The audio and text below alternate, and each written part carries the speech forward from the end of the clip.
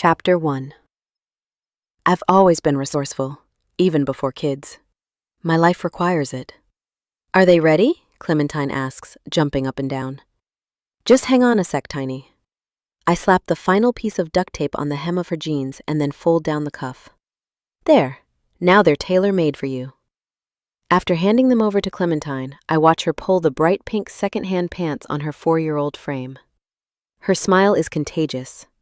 I knew she'd love them the moment I saw the pants on the rack at the thrift store, 2 sizes too big. They're perfect, Mama. She squeezes my neck tight and kisses my cheek, making me laugh. I tickle her until she's rolling on the floor in a heap of giggles. Now your grandma won't fuss about your pants dragging past your feet. I grab the tape and scissors and stand up from her bedroom floor. Now where's your brother? We have to get going. My shift starts in a half hour. Benny, Tiny shouts, bounding out of her pink and purple bedroom, looking for her twin brother. I follow after her down the single hallway of our 3-bedroom rambler toward the kitchen. Built in the 1950s, it's solid and simple, and I still thank my lucky stars we were able to find this rental last year. We can't afford this, I'd said, looking back at Ledger, who had brought me here. I got a raise, baby, he said, eyes as green as pine trees. He pulled me into his arms and he kissed me hard, and I laughed. 3 whole bedrooms, a backyard, a washing machine, a dryer. No more pockets full of quarters. The smile is still on my face. Now I shove the mending supplies in the kitchen junk drawer, and I look up to see Benny perched on a stool at the table. He's forgotten his Crunchios and is instead busy working on the Lego set he just earned for not having any nighttime accidents for a week. We may be pinching pennies, but incentives work. And I'm good at stashing my tips until I've saved the cash I need for my kids. Hey buddy, we gotta go. I look at the clock on the microwave. We're already late. He takes his last few bites of cereal, pointing to his creation. Can I bring it with me?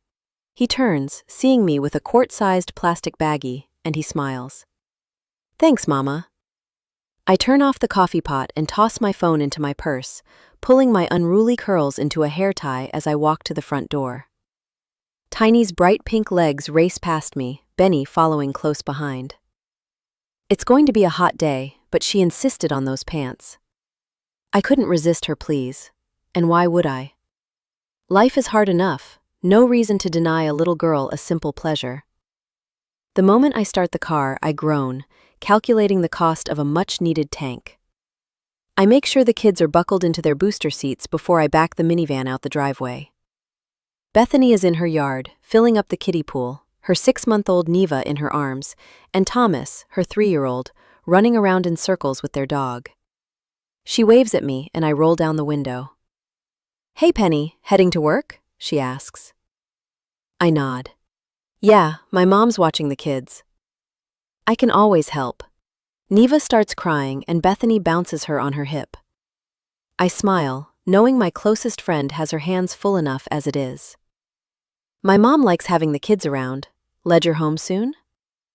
Tonight, smirking, I add, which means I should probably clean up a bit. Bethany laughs. Hey, we need a wine night soon.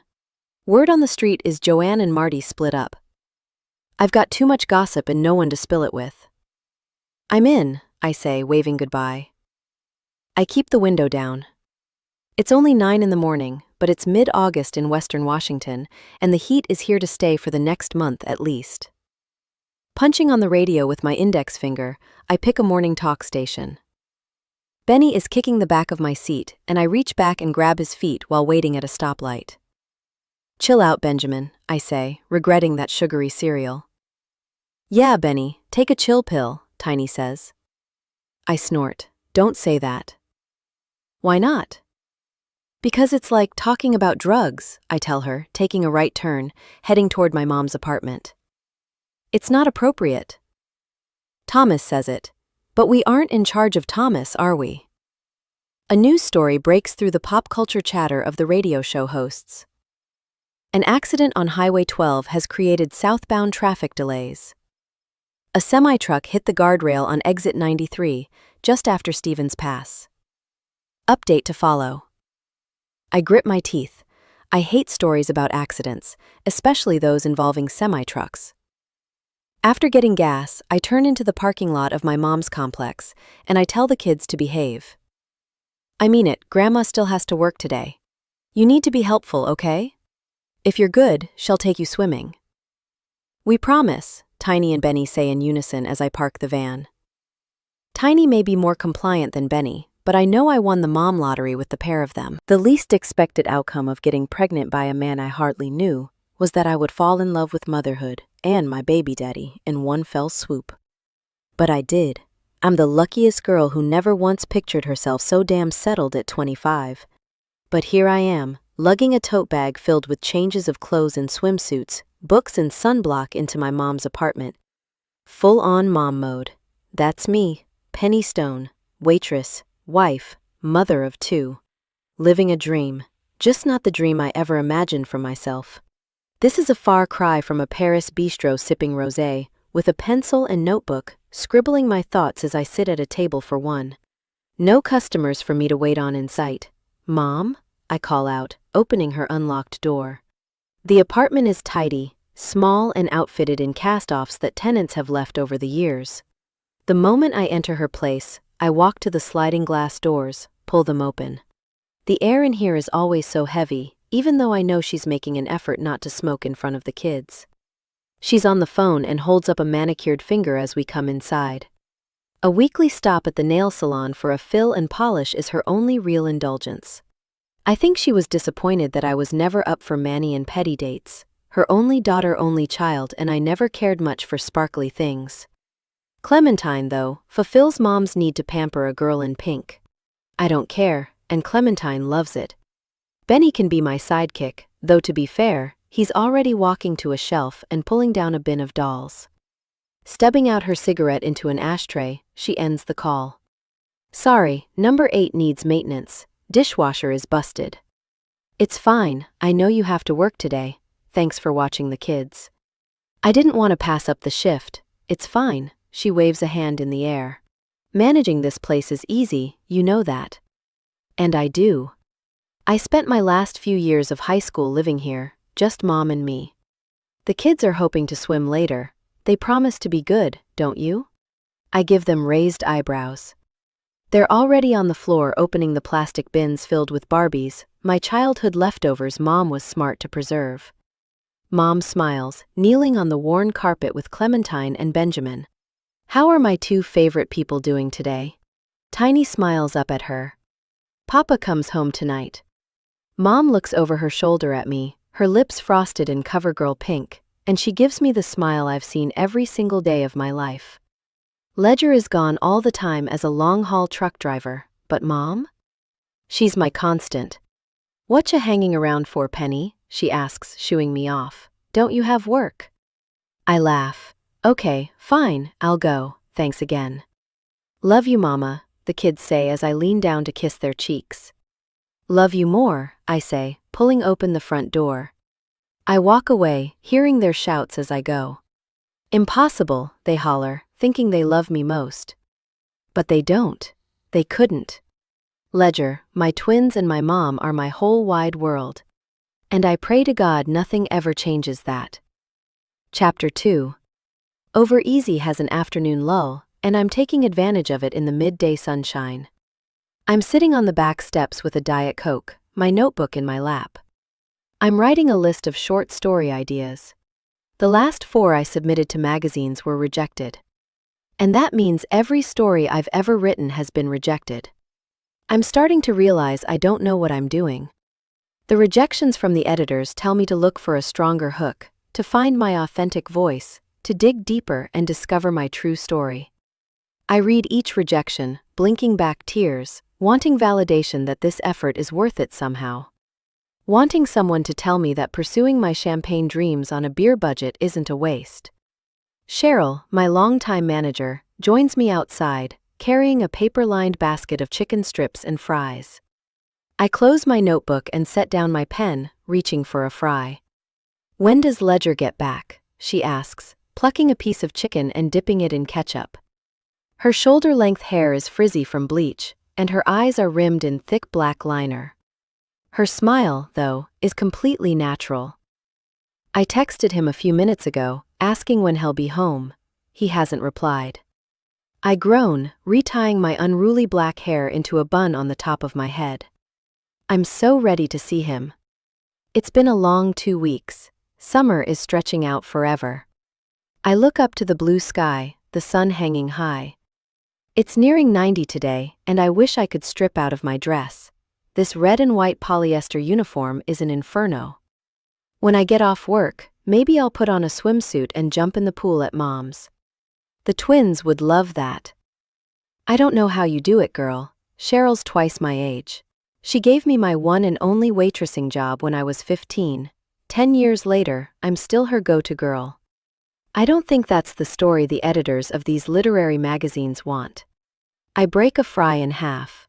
It's not so bad. I mean, it could be worse. Cheryl clucks her tongue. True. You and Ledger both got work, adorable kids, a marriage that makes every girl in town jealous. Shut up, I laugh, cocking my eyebrow at her. I'm not sure anyone gives me a second look. Cheryl stands, her face softening as she looks down at me. Well, I see you, Penny, and I know you pretty well.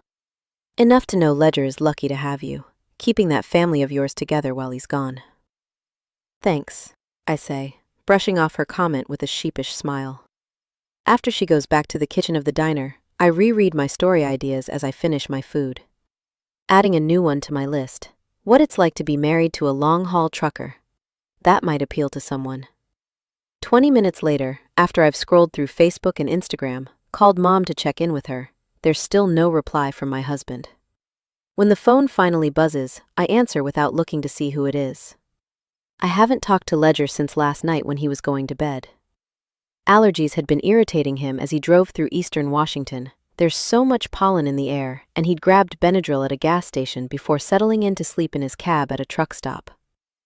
Are the twins in bed? He'd asked, lying on his mattress as we FaceTimed. Pictures that Tiny and Benny colored for him in magic marker on white printer paper were taped to the wall, his head propped on the pillow I bought him for Christmas. It's printed with the words, "I like your beard." I sleep with one that says, "I like your butt." Yeah, for an hour. I walked around the kitchen, phone screen facing me as I finished tidying up the house for the day. What are you doing now? He asked. I'm going to try and read a book I checked out at the library today. Short story writing for dummies. Stop, Pen, don't say that. Why? I blew air out of my cheeks, frustrated. I don't know what I'm doing, Ledger. I'm making it all up as I go. Maybe when the twins start school next year, you can start community college. Maybe, I said. But Bethany is taking classes right now and she's in over her head. Always stressed. Yeah, but she has a 6-month-old and a toddler. You'll have all day. I rolled my eyes, walking to our bedroom. You mean when I'll be working at the diner? I might have another raise by then, babe. You can cut your hours back. I smiled tightly, pulling back the comforter on the bed, biting my tongue, not wanting to hurt him. But what I was thinking was that if I cut my hours, we'd always be paycheck to paycheck. Was it wrong to want more? I met someone at a diner this morning, he said. I swallowed, remembering the night I met him at a diner. Yeah? Was she wearing a polyester uniform? He chuckled. No, it was a college kid, just came back to the States after traveling abroad for a year. Called it a gap year. You ever heard that term? I looked away, not wanting him to see my eyes, the regret in them. Not for our marriage, our children, but for what wasn't. What could never be. I made a choice that changed my life. I fell in love with a man before I ever spread my wings. Now, on nights like this, it felt like my wings were clipped. And the thing that's hard to accept is that I was the one who did the clipping. I had a savings account, a map, a plan. And instead of traveling Europe, I bought 2 cribs, a double stroller, and a nursing bra.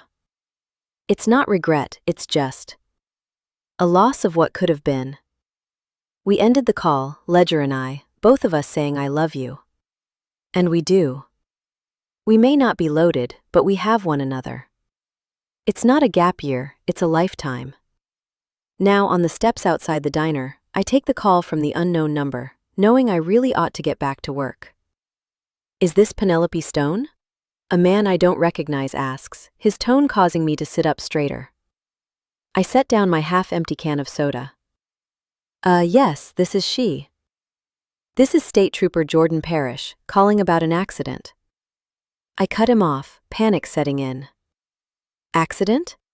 The hot summer air is thick. It's hard to breathe as I absorb his words. What kind of an accident? Penny, Cheryl shouts from inside the restaurant. Come in, you've got to see this. The news. Oh God, sweetheart. Yes, Mrs. Stone, Parrish says. There was an accident involving your husband. Chapter 3. Phone pressed to my ear, I walk into the crowded diner, my body moving toward the television, passing our loyal customers, men in ball caps with the insignias of their time in the service. Sheriff Lawson in the corner. I don't offer them my usual friendly smile. Cheryl holds a remote and turns up the volume. Everyone in Over Easy is transfixed by the breaking news.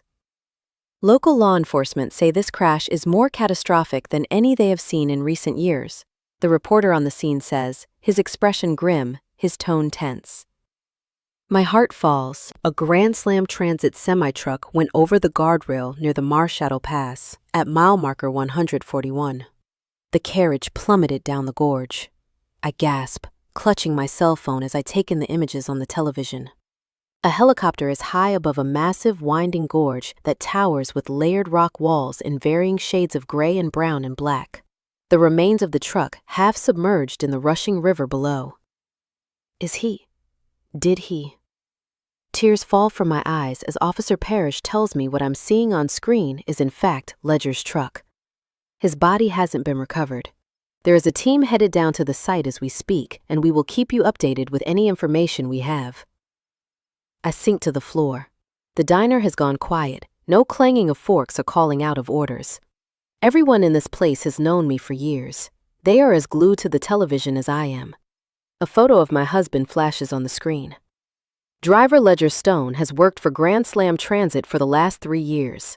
Reports show a clean record, and we are still waiting for a statement from his company. As we speak, search and rescue is descending the gorge to recover the body of Stone. Ma'am? Parrish says loudly through the phone, and I wonder how many times he has asked for me before I heard him. Do you hear me? Yes, I'm here. I whisper, the room spinning as I search for words to say. Are you alone? I look around. No, I'm at work. Good, stay with people who can support you. Right now, that is the best thing you can do. Is he dead? I ask. Mrs. Stone, as of now, no body has been found. However, the river has a fast-moving current this time of year and… You think he's dead? The line goes quiet.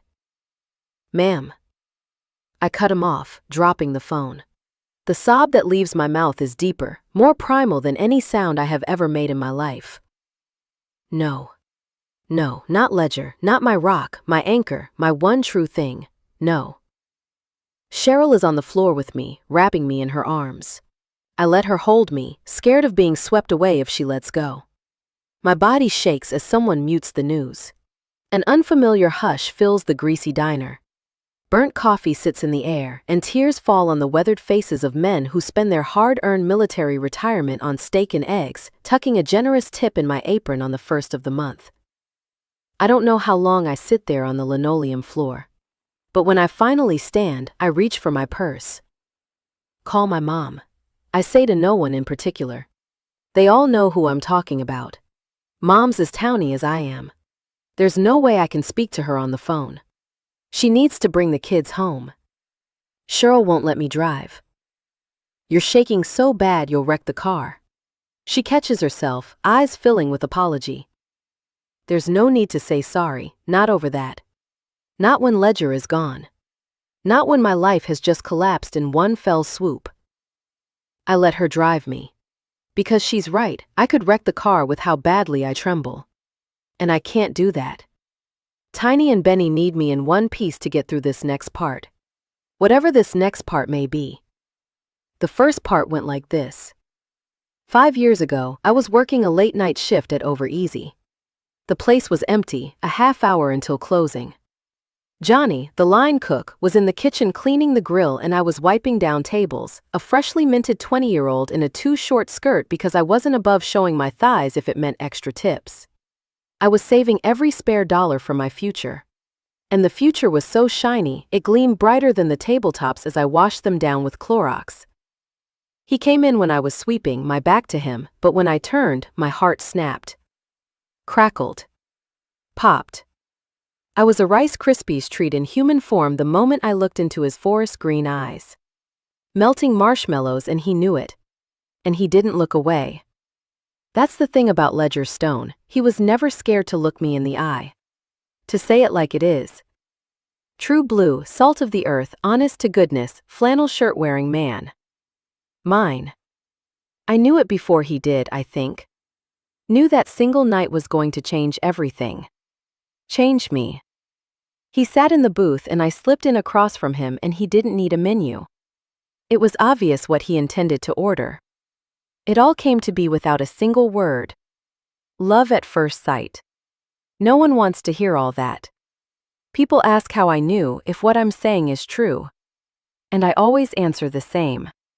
When I looked at him, I knew that he would never break me. And there were already so many parts that were broken. And all of them the parts that had shattered when my father walked away after leaving Mom with one too many cracked ribs, when my first boyfriend hit me, when my second boyfriend hit harder began to heal. My mother said nothing heals that fast. And maybe that's true for most people. But I was never most people. And it turns out neither was Ledger.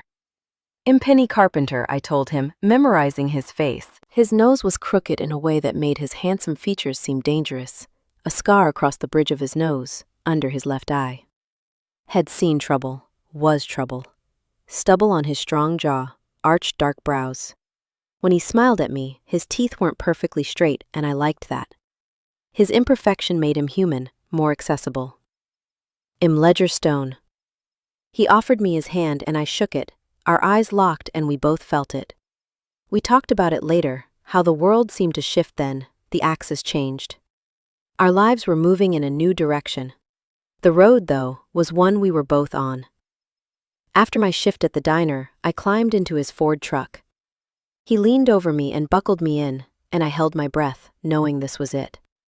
The stories I always wrote in my notebooks, about longing and desire, were suddenly more than a fantasy. He turned on the radio and Can't Help Falling in Love came on, the velvety lyrics filling the cab. The song was so perfect for the moment I laughed. My whole life had felt like a struggle, and then I met Ledger, and suddenly, it felt worth it. Like I could understand real love when I saw it because I'd been looking for it in the wrong places all my life. You don't like Elvis? Ledger asked, eyebrow raised. Everyone likes Elvis. I looked at him, the neon lights from Over Easy illuminating us both. What else do you like, Penny Carpenter? I ran my fingers over the hem of my polyester uniform, the skirt above my knees. I like long drives and slow dancing and summer nights. He turned up the music and got out of the truck, and I closed my eyes, knowing what would happen next. Because I knew Ledger. Knew that he was the part of my heart I'd been missing. He opened my door and took my hand, and we danced under the stars. You're crazy, I told him, my heart catching in my throat. Scared. Everything I knew about men was bad. And you don't slow dance with a girl you just met, under a swollen moon, unless you're trouble. There are worse things to be, he said, spinning me around the parking lot. Like being alone, I told him, voice cracking, unable to hide my emotions. Not wanting to. He held my gaze and he understood. That giving my heart to someone was no simple thing. It was everything. You ever been in love? He asked, his lips brushing against my ear. No. But you believe in it?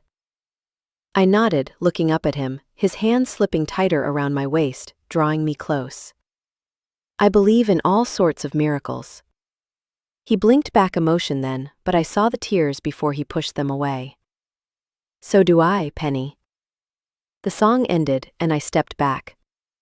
Knowing what was going to happen next didn't need to take place at the diner. I slid into the passenger seat, my heart racing.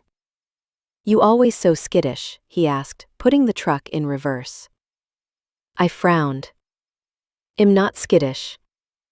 "You jumped like a rabbit." "No, that was me being excited." He laughed. "You always so honest." I nodded, always. "Good, are you?" I try to be. Ledger drove me to his motel, parked the truck, killed the engine. I don't do things halfway, Penny Carpenter. When I want something, I go all in. "And you want me?" He clenched his jaw, a smile impossible to suppress. "So damn bad." He took my hand in his and we walked to his room. Outside the door, he asked if I was sure. I've never been so sure in my life. It was the truth. I was so good at doubting who I was, what I was.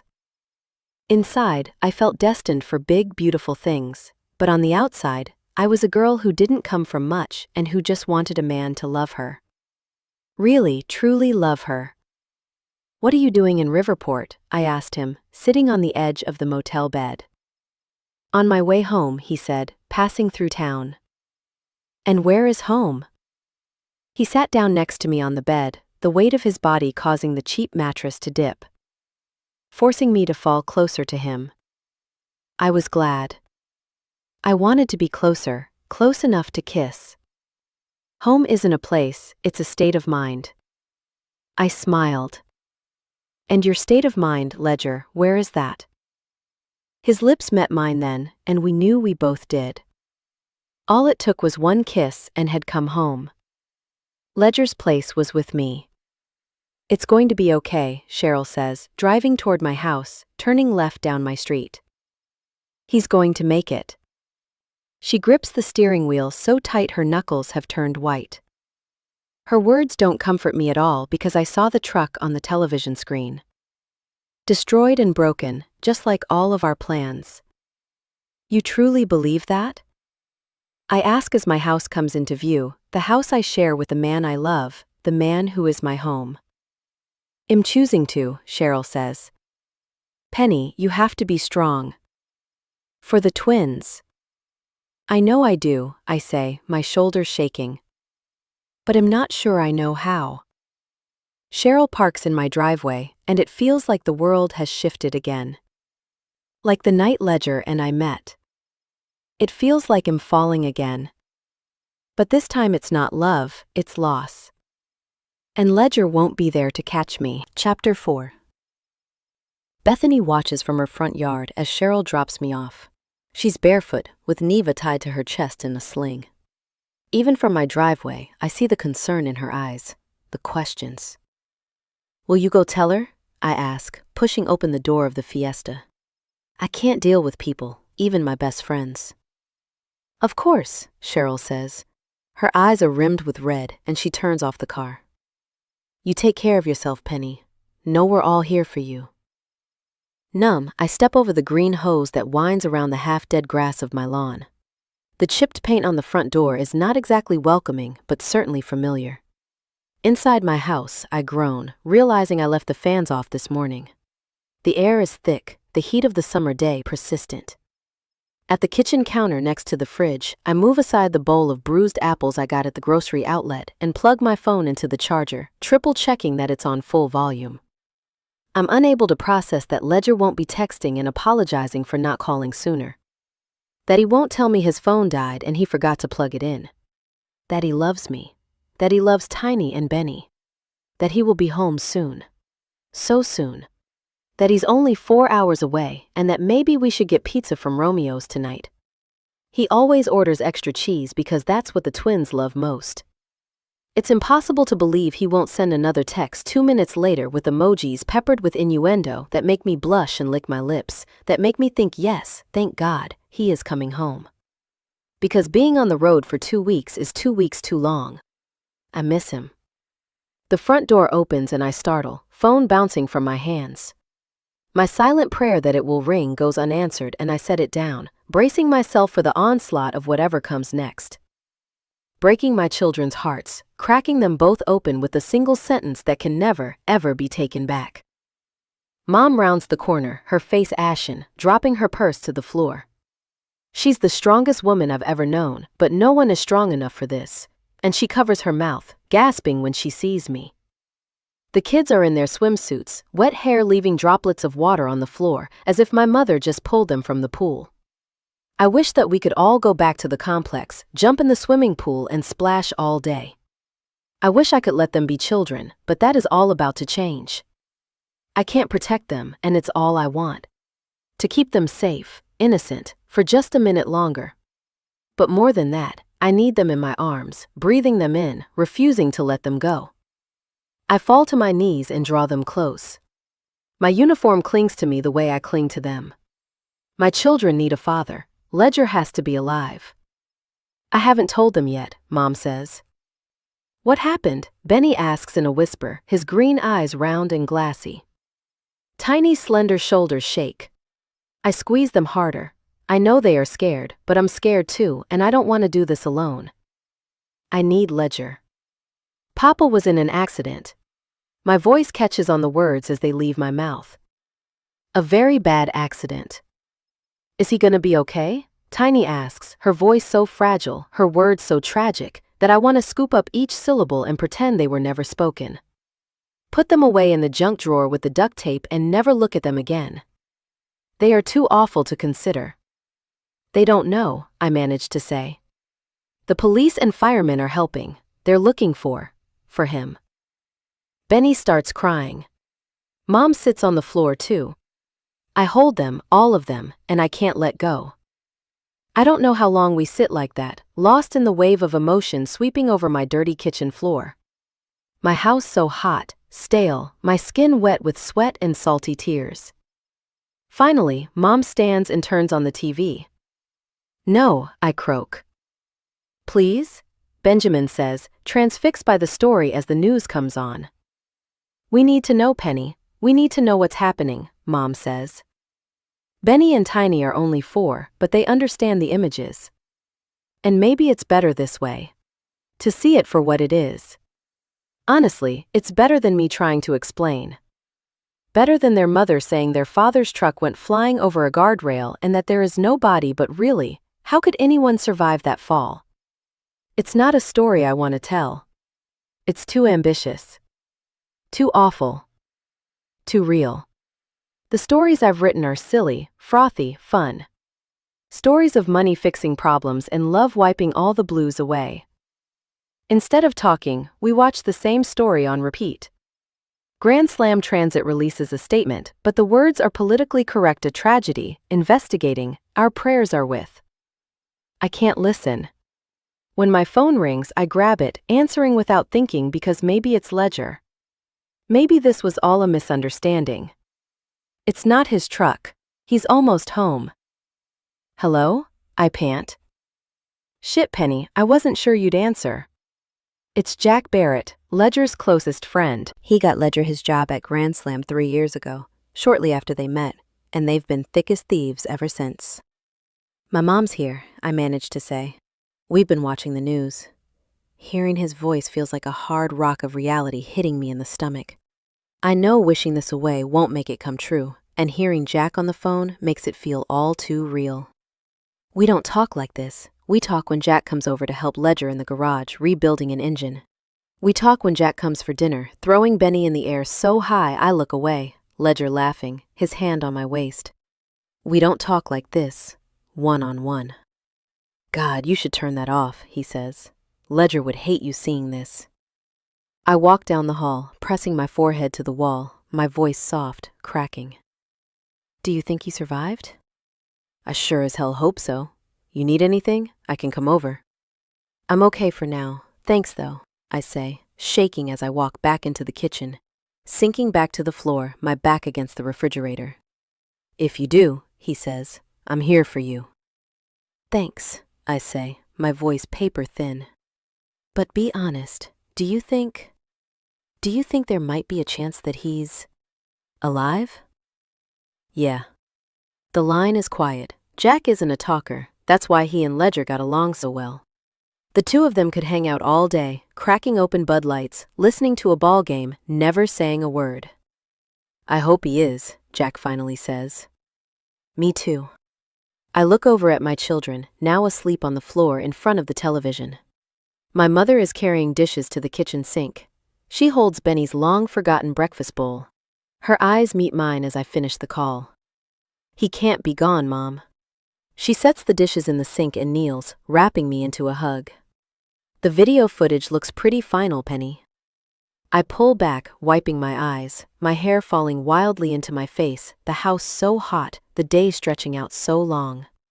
It's only 3 in the afternoon. How will I get through this?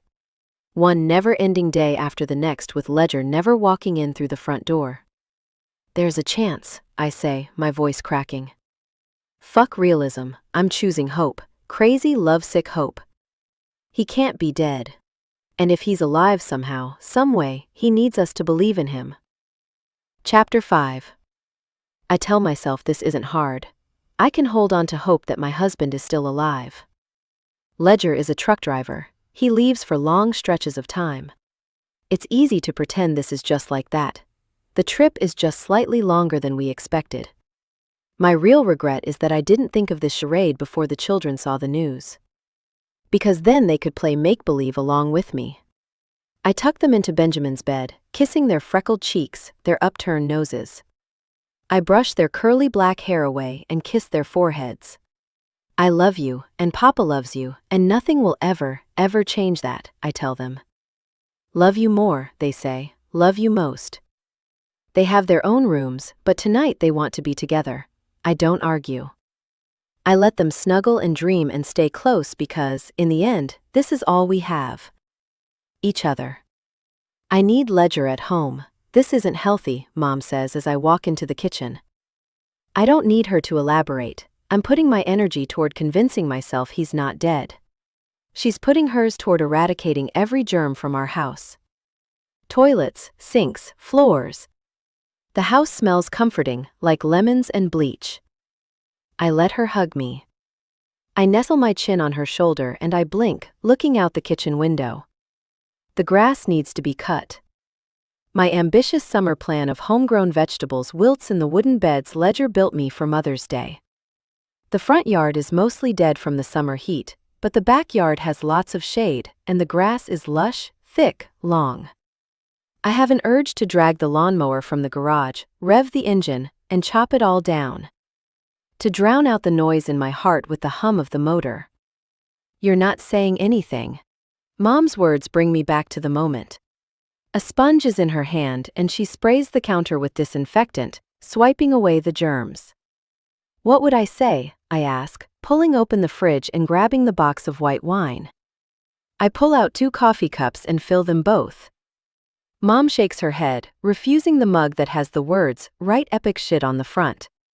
Ledger gave it to me for Christmas. He was trying to be encouraging.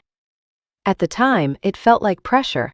Now it feels like I want to wrap it in tissue paper and never let anyone use it again. What if there is never another Christmas gift from him? I pour the contents of her mug into mine and take a sip of the cardboard-tasting Pinot Grigio. "I don't know," she says, sighing, sitting down at the table, her fingernails tapping the wooden tabletop. "You could call your friends? Let people know?" I shake my head. "Your phone has been buzzing all night. I'm sure you've let anyone who needs to know. It's on Facebook. The local Riverport page is blowing up about it.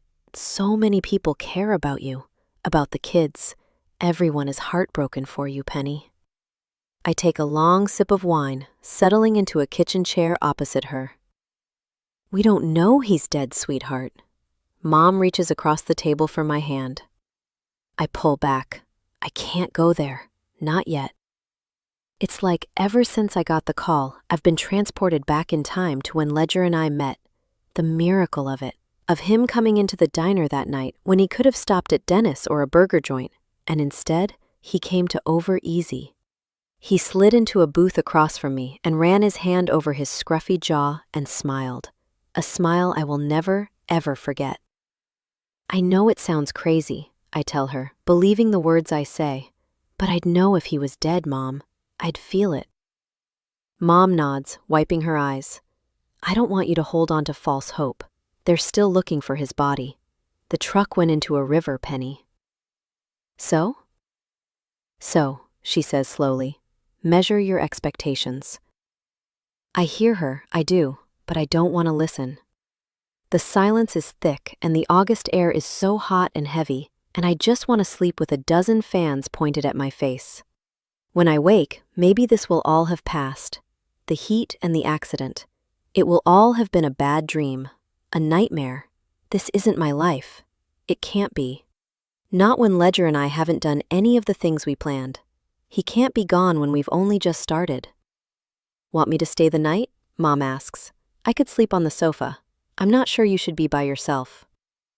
I don't want her here, though. I want to sleep believing Ledger will be here when I wake. In my bed. I want to sleep with the hope of Ledger coming into the house late at night, sliding under the sheets. His breath warm as he kisses my neck, his hands running over my body as he tells me all about how much he missed me. I tell Mom no. I'm usually home alone when Ledger's on the road. I understand, but this isn't usually, Penny, she says, her voice fraught with worry. This is all new territory. I stand, having finished my wine, grateful for all she's done today. Thanks, Mom, but I just want to be by myself. I close my eyes, not wanting to cry. If I start crying again, it will feel like I've given up. Sorry. Don't apologize, she says. I need a smoke anyway, and Lord knows you won't let me here. I love you, I tell her as we walk to the front door. I'll call tomorrow. Maybe the police will have news by morning. She gives me one last hug before walking away. When she's gone, I check on the twins. They're both out cold. Then I go to the garage and I pull out the lawnmower and I squeeze the handlebar as the motor hums to life, vibrating. My body shakes. I said I wouldn't cry, but I chop the long grass in the backyard until the tears fall so hard I can't see. When I wake, I roll over, my hands stretched out across Ledger's side of the bed. I sink my face into his pillow. It smells like him, his sweat, his skin. This is where I want to stay, in this smell, in this promise. The kids are awake, tiptoeing into my room, Benny's round eyes peeking around the door, Tiny clasping a stuffed bunny to her chest. I pat the bed, needing them to crawl in with me. Stay with me. Mom was right, I shouldn't be alone. I need Papa to be home soon, Benny says. He was going to teach me how to ride my bike. My arms wrap around them and I kiss the tops of their heads, threading my fingers through their thick curls. If he's really gone, I have no idea how in the world I am going to survive this. Life without him. It won't be fair. I've had hundreds of mornings like this, in our bed with our kids. Slow, easy mornings with rumpled hair and rumpled sheets, and he hasn't. He has been on the road, working, missing everything. Missing so damn much it makes my chest ache, and I start to cry. I cry more of those tears I was determined not to shed, and they won't stop. Clementine wipes my cheeks and tells me, "Don't cry, Mama. It's okay, Mama." I want to believe her, to think this is okay, but it's not. If Ledger is gone, then nothing will ever be okay again. There's a knock on the door. The doorbell rings. I reach for my phone. I miss texts from my coworkers, Jack, my cousin Ellen, all of them checking in, sending their love. One from Bethany, too. Dropping off breakfast, leaving it on the porch. Love you. My stomach rolls, and I realize I didn't eat dinner. Bethany brought us breakfast, I tell the twins. Let's go get it. I reach for my pale pink terry cloth bathrobe and slip my feet into plastic flip-flops. Better than slippers, I can run out to the store in them. Padding down the hall, I rub my eyes, mascara caked on the corners, and I pull my curls into a hair tie before opening the door. It already feels hot, and I call to the twins to turn on the fans. Homemade muffins and sliced fruit and chocolate milk fill a tote bag, but that isn't what I see first. A woman I've never seen before stands on my front steps, platinum and petite and wearing a perfect face of makeup. Are you fucking kidding me? It's not even 8 in the morning, I tell her, grabbing the bag of food. If reporters seriously think they can come here and she cuts me off. I'm not a reporter, she says. Then who are you? Because seriously, after the night I've had? I'm Emma James, she says, pulling her shoulders back, eyes locked on mine. I try to look away, but her gaze is adamant. You're Penny Stone, right? And you're married to Ledger? Ledger Stone? I nod. Well, here's the thing, Penny, she says, twisting her pink lips. So am I. Chapter 6. The words take a second to register. Emma repeats herself. I'm married to your husband, only he. Tears fill her eyes as she tries to compose herself, to finish her words. She blinks and I step away. My chest tightens as I look at this woman who is the exact opposite of me in terms of appearance. She's cute and curvy with pink manicured nails and lash extensions. Every time she blinks, they flutter dramatically. What the actual hell is happening? My hands tremble as my eyes search hers. Behind me, Clementine and Benny are asking what's for breakfast. I have to feed my kids. She nods, wiping her eyes. Right, of course. It's just, I saw the story on the news, his photo. I couldn't believe my eyes. I started driving at 5 this morning, the moment I woke up. I look over my shoulder at Benny and Tiny. Can you give me a second? I ask, not wanting a stranger in my house. A stranger who says she's married to my husband. Inside, I grab the food from Bethany and pour the kids glasses of chocolate milk. I set muffins and fruit on plates and flip on the television, pulling up Netflix and starting a show for them. I'll be on the front steps talking to that lady Emma, all right? Who is she? Tiny asks, peeling back the paper lining of the muffin. I swallow. Ledger has never been married before me. It's only ever been me. Ledger and me against the world, hands held, against all odds. There was never another woman. She must be crazy. She's a friend of Papa's, I say, choosing my words slowly. They nod solemnly as I blink back tears, then they sit on the floor with their plastic plates and plastic cups and stare at the screen. Outside, Emma is standing just where I left her, wringing her hands together. Sorry, I say, trying to collect myself, I just don't understand. She pulls out an envelope from her designer purse, a stack of photos in her hands. We sit down on the steps and she hands them to me, one at a time. It's Ledger, that's for sure. Same green eyes, dirty brown hair, same dimples in both cheeks, the same ones Benny and Tiny have. Same scar across the bridge of his nose, same teeth, same smile, same everything. Where did you get these? She hands me more, silently. Photos of her in an ivory gown, a small church, a wedding. Their wedding. Emma looking up into Ledger's eyes, a man a foot taller than her, making vows. Cutting the cake and dancing. It's the wedding I never had. We went to the courthouse. My mom was the witness and I didn't even wear white. I wore wedge sandals and a denim dress and my hair was wild and loose, the way Ledger likes it. Has always liked it. We stood nearly eye to eye, and when he slipped a ring on my finger, we both cried. Promises were made. Was it all a lie? I don't understand, I say. He never told me he had been married. Why would he lie about that? About you. I stare at the picture of the two of them, looking as in love as we had been on our wedding day. Emma tucks a strand of her long, straight hair behind her ear. This is going to be a shock to you. When I saw the news, it shocked me too. Scared me, really. It was like seeing a ghost. What do you mean, a ghost? His name isn't Ledger Stone, Emma says. It's Henry James. And almost 5 years ago, he was in a car crash. His pickup went over a cliff. And his body was never recovered. He died in that accident, went up in flames. Or at least we thought he did. We all thought so. We had a funeral for him. She pulls out a folder, handing me the death certificate for Henry James and a marriage license. A paper-clipped obituary, leaving behind his wife, Emma James. He was dead. But I think. She starts sobbing into her hands. I think he left me, Penny. My husband didn't die. He pretended to, and then he ran. Blood drains from my face, and I feel ill. Dropping the photos, I lean over, retching into the grass. No, no, this can't be real. Emma keeps crying. I knew it was my Henry when I saw his face. And the crazy thing is I felt relieved. I never believed he died. It was love at first sight when we met, and if your soulmate was dead, you'd feel it, wouldn't you? Her words sent a chill over me, my spine and my bones and my heart, ice. You think this wasn't an accident? You think Ledger left me? That's why you came here? I ask, my voice sharp as her story hits me. You came here to tell me my husband is... I stop talking, covering my mouth. The horror of her story is setting in.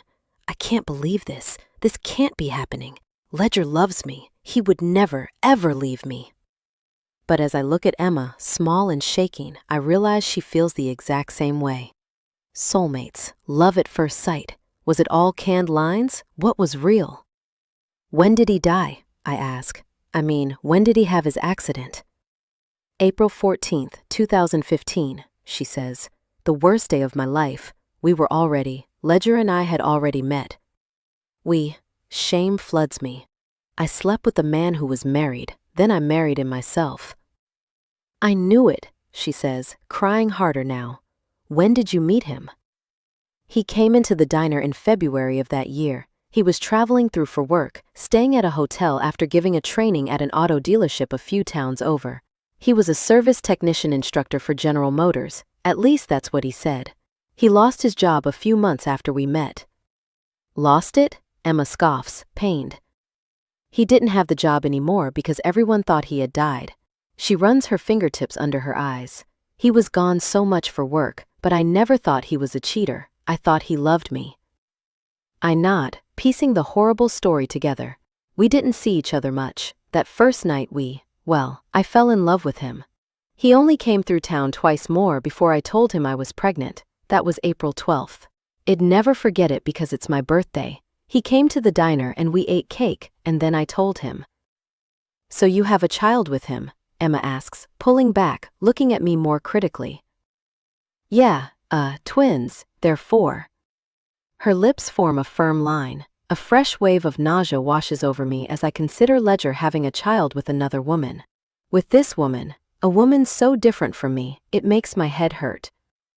She looks at me blankly, as if I have something to ask her, but the truth is I'm not ready to know if there are other kids in the picture.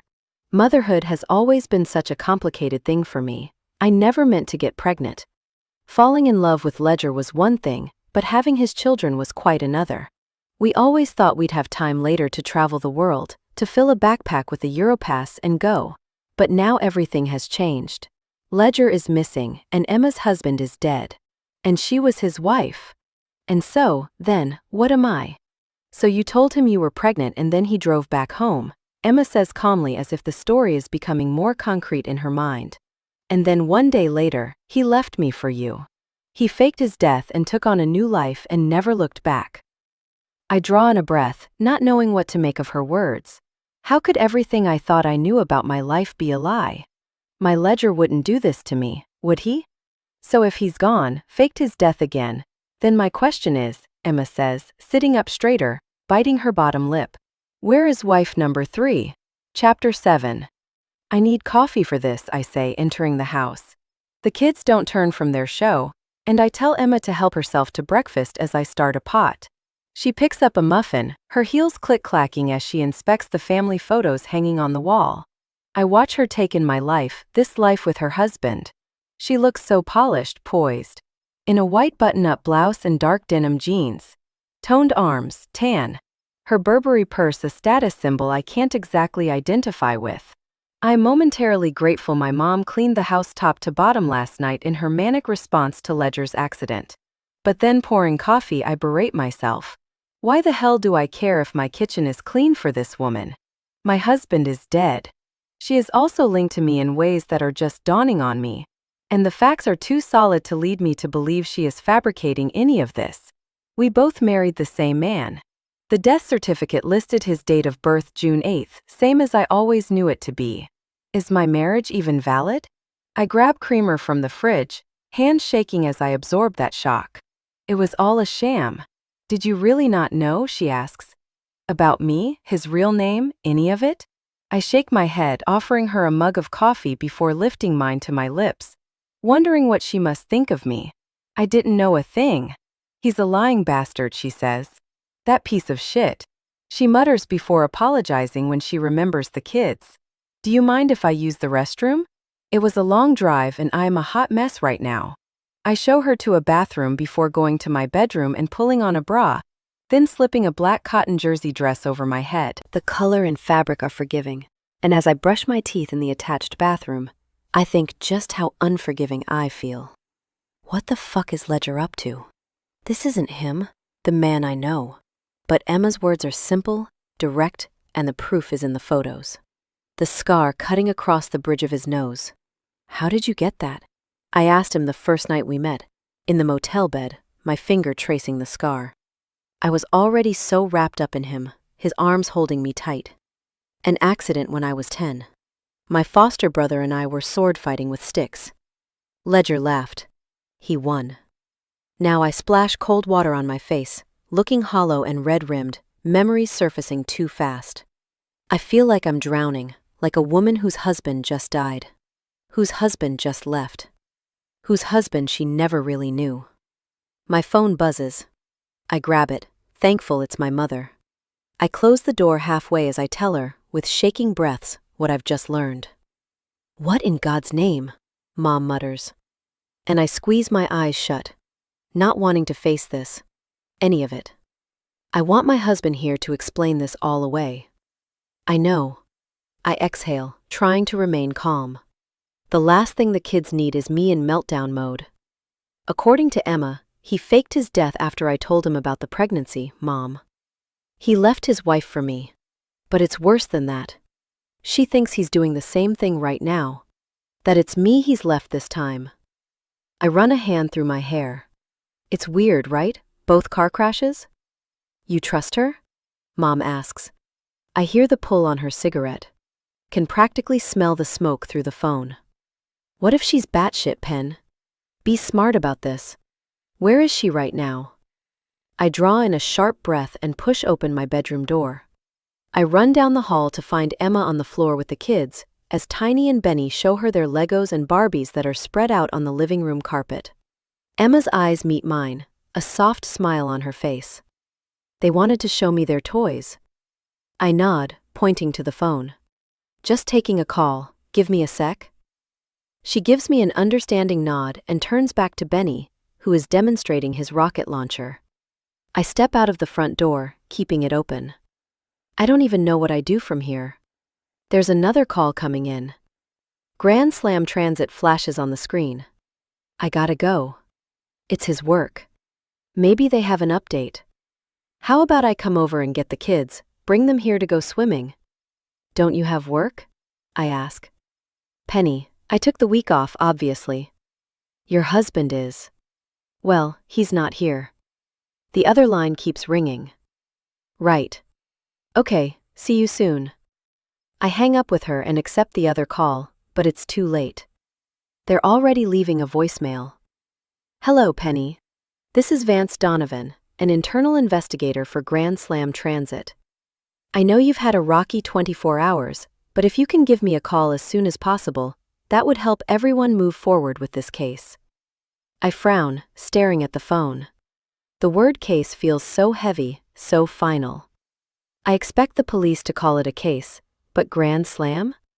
From them I expect condolences. Walking back into the house, I ask Clementine and Benjamin if they had enough to eat. Yeah, Benny says, carrying his empty dishes to the sink. Bethany's muffins are good. I tousle his hair, wrapping my arms around him, thinking that I should probably go talk to my neighbor. She's probably freaking out. And she doesn't even know the half of it. She wanted a wine night to dish on Joanne and Marty's split, but the gossip about my life is 100% more provocative. My marriage may be written entirely in lies. Grandma's on her way over, I tell him. She's gonna take you swimming again at the apartment. Clementine perks up at this. Really? I nod. Yep, so go put on your suits and brush your teeth and hair, okay? Tiny bites her lip. Mama, are you gonna be okay without us? I kneel on the floor, pulling the pair into my arms. I have some people to talk to today, people trying to find Papa, okay? Okay, Tiny says, her voice so small. But first, can we call him? Benjamin nods. Yeah, we can tell him we love him in case he's lost and trying to get home. My heart aches at their innocence, their hope. The same sort of hope I held last night, in the early morning hours. The hope I had before Emma arrived on my doorstep and turned my world upside down. Everything can change so damn fast, in the blink of an eye. Sure, I say, grabbing my phone. Let's call him and let him know we love him. He may not be the man I thought I knew, but he's still their father, there's no doubt about that. And our children deserve to love him without the bitter facts I'm trying to swallow. I place the call on speakerphone, and as it begins to ring, I'm very aware of Emma, stepping closer to us in the kitchen. Tears fill her eyes again as she stands perfectly still, listening as the call goes to voicemail. Hey, it's Ledger here. Sorry I missed your call. I'm probably busy watching The Bachelor with Penny, or rolling around on the floor with the twins. Catch you soon. Hi, Papa, Tiny says, her bottom lip trembling. I love you, and I miss you. Benny scrunches up his little face, trying hard to be brave. I love you, Papa. I hope you're coming home soon. Tears fled my eyes. I look up, meeting Emma's gaze. Her expression is unbearable, and I can only imagine what it would be like to hear the voice of the man you believed was dead. The twins end the call, and I retrieve my phone. I'm sure when Papa hears that, he will be so happy. I tell them, unsure of what else to say. The fact remains that I'm holding my shit together right now for one reason and one reason alone. Them. They head to their rooms to get dressed, and I rub my eyes, exhausted, and it's not even 9 a.m. I should go, Emma says, reaching for her purse. I barged in on you, and I know this is a lot to process. No, I say. Don't go. If what you say is true, it's up to us to find Ledger. Chapter 8. Mom comes and gets the twins, her face blotchy, concern written in her eyes. I doubt she slept at all. I'll be okay. I just have to figure this all out, I tell her. We're standing at her car, and I hand her a bag with towels and life jackets. I don't know what to think. Mom clucks her tongue as I buckle in the twins. I exhale as she pulls open the driver's side door. You need to call the cops about this. If he faked his death before Penny, that's important for them to know. Is it? I question. If I tell them this, I can't backtrack later. I need to make sure I don't say something, do something I shouldn't. Ledger isn't a stupid man. I trust him. He would have his reasons. You trust him? After what she said? I don't know Emma from anyone, I say, rubbing my temples. And you said it yourself yesterday. The crash was a terrible accident. You were sure he was dead, telling me I needed to face the facts. Right, but Penny, now the facts have changed. I try to focus on what I know. I love him, Mom. He can't be gone. He would never do this to me. Mom's eyes narrow. She slams her door shut so the kids can't hear and leans over the roof of her car. Penny, I know you loved Ledger, but we all know that he wasn't exactly stable. My throat goes dry. Don't, Mom. I can't. Penny, she says more gently. He's always had issues. Maybe, Mom. I say, my voice tight, clipped. Not now. Please. I don't want to rehash a breakdown that happened 3 years ago. Please, let it rest. She nods, knowing I'm not emotionally capable of going there. Ledger may not have been perfect, but he was perfect for me. I'm not ready to face the possibility that any part of our love story could have been fake. He loved me. Loves me. In the house, I find Emma standing in the kitchen with her arms crossed, her face blank, looking as numb as I feel. Hey, I say. The kids are gone for the day. They're so sweet, she says. Clementine is just a doll. She is. It's funny how in life, sometimes the thing you never ask for is exactly what you need. Emma gives me a sad smile. Henry and I. She stops, running her finger under her eye. I'm sorry. Don't apologize. I want her to finish whatever she was saying. Anything I can learn to understand the situation better will help. It's just, seeing the twins reminds me of the daughter Henry and I. My blood goes cold. There are so many things wrong with this situation, but the idea of Ledger having a child with another woman is one thing too many. We had a little girl, Eva. She died when she was an infant. Oh, God, I say, covering my mouth, feeling sick. This is going to put me past the breaking point. I know, she says, pressing her knuckles to her lips. It's too complicated. I get that, Penny, I do. The person I loved, the man we both loved. It seems like it was all a lie. Ledger, wouldn't I stop talking? Because what can I say? He wouldn't betray me? There must be something more to this story. Those words would devastate Emma. She's already reeling from so much loss. Not only did she bury her husband, but she buried her daughter. I'm so sorry to have barged in on your life like this, Emma says, taking a deep breath and attempting to regain her composure. I know you want me to stay and start piecing this together, but I think I should go, get a hotel, shower, regroup. I could grab us lunch and then come back once we've both had some time to process. It's not just my life that has been upended. She believed her husband was dead, that his body was burned in a car fire, lost forever. She grieved the death of a man I fell in love with, my soulmate. I just don't want you to leave my life as quickly as you entered it, I say. It might sound crazy, but I feel like we need to talk about all of this before I go to the cops. She bites her bottom lip. I want to talk with you too, but maybe the cops should be involved. I mean, what Henry did is a crime, right? I don't know what to think. I press my fingertips to my forehead. You're right, though. I do need a second to process. I pull her into a hug before she goes. She's my ally in some strange, twisted way. And she should hate me. I slept with her husband while they were still married. He got me pregnant with his twins. I realize with a shaken sense of truth that in this story she's telling, Ledger is the villain. He is the one who lied, cheated, broke her heart, and is now breaking mine. The man I loved, love, might also be a man I don't know. Alone, I look around my house, and my head spins. Each photograph hanging on the wall threatens what I know to be true, candid pictures of a happy family. But was he happy?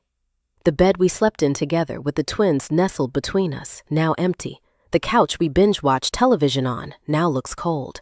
Everything surrounding me was written with the pretense of commitment. How can it be a life shaped by love when it began with such horrific lies? There's a knock on the door, and I pull myself together, not sure who it would be. Last time I answered the knock, it was Emma, the woman who just rewrote my entire narrative. But standing on the doorstep is a familiar face. Jack Barrett walks in, coffee cups in a cardboard holder, and he wraps me in a hug. Shit, Penny. It feels good to have Jack here. I need to talk to him, really talk to him, before Emma comes back. If anyone knew Ledger, it's him. How you holding up? Everyone at work is a wreck over this. And I couldn't go in, couldn't face seeing anyone. So I came here instead. Maybe it was a bad idea. I know he's your husband, but damn, you guys are the closest thing I've got to family. No, it's fine, I say, wiping my eyes and taking the iced caramel latte. I could use the company. Yeah? He pulls me into a hug, and I hold on to him, closing my eyes, wishing it was Ledger, wishing my husband was the one here to comfort me. When I step back, Jack clears his throat, runs a hand over his neck. Maybe no news is good news? I take a sip of the latte, the rich caramel syrup coating my throat, and I blink back tears. Maybe. See, Pen? He says, squeezing my hand. It's gonna be okay. Okay. Not with Emma in the picture, with my entire perspective suddenly off kilter. Hey, don't cry, he says. Ledger would be pissed if he knew I upset you. I wipe my eyes, exhaling. He hates seeing me cry. Remember when I sprained my ankle last Thanksgiving during our flag football game? He carried you home like you were a baby. Jack smiles at the memory, and I feel my shoulders fall. I've never seen him so worried. It was the same when the twins were born. He was a wreck at the hospital. I smile at the memory of my burly husband falling apart. I yelled at him, "Ledger, it's childbirth. I'm supposed to be screaming." Jack chuckles. He loves you. He wants you to be happy. My face falls suddenly, and I no longer have it in me to joke around. Jack, we've got to talk. It's gotten really bad. His face goes white, and he pulls in a breath as if he's been preparing for this. Did they find his body? I press my fingers to my lips, shaking my head tightly, wondering if Emma was right. Is Ledger with wife number 3 right now, as I sit here worried sick about him? No, I tell Jack. It's worse than that. How can it be worse, Pen? He's gone. I lead him through the house, pulling open the sliding glass doors and walking out onto the patio. We did it all up last year with our tax return. Ledger got a grill, I got a table and chairs, an umbrella, the kids got a swing set. We felt like an all-American family, like we were finally getting our shit together. We could have barbecues and invite the neighbors, and all the adults would have places to sit. We wouldn't have to sit with our potato salad and hamburgers in our laps. Bethany and Leo came over with their kids for the 4th of July, and we drank sangria, laughing over nothing, punch-drunk and happy. The kids drew with sidewalk chalk and ran around with sparklers. It was perfect. Sitting here with Jack now, a little over a year later, the memory seems so make-believe. Was life ever so perfect as how I remember it? Even now, thinking harder, I can see the cracks in the story I told myself. Benny threw rocks at Tiny, fighting over a tricycle. I was irritated with Ledger over forgetting the hot dog buns, and Leo and Bethany were trying to figure out if they were going to stay together. She had no idea she was 2 months pregnant. Jack stopped by and got drunk, talking about how online dating was bullshit and how he wished he could find a girl like me. I know he's fond of me, which is why I know he will tell me the truth, even if it's hard to swallow. I need to ask you something, Jack, and I need you to be honest with me. Don't edit yourself to protect Ledger. I need the truth. Jack sets down his frappuccino, leaning forward on his knees. What is it, Penny? You're freaking me out. Did Ledger ever mention another woman? Another woman he might have been seeing? Jack stiffens. He closes his eyes, shaking his head. Fuck, he says. I knew it. Chapter 9. My body goes rigid. Knew what? I ask. My voice sharp, tight, like I'm about to snap. It's gonna sound weird, but about 2 weeks ago, I was with Ledger. We were at Joe's pub. He was leaving in the morning for this last trip that he was just on. And anyways, he got this call. It was strange because he answered it right away, and you know how Ledger is about talking on the phone. I nod, needing him to tell me the story faster. Well, anyways, the number flashed on his screen, unknown. He stepped away to take the call, and when he came back to the table, I asked what was up. He said you called, needing him to get milk on the way home. I knew he was lying. Your photo and name come up on his phone when you call. I lick my lips, trying to remember asking Ledger for milk. I can't. Anything else? Yeah, now this is gonna sound weird, okay? But the next day I saw you at Shop and Save, remember? It was early in the morning, you had the twins, Ledger had already left. You were getting a box of donuts at the bakery, and you had a gallon of milk in your cart. My blood goes cold, I remember. You said, Ledger is really dropping the ball, something like that, right? You said, didn't you call asking for milk last night? Jack nods, and I go on. I remember shaking my head, confused at what you were saying. And you realized that whatever you were talking about, I didn't understand. You backpedaled. Jack runs a hand through his short brown hair. Ledger isn't like this, lying over shit like milk, making up stories. It's Ledger. He's as solid as any damn rock. I thought at the time, what the hell would he be lying to me for? I tried to think what he would keep from me, his closest friend. And all I could come up with was another woman. Because he knows how much I care about you, how I'd never let him live that down. Cheating on you would be a deal breaker. I draw back, arms crossed, not liking this version of Ledger. You really think he was having an affair? All you have to go off of is one unknown number, one lie about milk. Jack leans back, solemn. You asked the question, Penny, not me. What do you think? I think Ledger has some explaining to do. I fill Jack in on everything I know. Emma and the accident and his fake death, and by the end, he's pacing the patio, strung out on the facts. I show him the photographs Emma left. He looks them over, haunted by the story that I share. How much of it is real, he asks. I mean, do you actually believe the guy we love could have been totally fictional? I groan, my gut all twisted, my heart torn up. I'm too scared to Google the accident from 5 years ago.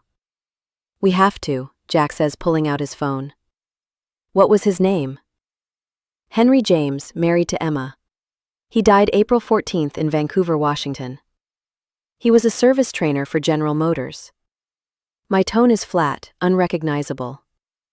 I tell Jack what I know as plainly as possible because if I give in to my feelings right now, I might never recover.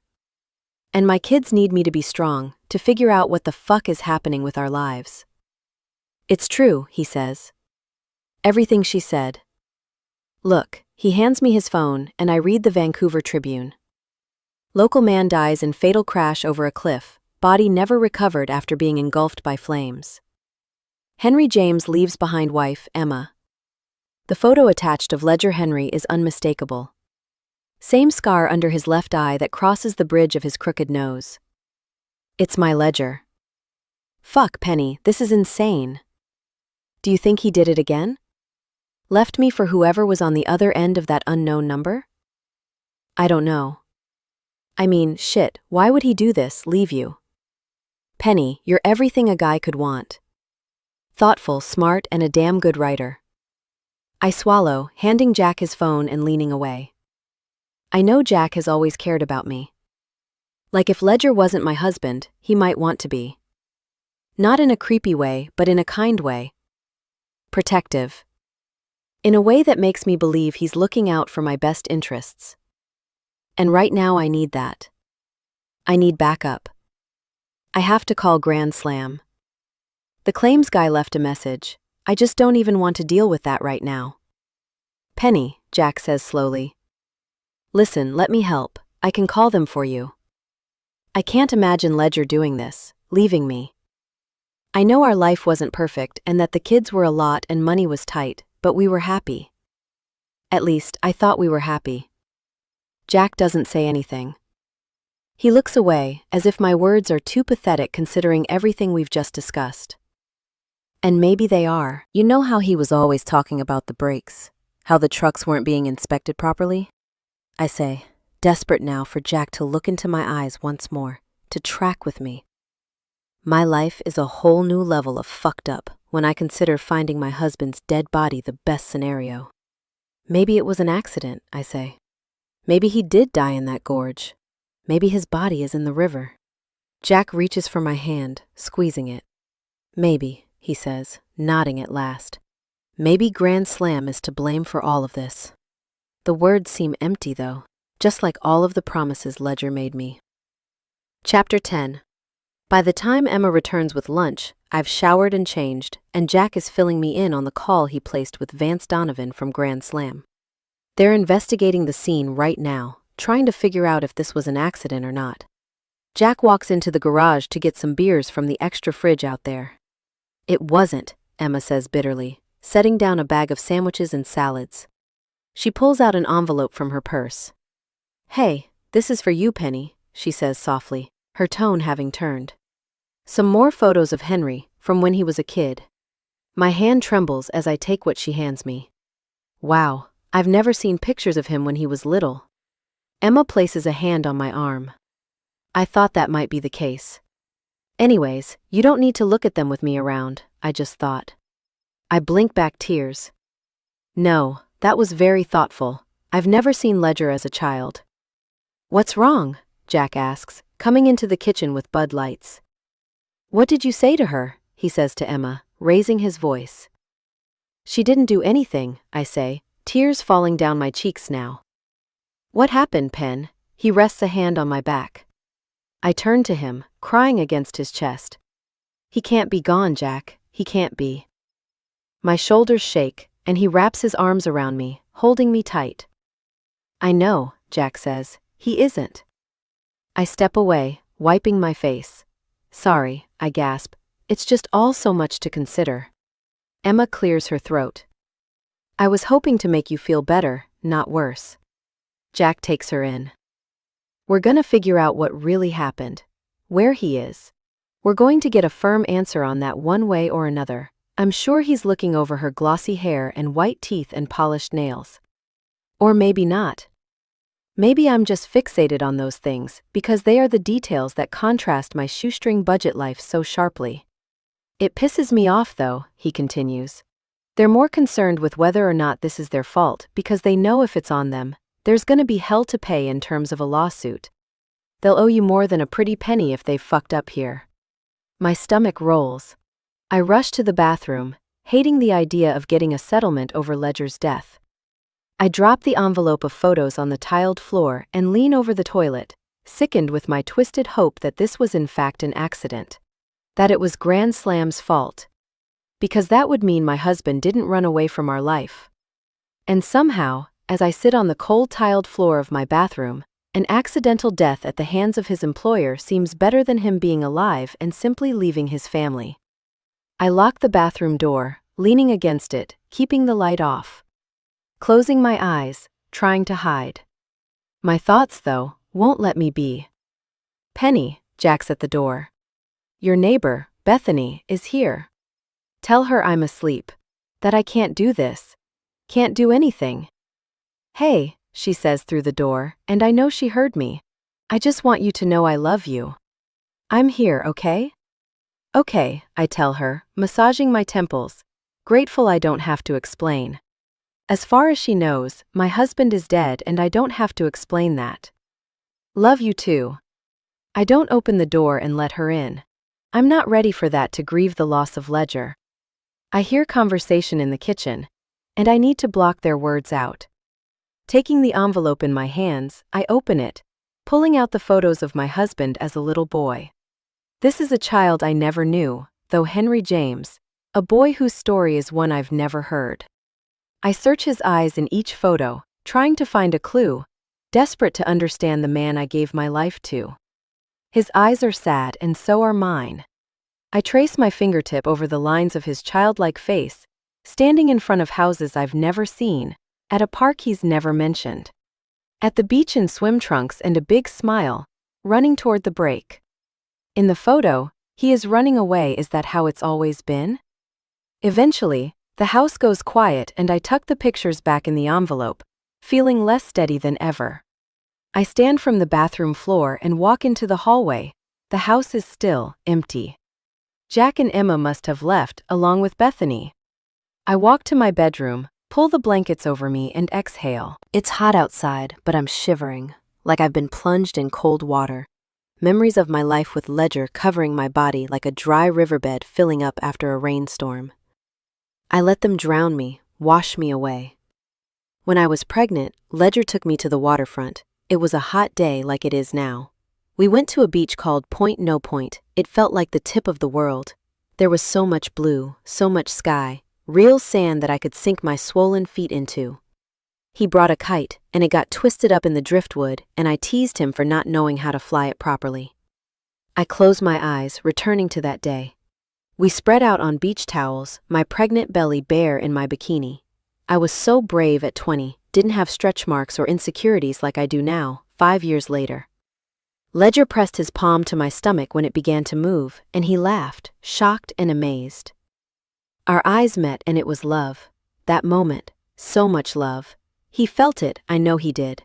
What we shared wasn't pretend. It was as real as anything. He wouldn't have left me. We stayed on our towels that day until the tide rolled in. I wish we could stay here forever, he said, tucking my wild hair behind my ear. Just like this. I rested my head in the crook of his arm. Would get washed out to sea. Now though, I remember how Ledger tensed at that, kissing my forehead. Would that be the worst thing? To disappear?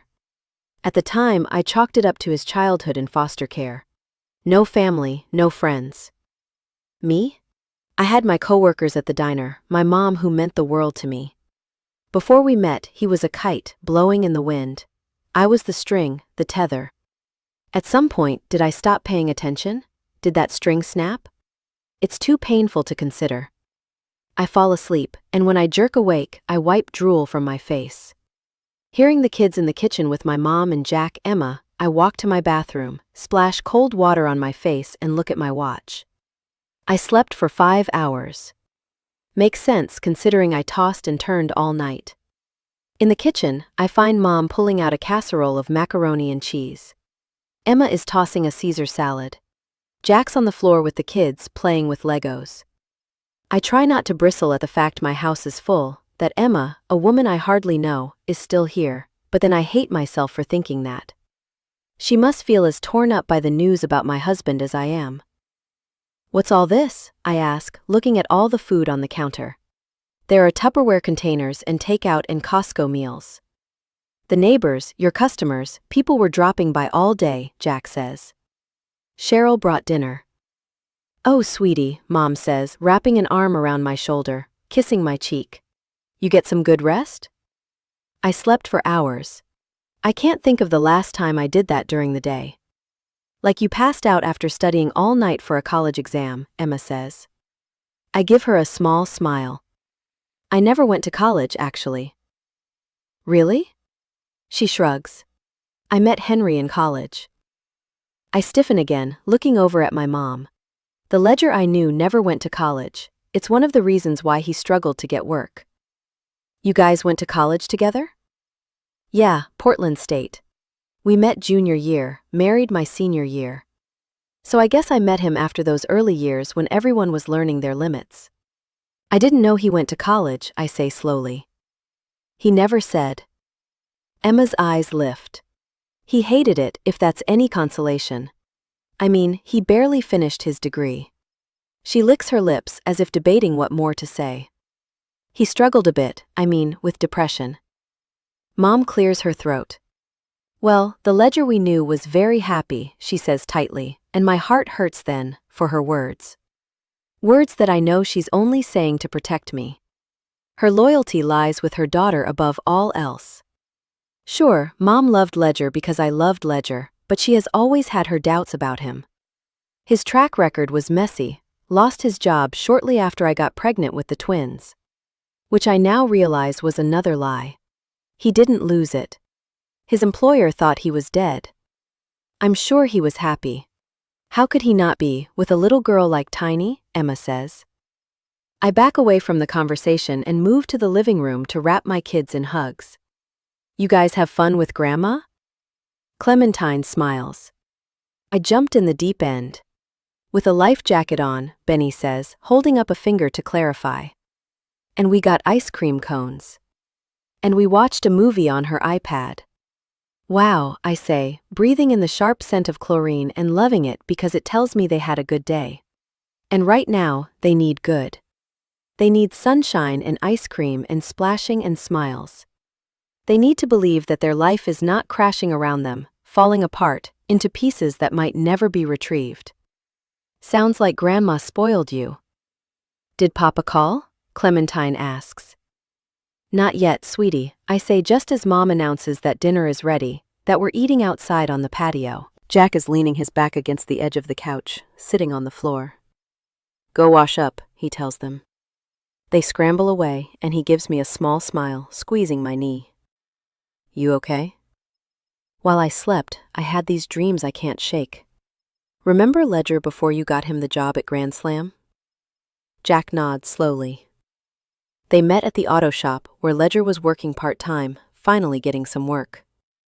Jack had been coming in all the time for parts as he fixed up an old Challenger. "Why?"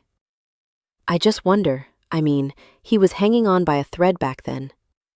Some days he wouldn't get out of bed, could only work part-time because he couldn't get himself together before noon. After that season passed, when he got on antidepressants and got healthy, started working out, and got his CDL, he would never really explain what caused him to spiral so fast. I didn't press him because I didn't want to fight. But what if? Tears fill my eyes and I bury my face in my hands. I think I never forced him to tell me because I was too scared of the truth. That he was unhappy because he didn't want this life. This life with me. Jack pulls me into his arms and I let out the sobs I've kept contained all day. I know Mom and Emma have the kids outside, and so I take the time I need to cry. Because Ledger is my life, and maybe it's a life he never wanted. And if he never wanted it, then what was the point? 5 years of a charade where I did everything I could to keep my family together. 5 years when I thought I was fighting for my marriage and my kids and our future. But was I? Or was I fighting to keep a man who wanted to go? The idea wrecks me, hurts in a way I've never hurt before. Because yes, I had a shit show of a track record with men before Ledger, but those weren't men who loved me. They weren't men I fell in love with upon first sight. They couldn't hurt me like this because they weren't Ledger Stone. Henry James. I pull back from Jack, wiping my face, trying hard to find some shred of truth in my life. I loved him, I tell Jack. But could I have gotten this all wrong? My phone rings from the coffee table. I haven't touched it in hours. I answer it, taking the call from Jordan Parrish, the state trooper I spoke with yesterday. Mrs. Stone? I have an update. Okay, I say, breathless. And, did you find him? His body? There have been search and rescue crews on site all day, and as of now, there is still no body recovered, ma'am. We don't believe there is any way he could have survived this crash. But maybe you haven't looked everywhere, I say. Maybe he was swept away in the river and got out somehow, and Parrish cuts through. The most interesting part of discovery is the fact that there was no skidding on the road, no tire marks indicating that this was an accident. Nothing pointing to the possibility that Ledger Stone tried to stop the vehicle. So there was no body, and you think he meant to go over the guardrail into the gorge? Jordan Parrish clears his voice. Yes, Mrs. Stone. I am calling to tell you that all evidence points to this being a suicide. Chapter 11. Every time I roll over, I find Tiny and Benny snuggled closer to me in my bed. I breathe them in, tears flooding my eyes, my body aching with exhaustion. It's the same way I felt when the twins were born. There were so many sleepless nights, bouncing one baby to sleep, then the next. Pacing the hallway, whispering lullabies that were really my pleas to the universe. Sleep was my only mantra, my single wish. Ledger wasn't much use. He wasn't a trucker yet, but he was in a dark place. And the anger I felt toward him claws at me now. Too familiar. It wasn't fair that he got to fall apart when I was nursing babies around the clock and changing diapers when other girls my age were celebrating the fact that they were legally able to drink. I never had a rebellious phase. The only wet t-shirt contests I could have entered involved breast milk leaking at inopportune times. Not exactly wild and free. And I resented the way Ledger rolled over in the bed when I got up out of it to tend to a crying baby. I was angry over the weight of his depression that he carried everywhere he went while I was carrying our newborns. It wasn't fair to compare. Now I know better, am more informed. He wasn't doing anything to hurt me. But that doesn't mean it didn't hurt. Back then, I just knew this. I was 21 years old and tied down in a way I never wanted. And Ledger was sleeping through it all. The fact he'd done this all before, with another woman, feels like a knife in the heart. It kills me to think that the magic we felt over the newness when the twins were born wasn't the same experience for him that I thought it was. None of it was new for him. Eva. A little girl he never once mentioned. How can a man not mention his daughter? Not explain her death and the way it shaped him, made him the man he is today? I hold Tiny in my arms, her sweaty body so sweet, and I kiss her hair, not understanding her father, the man I gave everything to, the man who'd done it all before. If he's alive and is truly on his way to wife number 3, will he mention this sweet girl? The daughter who calls him Papa and shares his pine green eyes? Or will she be as dismissed as Eva, forgotten, or long buried? Either way, it breaks my heart. When I married Ledger, I knew my life was no longer my own. I was pregnant and well aware of the weight of being a mother. My own mom struggled for most of my childhood, not quite reconciling the life she had with the one she wanted. I don't feel like that, or at least I didn't before I heard about Ledger's accident. It put to rest the idea of a carefree life, and I found that motherhood and marriage suited me. It grounded me in a world that had always felt unstable. Ledger and I worked too hard for the life we had to throw it all away, didn't we? Those plans we made, when the twins finally learned to sleep through the night and he finally got well, were so beautiful. Crazy, maybe, considering we were more strapped for cash than ever, and we knew they wouldn't happen for a long time, but they were ours all the same. Dreams carved from the travel books I checked out from the library. Rick Steves' guides on walking across Ireland and backpacking Spain. Ledger lit up when I talked about exploring the world together, a trusty moleskin journal in my hand, taking notes of our grand adventures. Finally being able to write stories that were bigger than my limited experiences. I love it when you get like this, he said one night, the two of us in our bed, the twins tucked in down the hall. The lamplight low, the room fading to black. The two of us finally connecting in the ways I longed for when the twins were smaller. Like what? I asked, closing the book that had lain open in my lap. Setting it on the bedside table, rolling over with my hands on his chest. Full of hope. He kissed me, hand on my cheek. Are you happy now though, Pen? Is this life enough for you? The question hurt him to ask, I know it did. It hurt to answer. But I looked into my husband's eyes and there was no doubt, no faking it, when I answered. I love this life we've made. Our twins are literally the cutest things to ever exist. And we're pretty damn cute ourselves. He smiled, pulling me closer, our legs hooked as tightly as our hearts. Joined together, swearing that nothing would tear us apart. I close my eyes now, wanting to go back to sleep, the memories as confusing as they are comforting. Rolling over, I hold my little ones as I try to find the solace of sleep. Wanting to dream. Finally, my body listens and I drift off. Ledger and I lie on lounge chairs on a white beach, Tiny and Benny laughing in the distance, gentle waves curling at their toes. It's somewhere exotic. Greece? Tahiti? Mazatlan? It's hot. We're sun-drenched and sipping cocktails. Margaritas. Yes. It's Mexico and it's the vacation we never had but always wanted, and the kids run up to us, laughing, dragging us into the water, and we all run into the salty waves. It's wet, water all around my legs, and I wake again, Benny crying. He had an accident, and I help him from the bed. Clementine's still asleep. I run a bath for my little boy, kneeling on the floor, stripping him from his pajamas. I smell coffee, bacon, eggs as I do. I wash his hair and he apologizes. I'm sorry I'm such a baby, he says, and I tell him he's not. That he is my big boy and that I love him so much it hurts. I don't want to hurt you, he says. I say no. Not that kind of hurt. The kind of hurt that means I'd do anything for you, Benny. The kind of love that is so deep in my belly that it's a part of me. In my skin. My blood. My soul. Benny looks up at me with those pine green eyes that match his father's, and it hurts even more. He is Ledger and Ledger is him, and where is my husband? He knows what I'm thinking. Is Papa coming home today?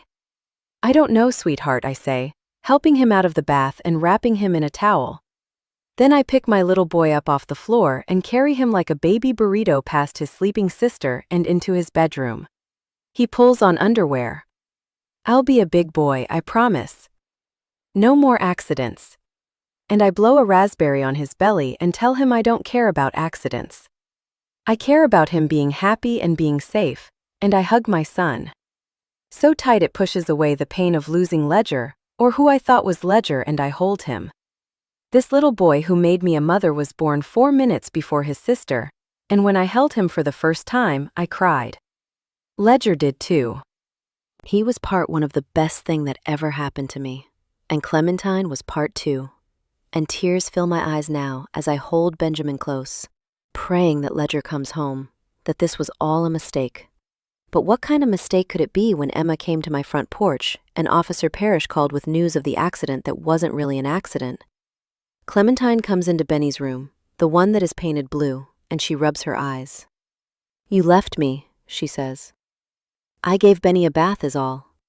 I stand, giving her a morning kiss as Benny pulls on his shorts. And then we follow the scent of bacon into the kitchen and find Emma there, talking with Bethany, who is making breakfast. I let Emma in, Bethany says, walking toward me. She was sitting outside the house in her car, all alone. Hope you don't mind, Emma says, reaching for a mug of coffee. Filling it and handing it to me. She is in my house like it's her home, and I want her gone as much as I want her to stay. Everything inside of me is conflicted. Hope you don't mind. I needed to do something for you, Pen. Bethany gives me a hug, spatula in hand. I won't stay long, just let me finish these up and then I'll get out of your hair.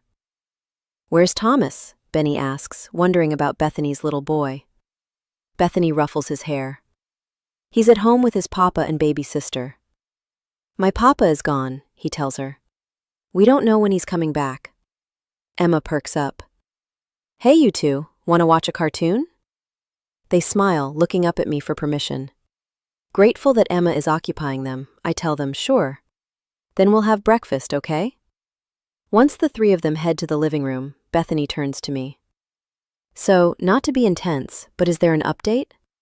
Leo and I are worried sick. The news stopped covering the story. Right, because they think it was a suicide, I tell her, unable to meet her gaze.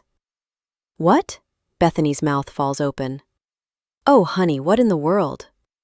I fill her in as quickly as possible, needing the people closest to me to understand. Maybe she knows a small bit of information like Jack did about the unknown number.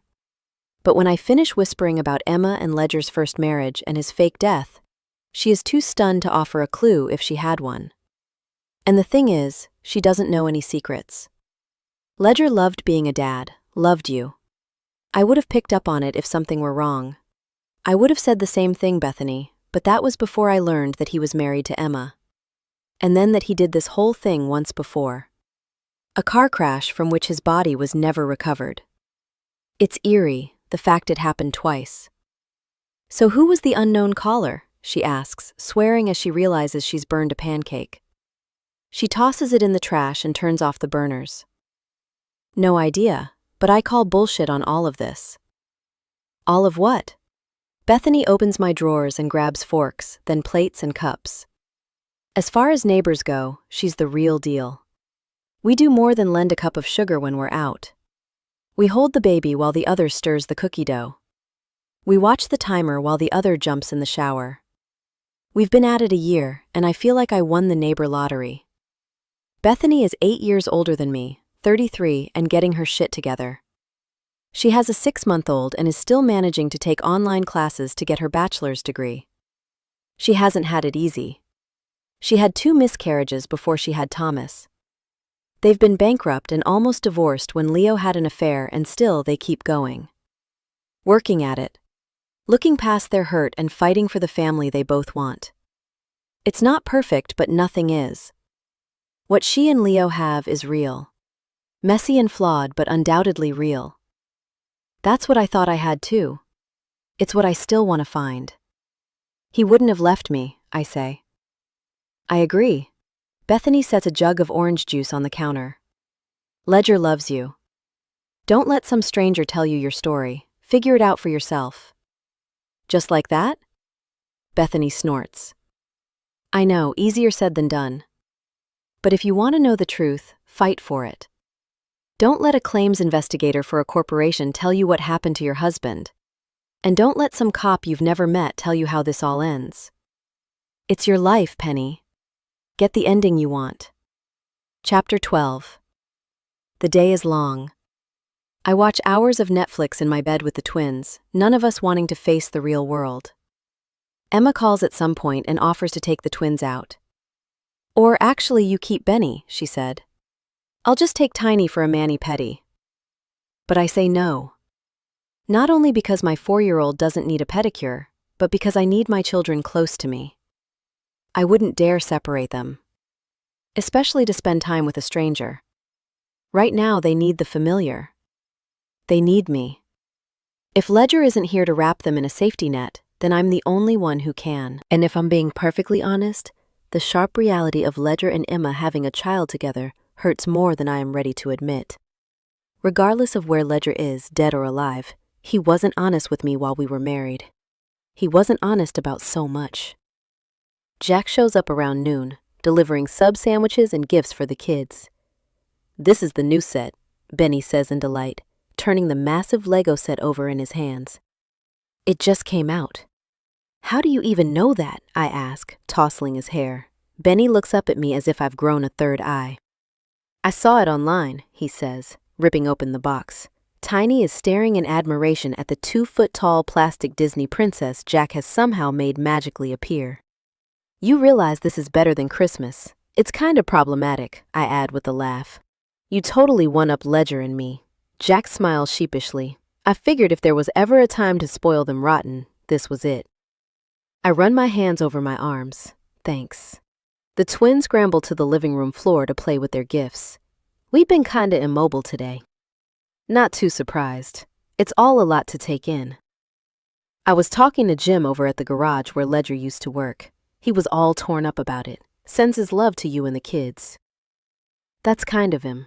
I've been avoiding phone calls, but my mom says everyone is being really kind online. It makes me feel worse, though, hearing that, because Ledger wasn't exactly what I thought he was. I swallow, reaching for the sandwich he bought. Maybe eating something will make me feel better. We sit down at the kitchen table. Jack grabs a sandwich and begins to unwrap it. Regardless of this Emma business, he still loved you. And he was still a great dad. Tears fill my eyes, and I push the food away. I'm not ready for him to live in the past tense, Jack. "I get that," he says. "Believe me.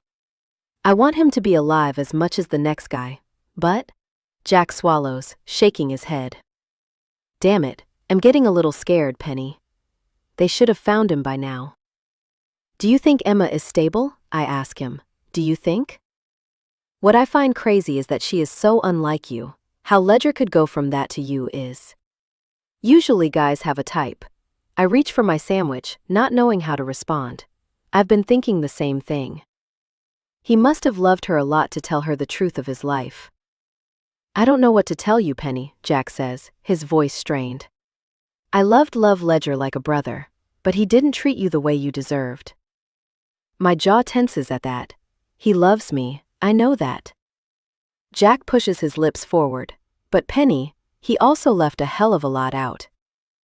"You don't have to tell me that," I say, my voice tight, aware of the fact my children are in the living room. "So what do I do? You trust Emma?" I exhale. "She's been through hell. So have you." His eyes meet mine. "I know your childhood was rough. You've said enough for me to understand that before Ledger, the guys you knew weren't the good ones. And you got married because you were pregnant, not because I cut him off," pushing away from the table. "That's too far, Jack. I can't go there yet." He nods. "I get it. I do. I just see you, a woman with so much talent, who is always talking about wanting to be a writer, do something bigger with your life. And I see Ledger, a guy I care about not giving you what you want." That's simplifying it all too much. Ledger is doing the best he can. Jack stands and moves to the dishwasher, begins to unload the dishes for me. If that was the case, then where the hell is he, Penny? His voice is loud, and his words rattle me, and the way his hands shake as he places coffee mugs in the cupboard. I know they've rattled him too. I walk toward him, placing my hand on his upper arm, making him stay put. "We're both scared and confused, Jack, but I can't have us fighting. You're the only person in my corner right now who knows Ledger the way I do. My mom never liked him. Emma is on a manhunt. Grand Slam wants to brush this all aside. We have to stick together." He pulls me to him, and I wrap my arms around his neck, wanting something steady to hold on to when everything else feels like it's spiraling out of control. "You're right," he tells me. "Well, find him, Penny. We will." When we step back, I feel a fresh wave of hope. This isn't the end. The story isn't over. Ledger is out there, and he needs us. The kids run over to the table suddenly starved, and I help them get lunch while Jack does a load of dishes. Mom calls to check in on me. The rest of the day passes in a blur. By bedtime, I'm exhausted emotionally and physically. When I tuck the kids into their own beds, Tiny looks up at me with such sad eyes. "What is it, baby?" Her little chin quivers. I miss Papa. I kiss her forehead. Oh, baby, so do I. I wish I had something more to tell her. Something concrete about her father, where he is if he will ever be home. But I don't. And I realize it's not enough. I need more. Need to understand. Bethany's words from this morning roll over in my mind. It's your life, Penny. Get the ending you want. I don't even know what ending I want right now, but this isn't it. If it was truly suicide, wouldn't there be some piece of him left? His body, or at least traces of it, would have been found by now. Yet Jordan Parrish assured me there isn't a single indication that his body is anywhere. Unless he is farther down the river than they think. I kiss Tiny's and Benny's heads, then turn on their nightlights, keeping their doors open a crack. Then I go to the kitchen and empty the bag from the box of white wine. As I shove the cardboard in the recycling bin, there's a knock on the door. My heart jumps. For a moment, I hold on to hope that it's Ledger. But he wouldn't knock. Before I question who else might be visiting me at this hour, Bethany pops her head in the door. "Pen, can I come in?" I exhale, realizing I'm relieved that it isn't Emma or Jack or anyone else who might need me emotionally in ways I can't give right now. But Bethany doesn't need anything from me. She holds a bottle of white wine and a box of cookies. "I'm so happy to see you." "Yeah?" She lifts an eyebrow. I laugh. Yeah, this was the last glass in the house, so it looks like the wine fairy arrived just in time. "It's like I know you or something." She gives me a hug and I squeeze her, grateful for a shoulder tonight. "Ow, not too tight, my boobs are killing me today." "Is it just Neva or did your twins go through a biting phase?" "Oh, sorry," I cringe. Yeah, Benny was as sweet as a lamb when he nursed, but Tiny was a monster, still is. Bethany laughs and I grab her a mason jar. She pours herself a glass of wine and then tops mine off. We head to the front porch, sitting on the steps. "Tiny is not a monster," she says. "She's literally the cutest preschooler I've ever seen." I drop my face into my hands, feeling an inch away from completely falling apart. She's going to be so wrecked if Ledger. Bethany squeezes my knee. "Oh, Pen, you all will be." "But it's still early, right?" I rip open the cookies and break one in half. "Technically, yeah, but the whole Emma thing, it's just weird, right?" "It is weird. I just can't picture Ledger lying, he is so." "Honest?" Bethany nods. "Yeah, I mean, you know Joanne and Marty?" I look down the street to their house. Marty bought a boat last year and Joanne got a tummy tuck. It was a big deal at the time because no one else on the street splurged like that. We were a row of coupon clippers and blue light special shoppers. But now it makes more sense. It was their last-ditch effort at happiness. Everyone knows Joanne slept with the track coach, and Marty? He was pushing her to lose weight for years, total creep. So seeing their life fall apart, I get it. Everyone saw it coming, but you and Ledger. Bethany blinks back tears. If he lied about everything, there's no hope for any of us. "What do you mean?" I ask as Leo walks across the grass. "God, Beth," he huffs. "Neva's been screaming for 15 minutes, can't you hear her?" I press my lips together as Bethany exhales loudly. "You're the father, you get that, right?" She asks him, not using a filter on my account. "I'm talking with Penny, it's kind of more important." Leo grunts. "More important than your newborn?" I take a long swig of the wine, not wanting to meet either of their eyes. There's nothing more awkward than couples fighting in front of other people, no matter how good of friends you might be. She's not a newborn, and I'm trying to sleep train her. By ignoring her? Oh my God, you are impossible. She stands, rolling her eyes and then draining her glass of wine. "Love you, Pen. If you need me, you know where to find me. I'll just be chained to the couch with a biting baby strapped to my chest." "Love you," I say, watching the two of them march off, still bickering. I know Leo has chronic back pain, and I know he has a rough time working as an electrician, but Bethany is juggling so much while he's at work. Would it kill him to give her a break? I take another sip of wine, watching them enter their house, the television screen brightening their living room. Leo plops down in the recliner and I look away, wishing they had blinds. I know they argue sometimes, but that seemed uncalled for on so many levels.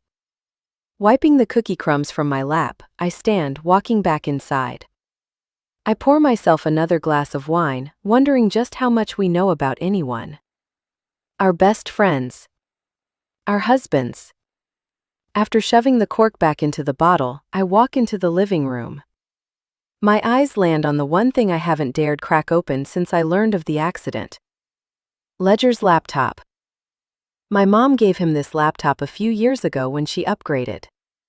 He didn't spend too much time on it, never having a computer before then as far as I knew. Then again, the Ledger I knew barely graduated high school after growing up in foster care. Then worked at an auto shop until he got the service training job he worked there a few years before meeting me. I didn't ask for more details.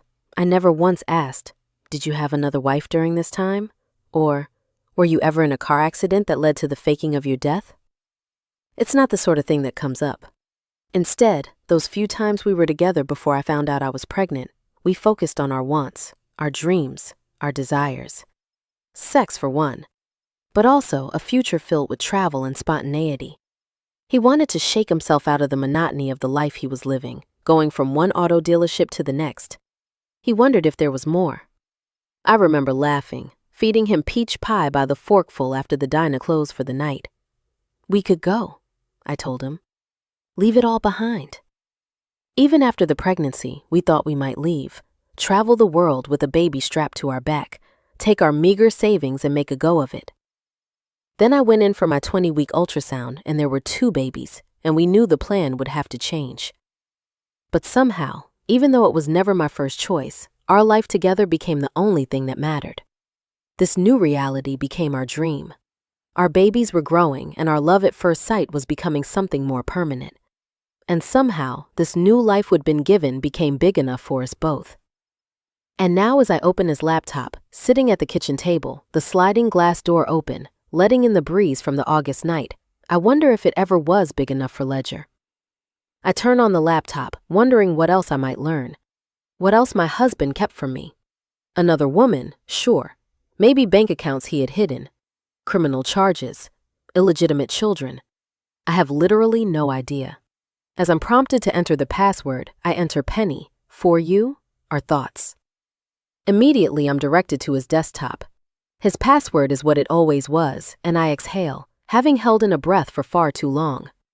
Maybe Ledger is still my Ledger. Maybe this has all been a stupid misunderstanding. Maybe. The photo on his desktop is of Benjamin and Clementine at the county fair on the carousel. They are riding ponies, smiling so wide, holding on so tight. Neatly organized on the side of the screen are 2 folders, family photos, and truck maintenance information to be given to Grand Slam. I'm tempted to go down his family photo vortex. My heart wants to spiral out in the memories that will take the sharp edges off my emotions, but I don't. Because they might not soften this blow. Seeing our family might trigger something I can't undo. I would start clicking through images and end up in a heap of tears, sobbing so loud I'd wake the kids. And then I'd accidentally explain the truth to them. Your papa might never come back. So I refrain from the indulgence. Tonight I don't need that anyways. Tonight I need to fight for the ending I want. I open the second folder and I start reading. Relieved, I take a sip of wine. This is what I was looking for. When Cheryl calls from the diner the next morning, I pick up, knowing I owe her a check-in. She was with me when I learned about Ledger's accident, so she deserves a follow-up. I give her a brief rundown that his body hasn't been found and there's nothing conclusive at this time. I don't say Officer Parrish called it a suicide. So you think maybe he's still with us? I swallow, not wanting to tell her any information that could bite me in the ass. I love Cheryl, I do, but she runs over easy and knows the entire town from serving them hash browns and burned coffee for the last 20 years. I'm holding out hope, Cheryl. Maybe it's crazy to think he may still be alive, but I'm praying for a miracle. My words sound sweeter and more sincere than I feel right now. Truth is, dead or alive, he lied to me. About so much. And yes, I want him back, but more than that, I want to figure out who my husband really is. Who is Ledger Stone? Who was Henry James? And is he out there right now creating a third identity? I think I'll come into work tomorrow, I tell Cheryl. I need the cash. Oh, sweetheart, you can't work. You're a mess. I'm not, I say, blowing my nose. Well, you can call it what you like, but this whole town is worried sick for you. You'd be overrun with questions. And darling, I don't think you have all the answers quite yet. I hang up, knowing she's probably right.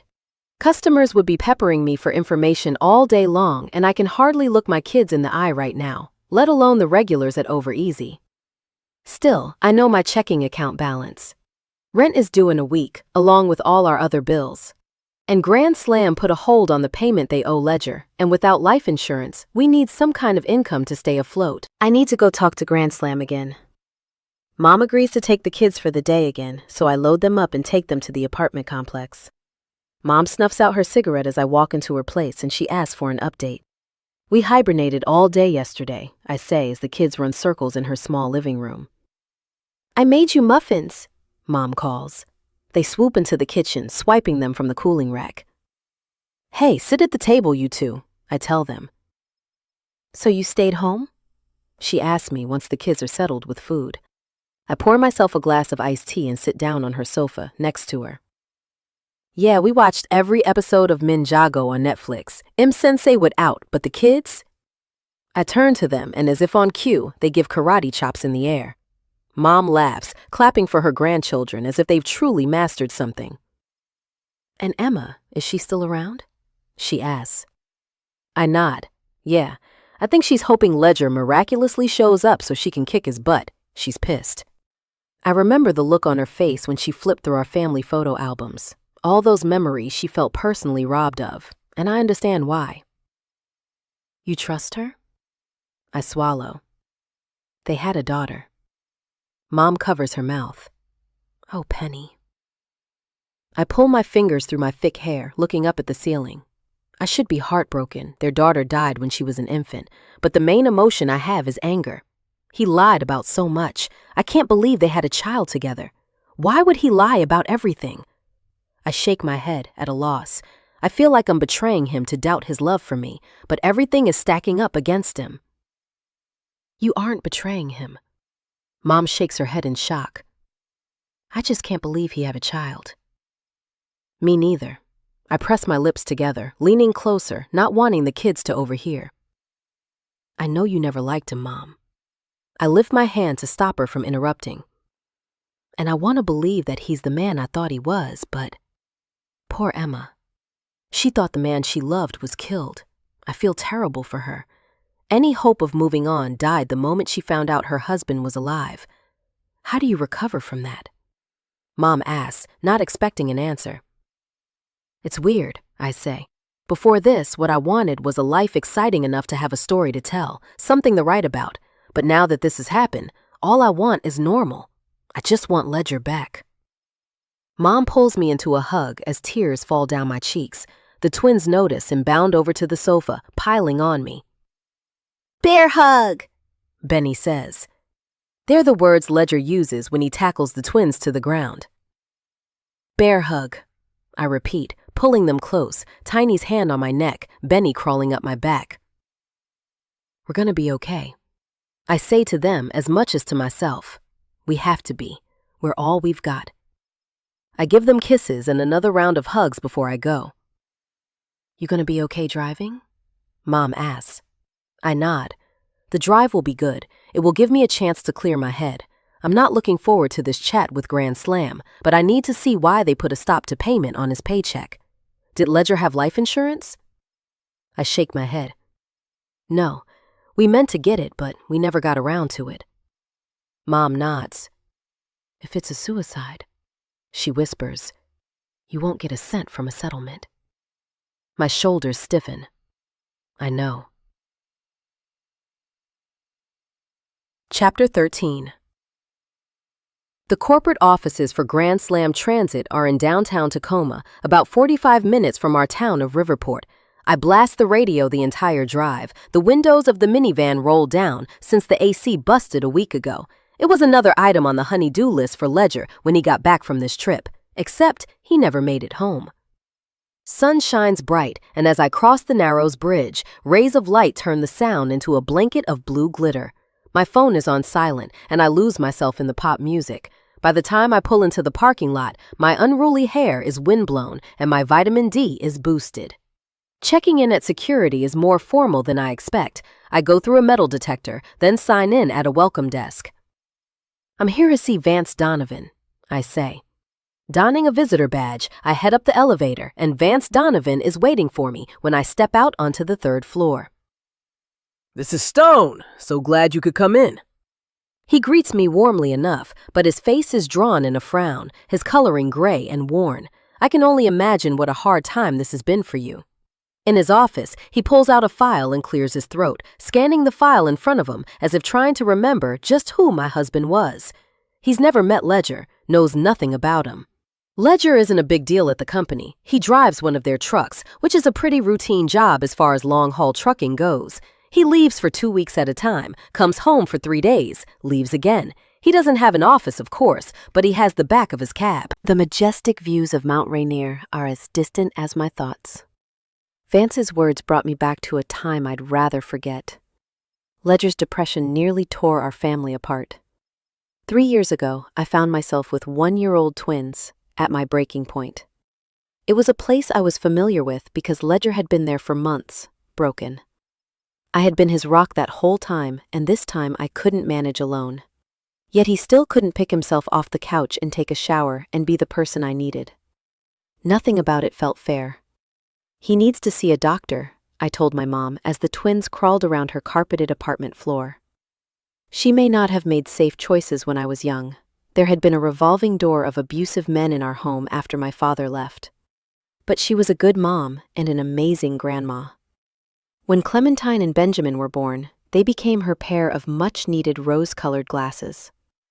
Her life had been hard, but now, as their grandma, she got a second chance. And she was intent on doing it right. Sitting on the floor with the babies, we tried to make a plan. It was hard. We weren't the sort of women who saw a problem and dealt with it well. Mom and I took life's blows and never fought back. But this time, it was different.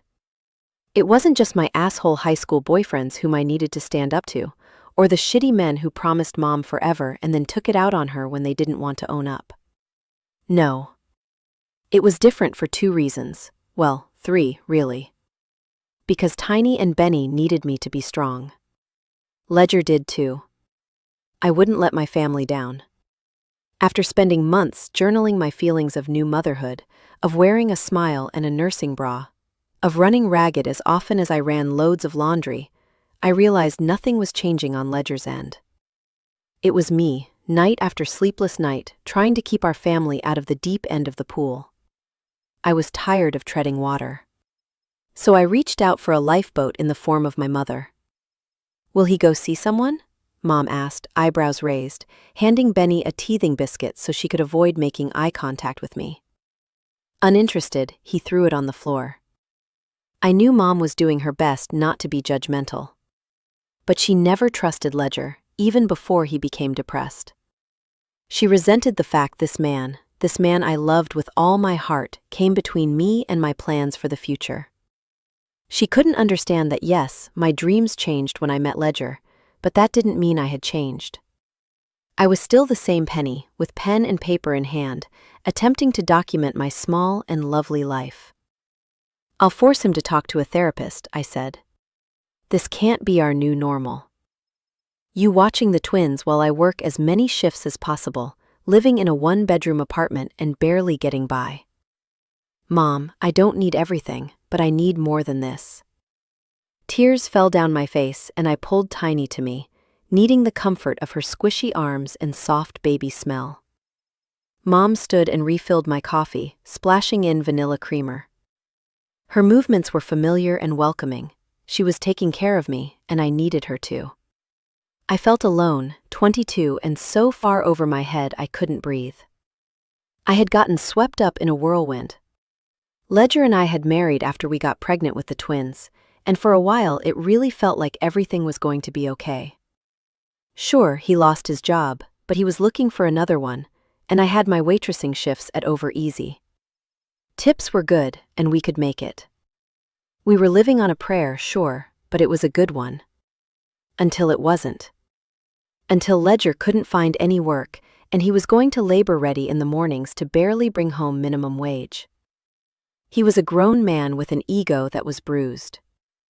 And 2 newborns at home with a wife still wearing thick postpartum pads. He had to make ends meet because if he couldn't, we were screwed. That had been a year ago. We'd been in a holding pattern for far too long, and I was tired. So tired. Mom handed the coffee to me. "Oh, sweetheart," she sighed, eyeing her pack of cigarettes. I knew she wanted to smoke. We were both stressed. "You can move in here," she offered. I looked around her 2-bedroom apartment. She kept it immaculate. She was always good at housekeeping. She said it was the one thing she had absolute control over. "We're not going to do that. My paycheck covers almost everything, and I'm on WIC and even applied for food stamps." Tears filled my eyes again.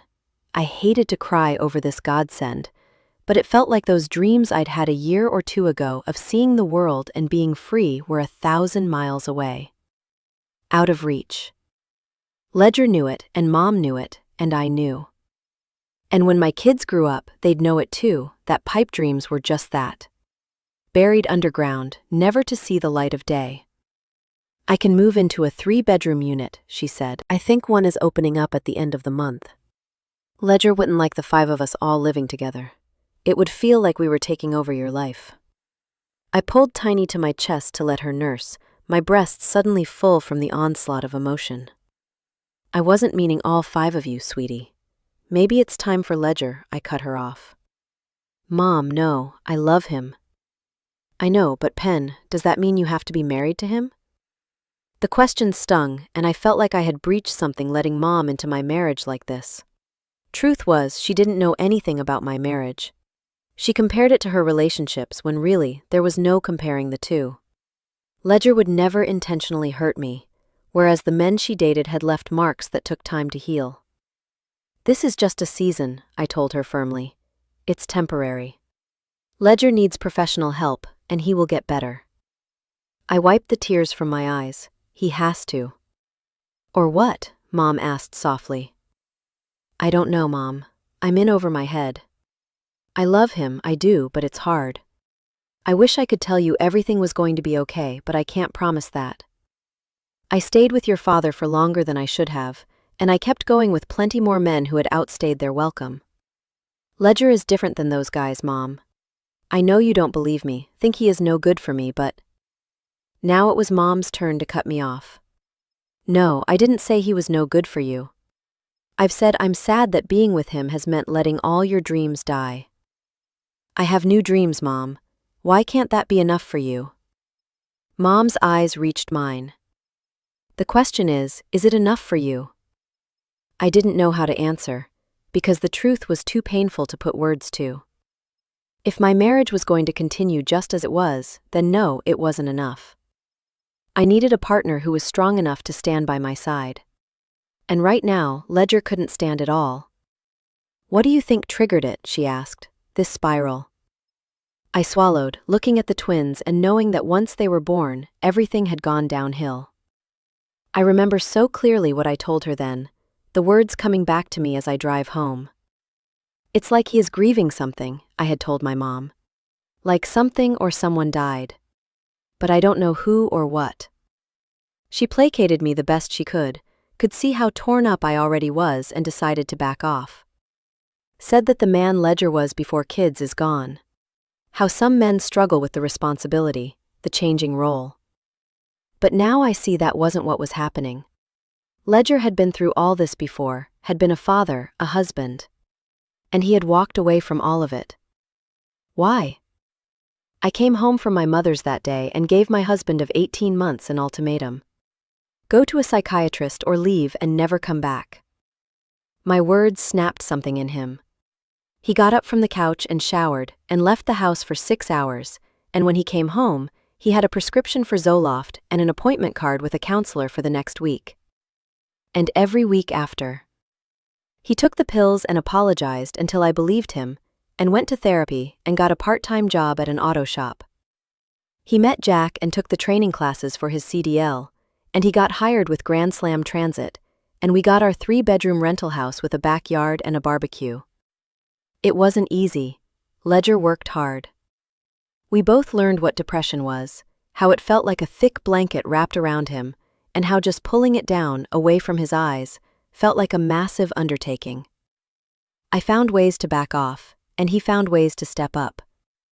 We found a new rhythm, one I didn't anticipate needing, but the tempo of our life had changed with the arrival of the twins. This new chapter wasn't easy for either of us, but we made it work. I left for a coffee shop on Sunday mornings while he watched football. I would take my laptop and type out stories, revising the same paragraph for hours and loving every minute of it. Ledger learned that fatherhood suited him in the way being a mom suited me. We were both the right level of relaxed versus crazed. We weren't helicoptering them, but we were quick to run interference. After a particularly dramatic morning at the park, we would dissect the mommies and their babies, claiming we would never be so hypervigilant. But then the moment Benny or Tiny fell, we would swoop in and coddle them. We would laugh about it later, commiserating in the way all new parents can. It stopped being about me desperately trying to keep the family together, and became all of us being in that battle together. We were winning. All that information tells me that now, considering the thriving life we shared, there is literally no way Ledger would kill himself. No way, never. But as I cross the bridge toward home, my heart pounds. I finally realize what Ledger's depression was about. It felt like someone had died because someone had. Henry James had died, but I don't want to push Ledger's closest friend away either. It's not like he's done anything inappropriate. He brought me coffee and is fixing my washing machine. He is crying and broken and mad at Ledger the same way I am. Actually, I'm exhausted. I run my fingers over my temples. I have a crazy headache, and even though I slept like a rock last night, I feel like I could sleep all day. The thought of driving 2 hours to the site where Ledger's truck went into the river seems insane. No way can I make the drive in this worn-down state. I'm just going to take the twins, Bethany says. We'll be back in a few hours. Really? She nods. Of course, babe. I pack a bag for the twins, kissing them goodbye, and Jack grabs a toolbox from his truck. The kids are gone. He's occupied, and my eyes land on Ledger's laptop. When I started digging last night, I found the information I needed for Vance Donovan. Maybe if I start looking deeper, this time, I'll find the information I'm looking for. I take the iced coffee, the computer charger, and Ledger's laptop and head to my bedroom. Jack can handle a washing machine crisis, and he already has his tools spread out on the floor. Knowing the kids are safe when they're with Bethany, I take advantage of the quiet house, this early afternoon reprieve. I need to learn more about how this all began, and I can't do that with Tiny and Benny around, needing my attention. I close my door, kicking off my flip-flops, and face the fan toward me. The house is a furnace, and there's no breeze to help with the heat. But the iced coffee is delicious. I take a sip. I adjust the pillows on the mattress that's shoved against the wall, my bedroom a rumpled mess, and I lie there for an hour, lost in my thoughts, wondering where my husband is, why he'd leave, refusing to admit that he might simply be dead. Sweat runs between my breasts, and I have an urge to strip myself and take a quick shower. In the bathroom, I pull off my cut-off shorts, my tank top.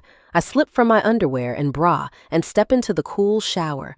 My scalp tingles in pleasure as I pull the hair tie out and run my fingers through my locks. Leaning against the tile, I let myself sink to the floor. My body is a knot of tension, and I pretend I'm at a spa, like the one I went to for my birthday last year. Ledger surprised me with a gift card to a day spa a few towns over. I got a professional massage, the first one in my life. Afterwards, I was given a fluffy bathrobe and spent an hour in the steam room, the sauna, the showers that had fancy buttons to adjust the water pressure. It's not the same here, in my overheated house, with a husband who may or may not be gone. I'm not relaxed like I was that day when I left the spa with an actual glow to my skin, feeling decadent and a little shocked. I couldn't believe Ledger had spent so much money on that kind of unnecessary indulgence, but the week before my birthday had been rough, and that gift was Ledger doing his very best to make me happy. I'd been upset jealous, actually, after seeing Julia, an old friend from high school, on Instagram, posting photos about her trip to France. Versailles and the Louvre and cafes, sipping wine with captions like, "Living my best life, rose all day," and "Earn this, work hard, play hard." I hated her for thinking that her hard work got her there, because I was working my ass off at the diner and I had burned my arm on the grill that morning and it hurt like hell. Hurt to think that clearing tables and pouring coffee would never get me there, to the Mona Lisa and the Arc de Triomphe. I hated that it hurt so bad. Not having that. Putting the kids to bed that night, so many months ago, I tripped over Walmart toys, the plastic arms of Barbie dolls jamming into my bare feet. I swore under my breath as I walked into the hall, baskets of dirty laundry sitting there for how many days? Dishes in the sink from breakfast, lunch, and dinner. Ledger whistling in the garage as he worked on his car. I remember getting so mad, slamming the cupboards, the dishwasher, exaggerating my sighs, my groans, until Ledger came out of the garage into the house, asking me what my deal was. Nothing. I pursed my lips, crossed my arms. He took me by the hips, pulling me to him, kissing my neck, and I instinctively whimpered in pleasure. I wanted to fight, to shout, to vent about what my life wasn't, how it wasn't fair. But Ledger didn't want to argue. He smelled like gasoline and sweat. I wanted him to make the hurt go away, and when he kissed me firmly on the lips, tears fell down my cheeks and my shoulders shook, and he took my face in his hands. What's going on, Penny? How do you tell the man you love, the man who has been there for you through thick and thin, whom you've been through the trenches with, that this life, this beautiful, messy, broken life, isn't enough? You can't. Because I loved Ledger and knew he'd been in the garage after being on the road for 3 weeks. He'd been home 2 days and was doing something fun in the fucking garage for the first time since he got back. And I wanted that for him to get a break. I didn't want him to do the dishes and clean the house, but I didn't want to either. I wanted to be in Paris, and I wanted to eat expensive gelato and walk down the Seine. I was 24 years old, so close to 25, and I thought it would never, ever happen, never change. That this was it. And the part that shamed me was the idea that this beautiful life, a man who loved me, and 2 children who were happy and healthy, and a home of our very own, wasn't enough. Because who the hell did I think I was? I didn't want to be Julia. I wanted this. But sometimes, like that day, it didn't feel like it was enough. Ledger held my face and asked me again what was wrong, and this time I found words. "I'm just tired, and I'm glad you're home." And I was. Tired and happy, and his. "What else?" he asked, his eyes on mine, thumbs wiping away the tears. He picked me up and set me down on the counter. My hands ran over his solid chest. I could tell him the truth, my fears. He was the love of my goddamn life. If I couldn't be honest with him, how could I be honest with myself? Sometimes I just wonder, Ledger, if this is it. His lips pulled into a half smile, threading his fingers through my wild hair. "Nah," he said, his forehead pressing against my own. "Penny, there's a whole world out there, waiting for you, for us. We'll get there, I promise." "How?" I asked. We'd talked about me going to college once the twins were in school, and maybe I could. It was only 2 years away. I didn't even know what I'd want to do. I never gave myself permission to think beyond getting out of Riverport. I know I've let you down in lots of ways, and I hate that, babe. Because I fucking love you. "Don't apologize," I said, not wanting to relive his breakdown. We'd recovered. We were stronger than ever. I didn't begrudge him a thing, because I knew what didn't kill us made us stronger. I believed that, I still do. I know we can't pack up and go tomorrow. Hell, we don't even have passports, he said, his voice low and gravelly. But I know one day you will be able to do all the things you want. I don't want much. You want Paris, he said with a smile, as if reading my mind. Mexico, Hawaii, Iceland. I see the books you check out at the library, the maps you trace your finger down when you're in bed.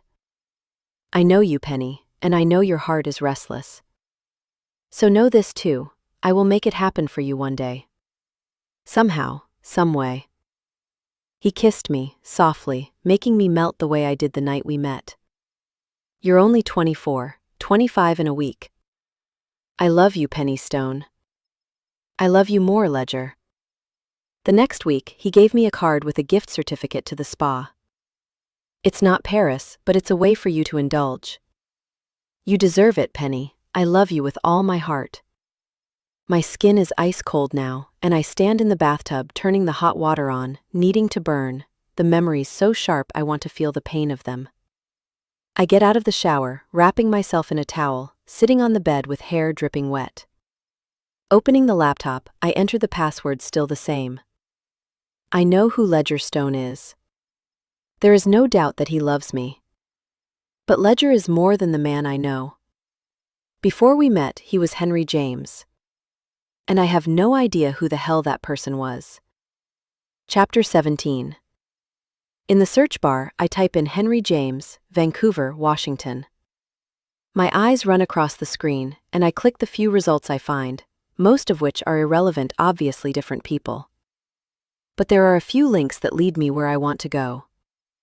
The brief internet biography adds up to what I knew about my husband and the things Emma shared. It's not Ledger's life, it's Henry's. He graduated from Rocky Point High School, attended Portland State University, and he worked for General Motors. Frustrated at not finding more, I sit back against my pillows, staring at the photo of Ledger and me on my bedside table. The two of us, hand in hand, at Wild Deer Lake last summer. I wish I could go back to that moment, pull his face to mine and ask him, "Who are you? Who are you really?" Would he have told me the truth? I type in Ledger Stone, assuming I won't find anything besides the recent truck wreck. He isn't on social media, so there are no profiles to click through. But as I scroll past the current news stories, I find an obituary in a foster parent newsletter. An obituary for Ledger Stone that is 20 years old. A shiver runs over me. Pulling it up, I bite my bottom lip, wondering if this Ledger is my Ledger. A bright-eyed boy, full of life, energy, and optimism. Ledger Stone, born November 3, 1990, passed away March 22, 2001, leaving the world better than he found it. Which is saying something for a boy who faced so many hardships and overcame so much in his 11 short years on Earth. We had the privilege of being Ledger's foster parents for a little over a year, and in that time, Ledger repaired our clocks, fixed broken bicycles, rewired a radio, and learned to change the oil in the Buick. A handyman who never had the chance to grow into his own, we will miss him dearly, as will his foster brother and our biological children. The world tragically lost a wonderful boy due to a forest fire, but our hearts are more full for having known him. Emotion pricks my eyes as I reread the brief and heartfelt words of Ledger Stone's foster parents.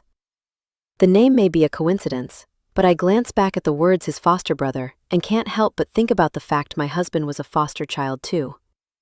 He never said much about his time in foster care. It was hard on him, becoming a ward of the state when he was 8. After a birth mom he could hardly remember relinquished her rights to care for him. He spent the rest of his childhood bouncing around foster homes.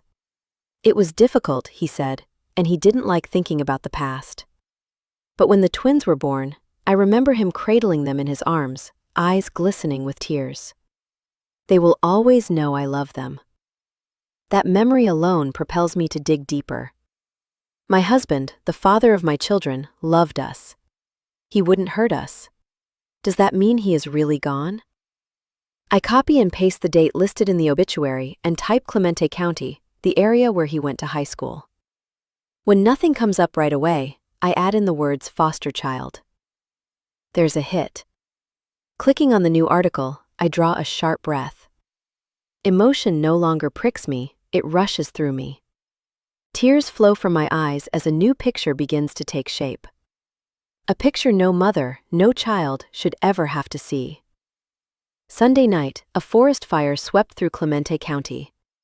While most people evacuated safely, 2 young foster boys, age 11, were found in a home during cleanup. One child was taken to a hospital to receive immediate attention. The other boy did not survive the fire.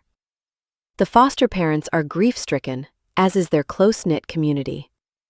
The deceased child was in custody of the state at the time of his death and has no known relatives. Donations can be made to foster kids camp in his honor. I understand why the newspaper wouldn't include the foster boy's name, but I need to know if this Ledger Stone is the person my husband decided to become after he died. My fingers flex, both scared and desperate. As I enter the names Ledger Stone and Henry James in the search bar, I add foster care and Clemente County. The top article that pops up is from 2001, a month before 11-year-old Ledger died. My heart pounds as I click on the story, trying to make sense of the tragedy. Foster Kids Camp holds 40th Annual Boxcar Derby. The event was held to raise money for the social service program that funds summer camps for local foster children. There was a wonderful turnout, and foster children showed off their wooden cars before racing them. Derby winners were foster brothers Ledger Stone, first place, and Henry James, second. When asked about the race, Stone said, "It was awesome building the cars with my Henry. He's so good at it." James' response? He laughed good-naturedly, his dimples a clear sign that he was having a good day. Ledger taught me everything I know. We may be kids racing boxcars, but one day we're going to work on real cars together. The event raised a record amount of money, which will allow 65 foster children to attend camp this summer, giving them the happy memories that they deserve to have. It's hard to breathe. The picture painted by what I've just read is so tragic, so unfair. 2 little boys, alone in the world, surrounded by flames. Imagining my husband, sitting next to his closest friend as he took his final ash-filled breaths, causes me to keel over. Why has he never told me this? This event must have shaped him deeply, yet he buried the story along with so many others. And Henry James grew up, went to college, met and married Emma. And then, at some point, he killed himself and became Ledger Stone, taking on the name of this foster brother he knew and loved. We were sword fighting with sticks. Ledger laughed. He won. Fresh tears fill my eyes for the story I don't understand. What happened after he met me? And where is he now? A knock on the bedroom door startles me, and a head pokes through. Emma. Oh God, I'm so sorry, I can go. I wipe my eyes, shutting the laptop. It's fine. I'm underdressed in only a towel. I brought you a treat. There's a cupcake shop in town. There were so many choices. I hope you like red velvet. She holds up a white box. Oh, thanks, I say, standing and moving to the bathroom. I close the door and slip on my robe, tying it tightly on my waist. Emma sits on the edge of my bed. Maybe it's a bad time, but, I wanted to talk to you, Penny. I know there's been so much going on, but we never really talked about our husband. I nod, understanding. It's been 4 days since Ledger died, 3 days since Emma came to my doorstep, 2 days since I was told my husband's accident was a suicide. It's so hard to swallow this as truth. I've been trying to ignore reality, but Emma is here, and as she hands me a cupcake, I can't hide from it anymore. She is here, trying to reconcile this, same as I am. But she was married to a different man than I was.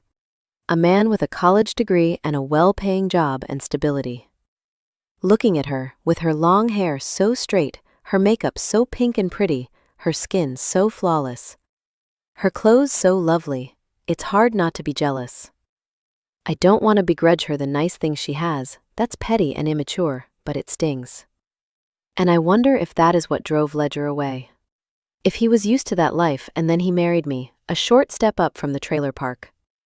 Maybe he resented giving up so much to be with me. No, it can't be that. He loves the twins, so much.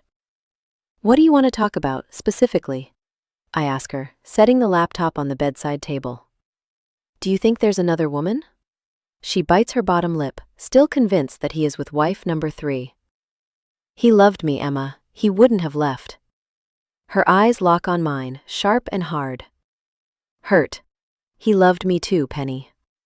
How do I explain that the love we shared was bigger, deeper, than the love she thinks she had? Even as I think it, I know how pathetic I sound.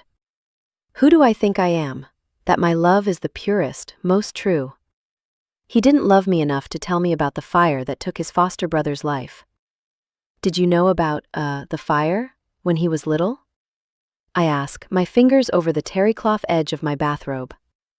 Emma's shoulders fall, trying to see where I'm going with this. I only want to find the truth. Of course, she says finally.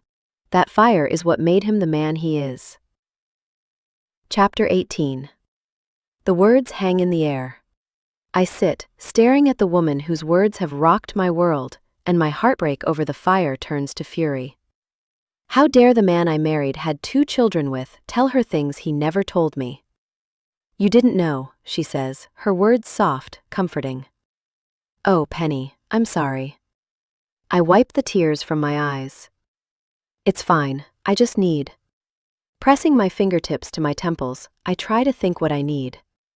Details? Emma asks. I nod. I'm completely in the dark here. I get that, she says. And I wish I could help, but honestly, I don't know much. I look up at Emma, so polished. I haven't seen her frazzled. Emotional, yes, but she isn't hanging on for dear life like I am. It's not fair. I'm a good wife and mother, I do my best at work, I try hard, and yet. My entire world is unraveling. And it feels like the woman looking back at me is holding the cards. I just want to see her hand. Anything is better than nothing, Emma. She nods, her fingers running along the edge of the comforter on the bed. I know it made him protective of people he cared about. Like, he was always so worried about something happening to me. He hated to leave me alone. I nod, trying to reconcile that version of Ledger with the one I know. He'd leave me for weeks on end, I say tightly. Guess he overcame that struggle. Emma's eyes widen. Oh, I didn't mean anything by that. Maybe he just changed. I nod. Or maybe this marriage, this life, was never real to him, I say, doubting my husband in a way that sends equal waves of shame and sorrow through me. I wish I knew more about what happened in that foster home, Emma says. But he hated talking about it. I need more than this, I say, exhaling. I need to understand him better. I don't think I can help with that, Emma says. When I don't respond, she rises from the bed. I'll give you some space. When she leaves, I pull on clothing, twist my hair into a bun, and reach for my phone, shoving it in my back pocket. As I take the final sip of the watered-down iced latte, I know what I need to do. I need to go to the gorge. See the place my husband was before he went missing. Before he died. Before whatever the fuck happened. In the laundry room, Jack has the washing machine up and running. You fixed it? He grins. What do you take me for? Thank God. Our landlord takes forever to return my calls. You rent this house? Emma asks. I nod. Yep. She smiles, but it's crooked. That's so great, she says finally, her words overly cheerful. Overcompensating. Jack lifts his eyebrows. You have a place in Vancouver? She nods. Yeah, I still live in the house Henry and I bought. It hurts, even though by now I shouldn't be surprised by a single thing she says. Of course Ledger was a homeowner. He was so many things before he knocked me up. So, I was thinking, since Bethany has my kids for the afternoon, I'm going to take off for the rest of the day. I'll ask my mom to come over to help with the kids when they come home from the park. Where are you headed? Jack asks. Just out. I have some errands to run.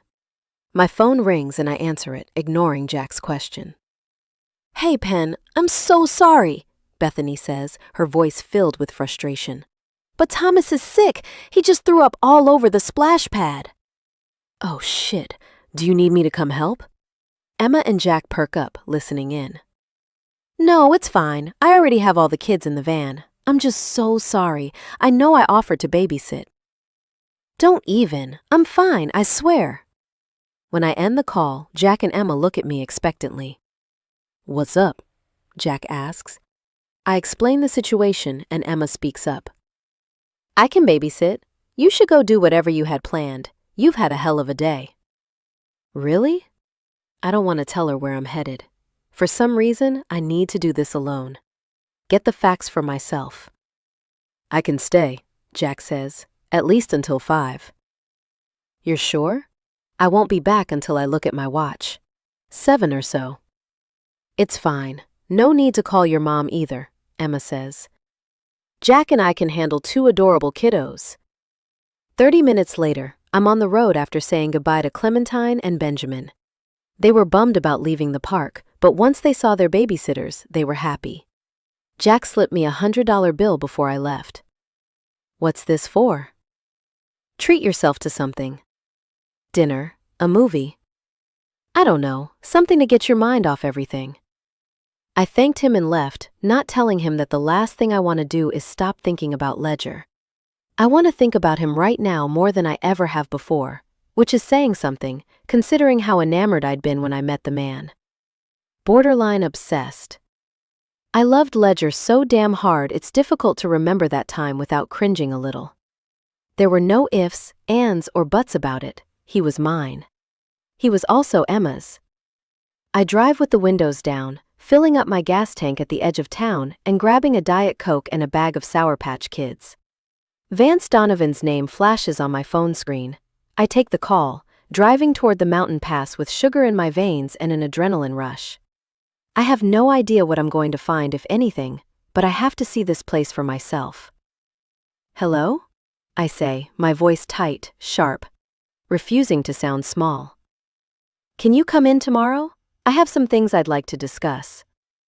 Can't you tell me over the phone? No, actually, it's best in person. Does 1 p.m. work? Here at the office? That's fine, I say, my words clipped, ending the call and turning up the volume to the radio. It's a 2-hour drive, and by the time I near mile marker 141, it's 4 in the afternoon. Pulling over on the shoulder of Marshadow Pass, I turn off the ignition, unbuckle, squeeze the steering wheel for strength before I open the door. The air is hot, and a dry, forceful wind rushes over my skin. Grabbing my keys and my phone, I walk to the spot where the guardrail was busted through, a temporary one in its place. The wreckage has been cleared from the highway, of course, but as I look over the gorge, I see the remains of the semi-truck. There are so many splits and crevices in the gorge that it's impossible not to feel the depth of all of this. My stomach clenches and I feel ill, clutching myself in horror as I imagine the fall, the loss, the great unknown. Imagining my husband falling, so damn hard. Gone. When we met, it was a crazy fall. Head over heels in love with nothing to lose. Everything to gain. Reckless kisses and making love uninhibited in a hotel room, young and wild and so damn free. A freedom I tasted for such a short sliver of time. And all the time he had a story he didn't share. Why? My heart pounds as I consider this. The shock of the answer hits me hard, and I drop my phone. It bounces off rocks, off the high gorge walls, into the river rushing below. My phone is gone, my clarity intact. Maybe Ledger wasn't trying to hurt me, maybe he was trying to protect me. But protect me from what? Chapter 19. Without a phone, I drive straight home, wanting one thing and one thing only: to wrap my kids in my arms. Everything inside me feels unsettled, unsure, but they are my one true thing. Jack's car isn't in the driveway, but Emma's is still here. I look at the clock on the dash, it's just after 6. Inside, the house is quiet, which is a surprise. The sun is still high overhead, and the heat of the summer day is relentless. Hello? I call. Clementine runs to greet me at the front door, wrapping her arms around my legs. Mama, she says, burying her face in my dress. I missed you. Behind her, Emma follows. Missed her? But I thought we were having so much fun together, Clem. The nickname isn't one we use, but I smile all the same. Did you have a good time with Emma? Tiny holds out her hands. She painted my nails pink. Fancy, I say. Where's your brother? In timeout. In his room, she says, matter of fact. My eyebrows lift and she continues. Emma said he was being naughty. I look at Emma, confused. Naughty how? Emma shakes her head. Not naughty. I said he was sleepy. Clementine looks up at me. Can I finish my show, Mama? I nod. I'm going to go check on your brother. Emma tells me she's going to finish up the dishes from dinner as I head toward Benny's bedroom. The door is closed tightly and I press it open, finding my little boy curled up in a tight ball facing the wall. The room is dark, the blackout shades drawn. Stepping toward the bed, I whisper his name. Benny, boo, it's Mama. Crawling into the bed, I wrap my arm around him, kissing his head. His body is heavy, sweaty with sleep. His shoulders rise and fall with each breath, and I close my eyes, my breath matching his. Naughty or not, he was surely sleepy. I press my hand to his forehead, feeling a slight fever, and I wonder if he caught what Thomas has. The timing for a sick kid isn't great, but it's better that he is sleepy than my daughter's words he was being naughty being true. Still, I can't shake that unsettled feeling, and standing, I head back to the living room, leaving Benny's door open a crack. In the living room, Clementine is snuggled on the couch with Emma. It's not that I don't like the sight, but it feels slightly too personal. How much do I know about this woman? Nothing, really. A wave of nausea washes over me. Shit, maybe I'm getting sick too. The timing is all wrong, and I'm exhausted for 101 reasons. Knowing I need to choose my family over Emma's feelings, I thank her for watching the kids. It's no problem, she says, standing from the couch. Clem is such a doll. And Benny, he just seemed really tired? Emma nods. Yeah, Clementine had gone inside to use the bathroom, and I was in the backyard with Benny right after Jack left. He wouldn't stop yawning, and he said he was really tired. And he was crying, Clementine says. Remember? He was crying a lot. My chest tightens. He was upset? Emma nods, sympathetic. Yeah, poor kiddo. Kept saying how much he missed you. Once he was in bed, though, he calmed right down. He fell asleep in minutes. The story slightly eases my discomfort, and I walk Emma to the door. Clementine stares at the television as the next Netflix show comes on. Again, thank you so much. Were you able to get some things done? She asks, reaching for her purse from the bench by the door. Yeah, but I'm drained. She holds up a hand. You don't need to say another word. If you need help with the kids again, I'm here. Don't you need to get back home? To a job or... My words trail off. I don't even know what she does for a living. I know nothing about her. How insane am I? Just leaving my kids with her this afternoon? No, Jack was here too, for most of it. I'm not crazy. Am I? I don't work at the moment, she says. And I was hoping to stay long enough to get some closure. It feels so unsettled still, doesn't it? Like I was saying earlier, do you have any thoughts about another woman? I bite my bottom lip. All I have is what Jack told me. About the unknown number? She asks. You know about that too? She squeezes my arm. Jack and I have spent a lot of time together the last few days. And we've talked. It's been good for us both, I think. What do you mean, good for you? Well, Jack and I both care deeply for the same person. I stare at her blankly. Jack cares about me, about Ledger. He's ours. Mine. Emma lifts her eyebrows.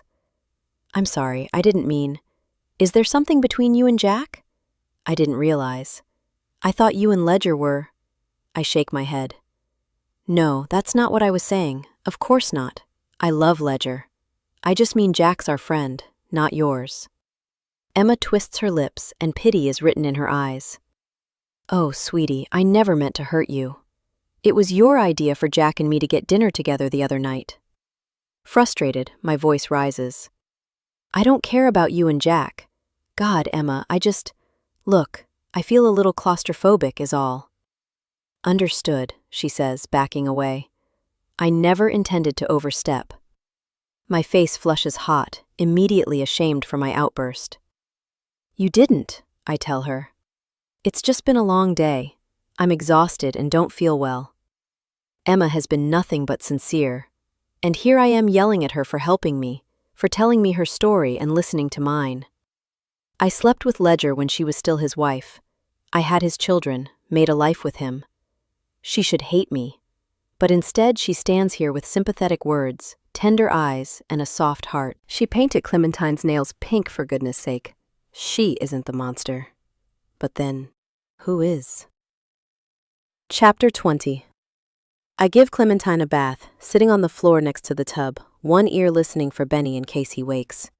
I add lavender to the warm water, wanting to believe it will have a calming effect on her as much as on me. Is Papa gone forever? She asks, dipping her plastic doll in the bubbles. Thomas said he was never coming home. I run my fingertips in the bubbly bath water. Thomas doesn't know everything, sweetie. Do you? She runs a plastic brush through the doll's hot pink nylon hair. I sigh, leaning against the wall. I only know a few things for sure, sweetie. Like what? Like the fact that you are my sunshine, my stars, and my moon. She beams. The whole sky? I get lost in her pine green eyes, lashes thick like the boughs of a tree. The whole world, even. I thought I was your whole world, Benny says, sneaking up on us. I pull him into my lap. Hey, little sleepyhead, you feeling okay? Yep. He scrambles from my lap, pulling off his clothes. I want to swim too. I help him into the tub and watch as my two peas in a pod splash with their bath toys. Hey, what happened? I ask, reaching for his upper arm where a bruise is forming in a ring. He shrugs, pushing a plastic tugboat through the water. No, Benny, why do you have a bruise? He's not listening, singing the Baby Shark song with Tiny. Not wanting to upset either of them after the week we've had, I drop it. I sit on the bathroom floor, letting them wear themselves out, feeling grateful that my phone is lost, deep in the gorge. Maybe Ledger is down there somewhere, lost and alone, looking for a sign, trying to find his way home. There are a few things I know for sure. My love for Clementine and my love for Benjamin are two of them. My love for Ledger is another. Crazy, maybe. Lovesick and insane, in the deep end without a paddle. But maybe not. Maybe I can love a man who lied to me and cheated on his wife and defied death once and maybe twice. Maybe love is more complicated than I ever thought, and maybe it's going to be okay. Meeting Ledger Stone changed my life, my dreams, my everything. If he's gone, truly gone, I won't ever get over that loss. He's not just any star. Since the day we met, he's been my guiding light. I lean my head against the bathroom door as the kids shriek in delight over the game they've just invented. A smile spreads across my face as I remember being in this bathroom with Ledger a year ago. It was the end of an awful week. The twins were being so naughty. They'd started a game that involved purposefully wetting their pants. They thought it was hilarious, but I was tired of running laundry and trying to explain how this wasn't an acceptable game. My mom offered to take the kids, and I happily handed them off. Ledger was excited a night with me, all to himself. I snort, thinking about how disastrous it went. Why are you laughing, Mama? Benny asks, tugboat in midair. No reason, I say, smiling, my hand on the faucet, adding more hot water to the tub. But there is a reason. I've been in such a sour mood that night after taking the kids to my mom's apartment. A short story of mine had been rejected from a fancy-ass literary magazine, again, and I was so angry, jealous, and bitter, and I told Ledger I didn't want to go out.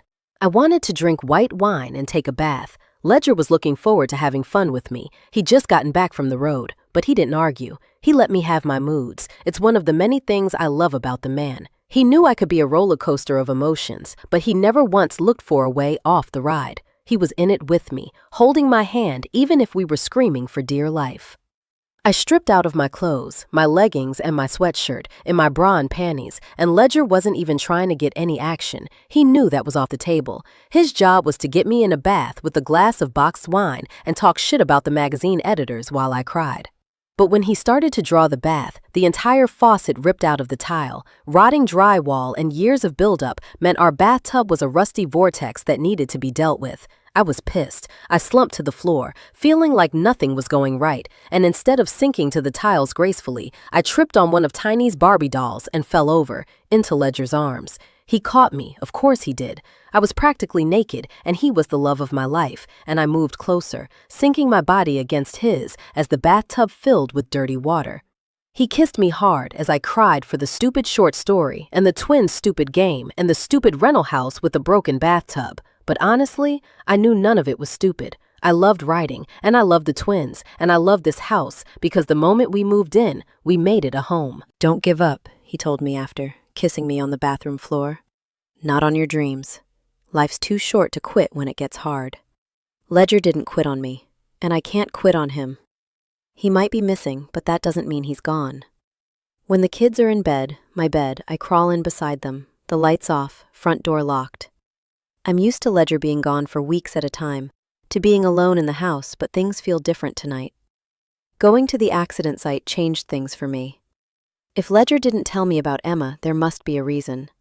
Something I am overlooking, and I've been too distracted with the other potential reasons he is gone to consider why he left the first time. Pulling his laptop into my lap, I enter the password, and once again crawl into a rabbit hole that will have me free-falling fast. This morning, reading about the fire he survived, seems like ages ago. But the images of him and his foster brother scared and alone, as a fire engulfed the home where they lived, are as fresh as the sight of the river deep below the mountain's edge. The remains of the semi-truck, a heap of metal in the belly of the gorge. As I type Emma James into the search bar, I try to focus on the screen, not the pounding of my heart, my trembling fingers. There's a photo of her next to a Facebook profile, an Instagram feed, and an alumni article from PSU. I click on the Facebook profile first, but it's set to private and all I can see are a few photographs. All of them are of her poised and polished. Selfies at the beach, at a restaurant, in a garden, and the last one is of her with her husband. My husband. There is nothing else though. No stories, no highlights. And when I click onto her Instagram feed, there's nothing besides the exact same handful of photographs. It makes no sense. Emma comes across as so full of life, so sweet, like the popular girl in high school with shiny hair and a bright smile. The kind of person who would be all over social media showing off her perfect life. But what is perfection anyway? Does anyone actually have it? Tears prick my eyes, because maybe losing her husband changed all of that for her. Maybe she withdrew and lost connections. Maybe she's been grieving for 5 long years. There needs to be something more I can find. A piece to the puzzle I can't quite fit. I type in her name with the county where she lives. Emma James, Clemente County. And something I'm not expecting pops up in the search results. Her name is listed in the public records of arrest. It won't let me click on her name though. Won't let me see what the arrest was for. Only that it took place 6 years ago. The top of the page reads, "If you would like more information, please contact the Office of County Records." Bile rises in my throat, and fear twists knots in my belly. I run to the bathroom, retching up my uncertainty. I didn't realize I could feel so sick so often like this, but I've never experienced this sort of pain before, this kind of shock. I lean against the cabinet under the sink, trying to catch my breath, exhaustion weighing down on me in a way I've never known. I close my eyes, taking deep breaths, and then, panicked, they pop wide open as I think back to when I last had my period. Counting back days, I realize it was only a week ago. There's no way I'm pregnant. And if I'm being honest with myself, I felt bone-tired for a lot longer than a few days. It's been months of feeling depleted. It was one of the reasons Ledger insisted we get physicals a while back. I'd pushed it off, saying I would take an iron supplement, that maybe I should cut back my shifts at the diner for the summer. But he made the appointments, citing some article he read on his phone about the mental workload women carry and how he wanted to up his game. I'd been appreciative, even if the appointment was anticlimactic. According to the nurse practitioner, I was in good health, just an overworked mom of preschoolers. Now, though, I feel a different kind of weary. A whole new kind of tired. A tired that stretches out across my entire life. If Ledger is gone, and I'm supposed to solo parent for the rest of my life. No, I can't go there yet. I squeeze my eyes shut, not wanting to imagine such a thing, willing myself to focus on why I felt so nauseated in the first place. Emma. There could be 100 reasons why the woman had been arrested. And I won't find out tonight. God, I wish I had something more concrete to run with. What was Ledger trying to protect me from? Before I can answer the impossible question, though, there's a knock on the door. My heart leaps from my chest, my head pounds. Wiping my mouth on a towel, I stand, looking at my twins, bodies entwined, a box fan facing them, a white sheet over their small frames. Walking down the hall, the knock comes again, and I pause, unsure. Wishing. Praying. Wanting the person on the other side to be Ledger. An impossible hope. But my hope nonetheless. I want to ask him what the actual fuck is happening. I want to look in those dark green eyes and pound my fists to his chest and tell him whatever he's doing is not okay. I want him to be here, on my doorstep. I can't imagine him leaving me. But I can't imagine him dead either. Jordan Parrish is wrong. This wasn't suicide. So what was it? There's another knock, softer this time. I pull open the door, drawing in a sharp breath as I do. Is this who Ledger was protecting me from? Chapter 21. Emma stands on the doorstep, suitcase in hand, looking exhausted. Hey, I say, uncertainty twisting my core. What's up? She groans. I'm sorry, I tried to call but you didn't answer. I lost my phone. I'm sorry, I shouldn't have come. What happened with the hotel? I ask. Emma sighs. The plumbing at the hotel is busted. My room is flooded. I see. I bite my bottom lip, knowing what she wants. To stay here. But her name is listed in the public records of arrest. She could have been arrested for any number of things. And the truth is, I don't want to upset her. I suddenly feel like I'm walking on eggshells. You can sleep on the couch, I tell her. I don't have a guest room or anything. You sure? I don't want to impose. I swallow, biting back my words. If she didn't want to impose, why would she be here at all? But I don't say that. I open the door and let her in, glancing down the hall where my 2 little ones sleep in my bed. Just let me grab some blankets and a pillow from the laundry room. It's awesome that Jack was able to fix the washer. Yeah, Jack has been a great family friend for the last few years. It seems like we've known him so much longer. Jack and Ledger, met through work? I nod. Yeah, he helped Ledger get the job as a trucker. I lean against the doorframe, trying to decide how I want to play this out with Emma. On one hand, she is clearly hiding something. On the other, if I don't press for information, who will? Would you like a drink? Emma's eyelids raise, and she reaches for her tote bag.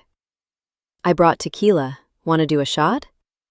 I snort, assuming she's joking, but she's off the couch and in the kitchen cupboards, grabbing 2 small glasses. Okay, sure? She pours the alcohol, and I look in the fridge for a lime. I find one and slice it. Sorry, I need this and salt if I'm doing this. As we toss them back, I can't help but think how odd this is. What would Ledger think of Emma being here? God, I wish I could ask him. The thought of him never returning, never being next to me, has me reaching for the tequila. I pour us another round, then a third. By now, I'm feeling the effects of the booze, my head buzzes in a delightful way, and the sharp edges of my life begin to blur.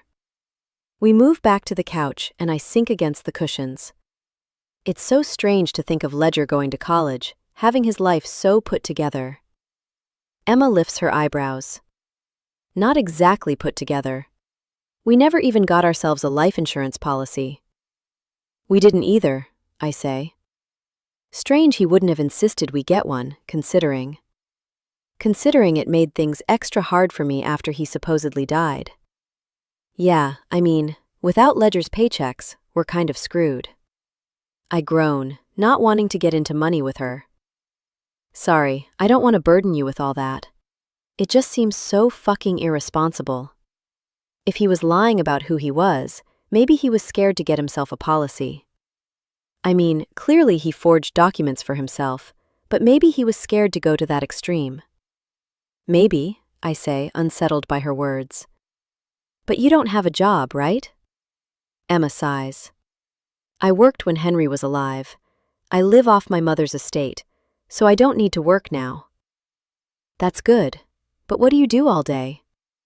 She groans. I sound pathetic, don't I? Not pathetic. Sounds like it's been hard to move on since he died, is all. Saying the word died seems so bizarre, because the true words are since he faked his death. But saying that to Emma would feel callous and cold, even if it's true. And suddenly the whole situation exhausts me. My buzz from moments ago fades fast, and now all I want to do is get in my own bed, press my nose against Ledger's pillow and breathe him in. I need to hold on to what I have left of him. Standing, I put an end to the conversation for the night. Give me a second to grab some blankets. I enter the laundry room and grab what I need to make Emma a bed. As I walk back into the living room, she's setting down her purse and suitcase, slipping off her shoes. I stretch out a sheet over my second-hand couch and ask if she's hungry, if she needs something else to drink. No, I'm fine, Penny. The tequila is going to help me sleep, that's for sure. And I just really appreciate this, being in your home. You feel like family. Do you have much family near you? You mentioned your mom. She shakes her head. Technically, my mother is close by, but she lives in a home for early onset Alzheimer's now. I'm so sorry. I spread out a quilt and fluff the pillow. It's life. You can't really pick the cards you're dealt, can you? I don't suppose you can. Not to pry, but have you been crying? She asks. You looked a little upset when you answered the door. It's just been a long week, and I haven't been feeling well. I bet it's the stress. Have you been sleeping? Actually, sleep has been the one thing I haven't lost in all of this. When I sleep, it's like this whole nightmare isn't happening. She sets a hand on my arm. I think I'll go home tomorrow, she says. Let you grieve without having the constant reminder in your face that Ledger was a sociopath. I flinch at the words. Ledger isn't crazy. She presses her lips together and her head tilts. She thinks I'm the one who has lost her mind. She excuses herself to change in the bathroom, and I try to collect my thoughts until she returns. This whole day feels off. The morning with the busted washer, the drive to the gorge where I saw the depths that Ledger would have fallen. The idea of him surviving that fall is impossible. Maybe Jack is right. Maybe it's time for me to come to terms with the possibility that my husband is really, truly dead. Brake failure or not, Ledger may never be coming home. Emma walks back into the living room, setting her clothes in her suitcase, now wearing leggings and a t-shirt, her hair in a not-so-messy bun. Still looking so poised. Well, regardless, I think I'll be leaving in the morning, she says again. I've got a lead on wife number 3, and I'm going to see what I can find out. My heart pounds. A lead? Emma nods, biting her bottom lip.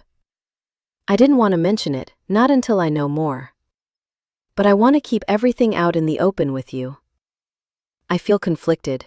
The thought of her leaving before I find closure doesn't sit well with me. If this woman was arrested, I want to know why, what for before she leaves town. But if there is really a chance Ledger is with another woman. My throat goes dry and I realize I don't want to know. The closer Emma gets to the truth, the sooner I will have to face the reality of the truth. I'm not ready for that. Look, Emma, don't rush away on my account. It's still only been a handful of days, and maybe there is something we're overlooking here. Yeah, like wife number 3. I'm telling you, Penny, you're a sweetheart, but you're being naive. I know it's hard to accept the idea that the man you love no longer loved you, she says, pressing a fingertip to her mouth. But we need to look into this unknown number, ask people who knew him what might have been going on. I've been poking around the last few days and… You what? Who have you been talking to? The guy at the gas station down the road, the bartender at the pub he went to all the time with Jack. I've been asking questions because I've waited 5 years for answers. I feel close to finally getting them. And who is this lead? She steps over to her purse and pulls out her phone. It's not much, but I hacked into Ledger's Google account and found this in his calendar. I stiffen. You hacked his email? She swallows. I had to, Penny. I need to understand what happened to the man I love. If there is a shred of hope that he is still alive, I need to look into his eyes and ask him the question that I haven't been able to shake since the moment I saw his face on the news. And what question is that? Her pale blue eyes fill with tears. Why wasn't I enough? My heart tightens on those words. I hope you get the chance to ask, I say. Because that would mean he is still alive. I want to hate her, feel scared of her, kick her out of my home, but also, I want to understand her. This woman my husband loved in some way, at some point in time. What did you find in his calendar? He was meeting with someone named Holly last week. Holly? My brows narrow as she turns her phone to me so I can read the screen. I don't know anyone named Holly. Emma exhales, her face as tense as I feel. If we want to find Ledger, we need to follow this lead. Chapter 22. In the morning, Emma says she is heading back to the hotel to see if her room is available again. While she's gone, I get the kids in the car, deciding to go to Over Easy for breakfast. It's been several days since the accident, and I want to see Cheryl, but more importantly, I want to see if Sheriff Lawson is there like he usually is before his morning shift. The diner is bustling, but Benny and Tiny are comfortable here, and they run right over to Cheryl, who scoops them up in her arms, calling over her shoulder for Johnny, the cook, to start making some silver-dollar pancakes for the kids. I slide into an open booth, and Cheryl walks over with a pot of coffee. Oh, sweetie, look at you. I snort. That bad? I don't mean that. I mean, you've had a hell of a week. I'm surprised to see you, is all. I wanted comfort food, and to talk with Sheriff Lawson. Has he been in? Not yet, but I'm sure he'll be here soon. French toast and bacon? I nod. And hash browns. Coming right up, along with 2 hot cocos, extra whipped cream. Clementine and Benjamin smile up at her before reaching for crayons in the plastic cup on the table and drawing on the paper placemats. Leaning back into the familiar booth, I let my shoulders fall. It's the most peaceful I've felt in days, lifting the coffee to my lips and watching my kids doodle happily. Several regulars walk over, patting my shoulder, giving me their love, winking at the kids and letting me know I'm not alone in any of this, and it's comforting. The concern is real, the care is genuine. These people are my family as much as anyone. When the food arrives, the kids douse their pancakes in so much syrup I can't help but laugh. Right now, if they can find pleasure in a sugary sweet breakfast, I won't begrudge them that. In fact, I do the same. With a forkful of French toast in my mouth, I see Sheriff Lawson walk in. Just sit tight, okay? I tell the twins and slide out of the booth as Lawson finds himself a stool. I sit next to him as Cheryl gets him his coffee. He seems surprised to see me. Hey there, Penny. How are you? Hanging in there? Been better, I say, twisting my lips. We look over at the twins and he smiles. Those kids of yours are pretty sweet. Saw your mama last night. She was pretty torn up. Were you at the bar? He nods. Yep, and man, Penny, I just can't picture Ledger doing that to himself, taking his life. I can't either, I say, and I don't think he did. Sheriff Lawson frowns. But the reports, everything says he did, Penny. What are you suggesting? I swallow. I'm not sure, but I know my husband. This isn't him. I pull a piece of folded-up paper from my back pocket. I printed the information from the website this morning. I need to know why this woman was arrested. Emma James? Who is that? A woman who might know something about Ledger. I found this online, but it doesn't say what she was charged with. Well, Lawson runs a hand over his jaw. She may not have been charged at all. People can be arrested for all sorts of things. I nod. Can you help me? Sheriff Lawson folds the paper and slips it into his shirt pocket. Of course. Want me to call you when I get the report? Actually, I lost my phone. Can you call my mom? Leave a message with her. Of course. Thank you, I say, blinking back tears. I just need answers. I need to move forward, and right now I can't. It's all right, dear, he says, patting my hand. Losing someone you love. He sucks in air from the side of his mouth. It's hard to come to terms with. I'm gonna go finish eating with the kids, I tell him, not wanting to argue that I believe Ledger is still alive. Thanks so much. Don't mention it. Hang in there now.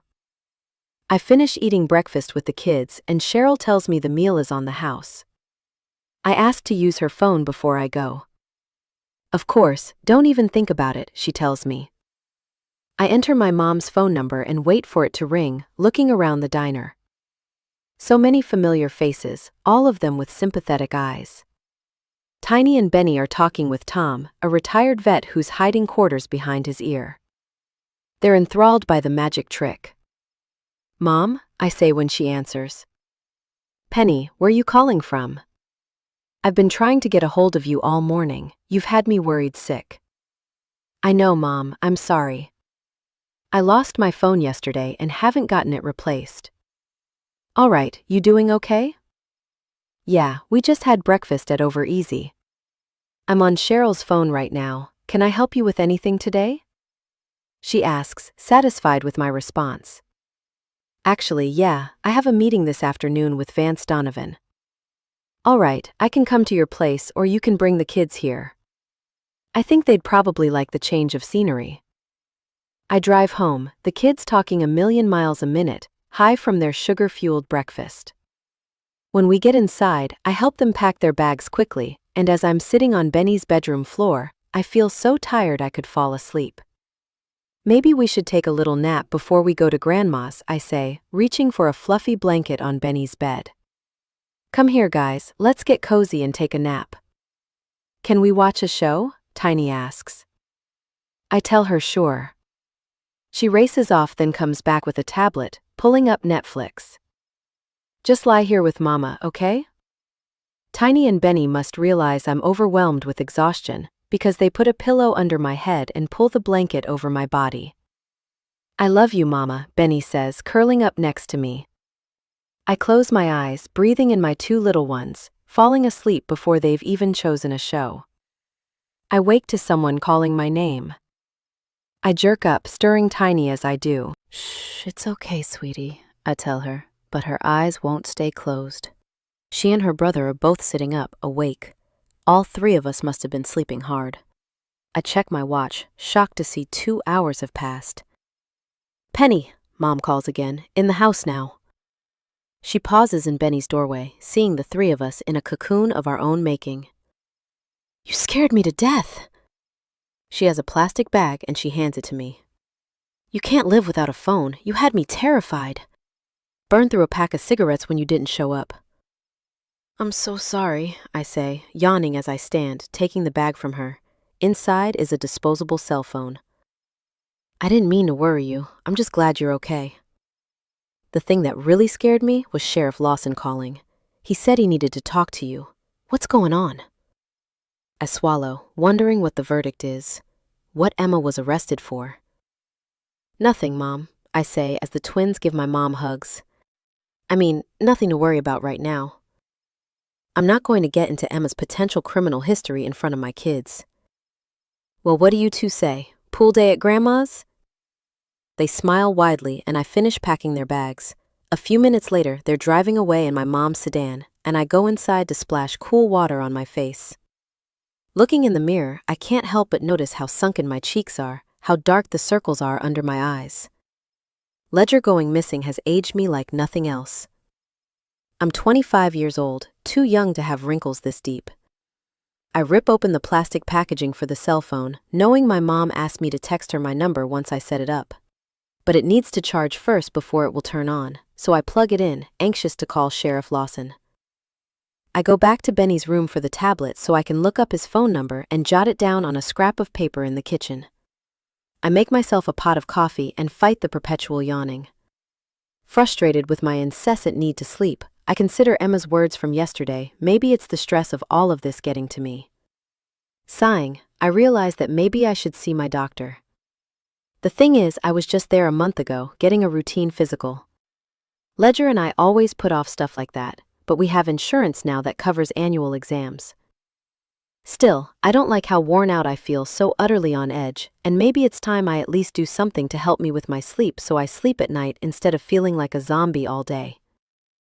I decide to log into my healthcare provider's site to see about an appointment.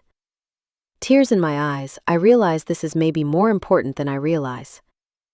If Ledger is dead, if the worst has truly come to be, then I need to be strong and healthy for Benny and Tiny. They need me to be the best version of myself. So I log into the patient portal on my tablet, entering my date of birth and password. It lists the date of my last exam, the results of the screenings, and I scroll down, looking for where I can schedule an appointment. I'm able to make an appointment 2 days from now, and I press confirm. Once I finish that, it auto-logs me out and takes me back to the home screen. I stare at the birth date and password login and bite my bottom lip. Answers are what I need. And if Emma was brave enough to hack into his email calendar, I should be brave enough to hack into Ledger's health portal. Taking a shaky breath, I log into my husband's account, not at all prepared for what I might see. Chapter 23. It's confusing at first, the fact that there were multiple appointments made after our physicals a month ago. It doesn't add up. The fact that Ledger would have scheduled and gone to these, never once mentioning them. My heart falls, realizing that there was an awful lot Ledger never told me. And maybe it's time to come to terms with that, like Jack suggested yesterday. My husband, dead or alive, kept me in the dark about so much. These mysterious appointments shouldn't shock me. But they do. There are tabs for upcoming appointments, reminders, results, inbox, and medications. When I click on appointments, I see that he had another one after our physicals. Hovering the arrow over the results tab, my heart pounds. Clicking on it, I forget to breathe. Patient, Ledger Stone. Test panel name, bone marrow examination. Ordered by Dr. Holly Winters. Perform date, July 14th. I reread it, trying to process the words bone marrow examination. Unsure of what it means, I copy and paste them into the search bar on a new screen. Bone marrow examinations are used in the diagnosis of a number of conditions, including leukemia, multiple myeloma, and lymphoma. My vision goes blurry as I absorb that sentence, fearing the worst. I click back to the results tab on the patient portal. Bone marrow examination results are in. Please call your healthcare provider to discuss. I was hoping the actual results would be listed right here. Instead, there is a vague sentence that tells me nothing, except that Ledger was keeping more from me than I ever imagined. There have been so many times over the last few days I wanted to talk to Ledger, but now I need to more than ever. Did my husband have cancer? I set down the tablet, trying to make sense of these appointments. He went in secret to discuss his health. Why would he keep that from me? Unless... I close my eyes, the tears breaking through and streaming down my face. Unless he was trying to protect me from something. The time on the screen says 12:15, and I need to leave if I want to make it to the Grand Slam offices in time. I shove the newly charged phone into my purse, grabbing the note with Sheriff Lawson's number. Then I make sure the doors are locked before heading out of town. If I had more time, I'd stop by the hotel where Emma is staying and let her know where I'll be, and my phone number. I don't owe her anything, but I feel anxious about her leaving town before I talk with Lawson. But then I realize I don't even know where she's staying. The drive to the corporate office is quick, my mind in such a fog, trying to imagine Ledger knowing he has cancer and holding that back from me. It seems impossible. When I arrive on the 3rd floor, Vance is waiting for me. This time, his gray face is even more ashen. And I know that whatever he has to say isn't good. I shake his hand before he leads me to his office. And I brace myself for whatever he might say next. I'm sorry that it has come to this, Penny. I know you've been through quite an ordeal in the last week, and I hate to burden you with more. Did you show people the documentation Ledger made? I ask, this being my one and only hope. Vance nods. I did. He sits down opposite me, behind his desk, and he pulls out a file. This one is thicker than the one he had last time, and I wonder just how many notes have been made about the man I loved. Love. I don't know what is real anymore. Mrs. Stone, a dozen inspectors have gone over the truck, trying to piece together exactly what went wrong the night of the accident. I nod, my throat dry. And we found something rather conclusive. Which is? Some Grand Slam trucks may have been overlooked in terms of regular maintenance, and there are some well-thought-out points that Ledger has provided our teams regarding proper wear and tear on the trucks we have our drivers operate. But Ledger's truck was in top shape when it went over the guardrail. My heart falls and I close my eyes, but Vance continues. Except for one thing, he says. What's that? The brakes were damaged. I sit up straight. They were? He nods. Our men worked alongside the police department, and I can assure you that they will be calling you to verify what I'm sharing now. But Penny, it's not what you want to hear. I bite my lip. Not what I want to hear? Vance Donovan has no clue what I want to hear. I don't even know what I want to hear at this point. That Ledger's alive and a liar? That he is dying of cancer? That he is off with a third wife? That he loves me? That this was all a misunderstanding? I don't know what would be better. Because really, what is worse? My husband is either alive and a liar or dead and a liar. And either way, our marriage was a joke, not even legal. He is Henry James, not Ledger Stone, and none of this is real. What did they find? I ask, my eyes now dry, my voice cracked and broken, my hands in fists. I want the fucking truth. The brakes on Ledger's truck had been tampered with. They had been cut halfway. Which means they were messed with intentionally so that the vehicle would go over the guardrail at a steady pace, not fly off the cliff. It means this was no accident. What are you saying? Vance clears his throat. Look, Penny, we have video footage of Ledger the night before his death. Your husband was alone. He was depressed and taking Benadryl, and he cut his brakes before he went over the guardrail. I shake my head. No, Ledger wouldn't do that. I try to look for more words to say, more evidence to prove that my husband was stable, but right now I don't know what to think. The Ledger I fell in love with wasn't even a real person. Which makes me wonder, how can I defend a man I didn't even know? Unless the police provide us with proof that someone did this to Ledger, we have to believe he did this to himself. That's insane, I say, rattled. You know that, right? It literally makes no sense. Company policy, I'm just the middleman. Vance sucks air between his teeth and my stomach rolls. It's all feeling much too final. But I don't even know what to do to fight back. All I know is what I've told you, ma'am, and until further notice, this case is closed. Nothing else makes much sense, but they do. They are my heart and my soul. I thought Ledger was too, but I was wrong. Our love has changed. It has taken on a new shape now, a shape I don't yet recognize. Maybe I never will. I drive to my mom's, wiping my eyes as the tears fall, wondering just how I'm going to tell the twins that their father is gone forever. I don't want to, but there are a lot of things I don't want to do right now. Like put one foot in front of the other, wake up and buy groceries and go to work. I want to hibernate. When I get to Mom's apartment, I open the door, scared to see her face. The moment she sees me, she'll know. Mom? The apartment is dark, the air conditioner is on, the shades are strong. Benny is sleeping on the couch, a cartoon on with the volume low. Mom is in the kitchen, her eyes opening wide in alarm as she takes me in. my tear-stained cheeks and my red-rimmed eyes. She knows. "Where's Tiny?" I ask. "Oh," Mom frowns.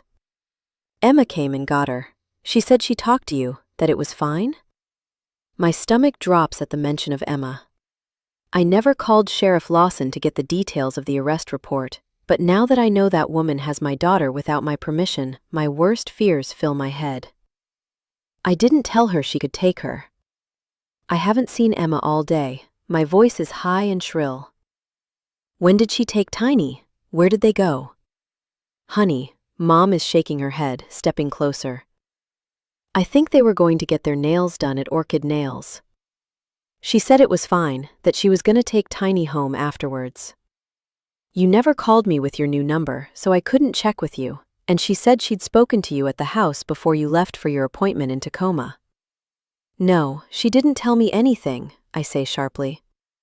"How long ago was this?" Mom looks at her watch. "Maybe an hour ago?" "Benny," I say, walking over to him and picking him up off the couch where he is sleeping. "Hey, baby, we gotta go now, okay? We're gonna go home, all right?" Mom stares at me, confused. "Penny, calm down," I cut her off. "Mom, I'm not calming down, you don't understand. After the day I've had, no. Everything is out of control, I just need Tiny with me." I grab Benny's bag, my car keys are still in my hand, and I pull open her front door. Behind me, she shouts for me to stop. "Just calm down, Penny, talk to me for a second," she says. But I don't listen. I'm already down her steps and sliding open the back door of the van, buckling Benny into his car seat. "Just give me a second to catch up, tell me about the meeting," she says. But I'm in the driver's seat, pulling away, and I don't stop to listen, don't stop to talk. I need my daughter, right now. All I need are the two loves of my life in my arms. Not with Emma. A woman I don't know, a woman that maybe I should never have trusted. I get to the strip mall where Orchid Nails is situated, and I see Emma's shiny car. I park in front and unbuckle Benny quickly, dragging him into the salon with me. Tiny's eyes meet mine right away, and there's a bright smile on her face. Thank God, she is here. In one piece, alive. Emma stands, shocked, confused. I march over to her, pointing a finger in her face. "Don't you dare tell lies to my mother about me. About conversations we've had. I never told you that you could take my daughter. Don't you dare lie about my children again," I shout. And maybe it's not fair. Maybe it's not justified. To take out all of my fury, all of my anger at Ledger on her. Maybe she doesn't deserve it. But she did lie to my mother. And that sends up enough red flags right now, rings alarm bells. Makes me question everything and everyone. Tiny's polished fingers aren't yet dry, but I don't care. I can repaint them later. She's 4 years old, and I never told Emma she could take her. Tiny cries, confused and scared, and the women at the salon are looking at me as if I am the monster. As if I am the villain. And maybe I am. Whose story is this anyway? It sure as hell was never the way mine was supposed to go. Supposed to go, what does that even mean? I was never supposed to get knocked up when I was 20 years old. I was never supposed to fall in love with a man I just met. I was never supposed to marry a liar, a cheater, a fake. I was supposed to live happily ever after. I was supposed to make my dreams come true, and I was supposed to be strong enough to do that. At least I can still be that. I may not be perfect, and I may not have chased many dreams. But I will chase this one until the day I die. I will fight for my children, even if their father won't. Don't you dare talk to me again. And if you so much as lay a finger on my children, I will call the police. Emma looks at me as if I'm crazed, but I'm not. I've felt unhinged plenty of times this week, but not right now. Customers getting their nails done look at me as if I'm a monster, but am not ashamed. I hold my head up high as I take my children from the salon, tears running down Tiny's face, confusion on Benny's. He's still probably half asleep. I don't know much, but I do know this. I never asked to be a mom, but here I am, a mother, and above all else, I will protect my children until the day I die. Turns out, I'm all they've got. Chapter 26. When I pull up at my house, Bethany is outside in her front yard. Thomas is running through the sprinkler, and she waves me down. I walk over to her, knowing she's been so good to me, so faithful over the last 2 years, and she's probably anxious with worry. I haven't seen you all day. Everything all right? She asks. Her baby is in the sling against her chest, and I feel a twinge of longing, wishing I could return to that time when the twins were small enough to wrap against my body. Bethany's eyes soften as she searches mine. I wouldn't say I'm all right. It's been pretty rough, and I close my eyes, pressing my fingertips to my temples. I'm so tired and so scared. It's okay, she says, patting my back to comfort me. Oddly enough, it works. What can I do? Honestly, right now, just knowing that you're next door is enough. I need to be alone tonight, but I want to know I'm not all alone, if that makes sense. Benny and Tiny have climbed out of the car seats and are running over to Thomas. It makes perfect sense. You're in the house all by yourself. She kisses her daughter's head. I saw Emma in the driveway earlier. I frown. Really? If you see her again, will you text me? Of course, but is your phone working? You didn't reply to my texts all day. Not that you need to. I know you have a lot on your plate. I groan, reaching into my purse for the phone my mom bought me this morning. I lost mine yesterday. I got this cheap burner phone until I can replace it. Here, let me text you right now with the number. As I try to enter Bethany's phone number, my fingers feel like fudge, sticky and thick, and I can't concentrate. Everything from the day is piling up and making me dizzy. I drop the phone, and as I bend down to pick it up, my knees give out. I fall to the pavement, tears in my eyes. Damn it. The phone screen is cracked, but so is my heart. I need Ledger to catch my fall, Bethany, but he isn't here. I'm alone. I'm all alone. Bethany is at my side, and it's her hands that reach out and take mine, that stroke my hair and hold me close. Oh, Penny, she murmurs. This is all too much. Emma took Tiny from my mom's today. She totally lied to my mother, too. And to think she was here, looking for my kids, snooping around. I wipe my dripping nose with the back of my hand. It's weird, right? It's weird, Bethany confirms. I don't trust her, Pen. I know, but I can't trust anything my husband said either. He was lying about more than his past, Bethany. He was lying about his future. What do you mean? She asks, both of us sitting on the ground cross-legged, the kids running in circles, occupied with a game of tag. He had cancer. Bethany gasps, covering her mouth with her hand. Oh God, Pen. I know, and I think he knew that if he died, I'd be left with nothing. I think he was hoping I'd get a settlement from Grand Slam. You think he did this on purpose? I press my fingertips to my lips, choosing to trust Bethany with information that could destroy my family all over again. I don't know what to think. But we don't have life insurance. Something like cancer treatments and being out of work, it would have ruined us financially. He really had cancer? I explained to her what I saw online. I'm going to the doctor's office tomorrow. I need answers. Right now, everything just feels out of control. Emma being around doesn't help anything. I nod. I know. I don't want her around the kids anymore. I made that crystal clear. Bethany squeezes my hand. Pen, if Ledger really did this, to himself, for you, what does that make you feel? I wipe my eyes and look up to the bright blue sky. My voice breaks, but my heart stops racing, stops pounding like the beat of a drum. It slows for a moment as I consider the gravity of his love for me. If he chose to die so that we didn't have to pay for his treatment, it makes me so angry because I would have wanted the chance to talk him out of this. But I shake my head, biting my bottom lip. It also means that he wanted to take care of me and the twins. It means he chose us in the end. The tears fall harder now, and I let Bethany hold me until the sobs stop racking my body, until I can steady my breath, until I can manage to pick myself up off the ground and stand. Want me to get your kids fed and in bed tonight? I shake my head. No, I want to be here for them right now. It's really all I want. She nods in understanding. Call me after the doctor appointment, okay? Kids, come on! I holler. I'll warm us up some food. He labeled the file folder on his computer, truck maintenance information to be given to Grand Slam. No one names a file folder something that specific, that obvious. He needed me to see it. He needed me to print it out and hand it to Vance Donovan.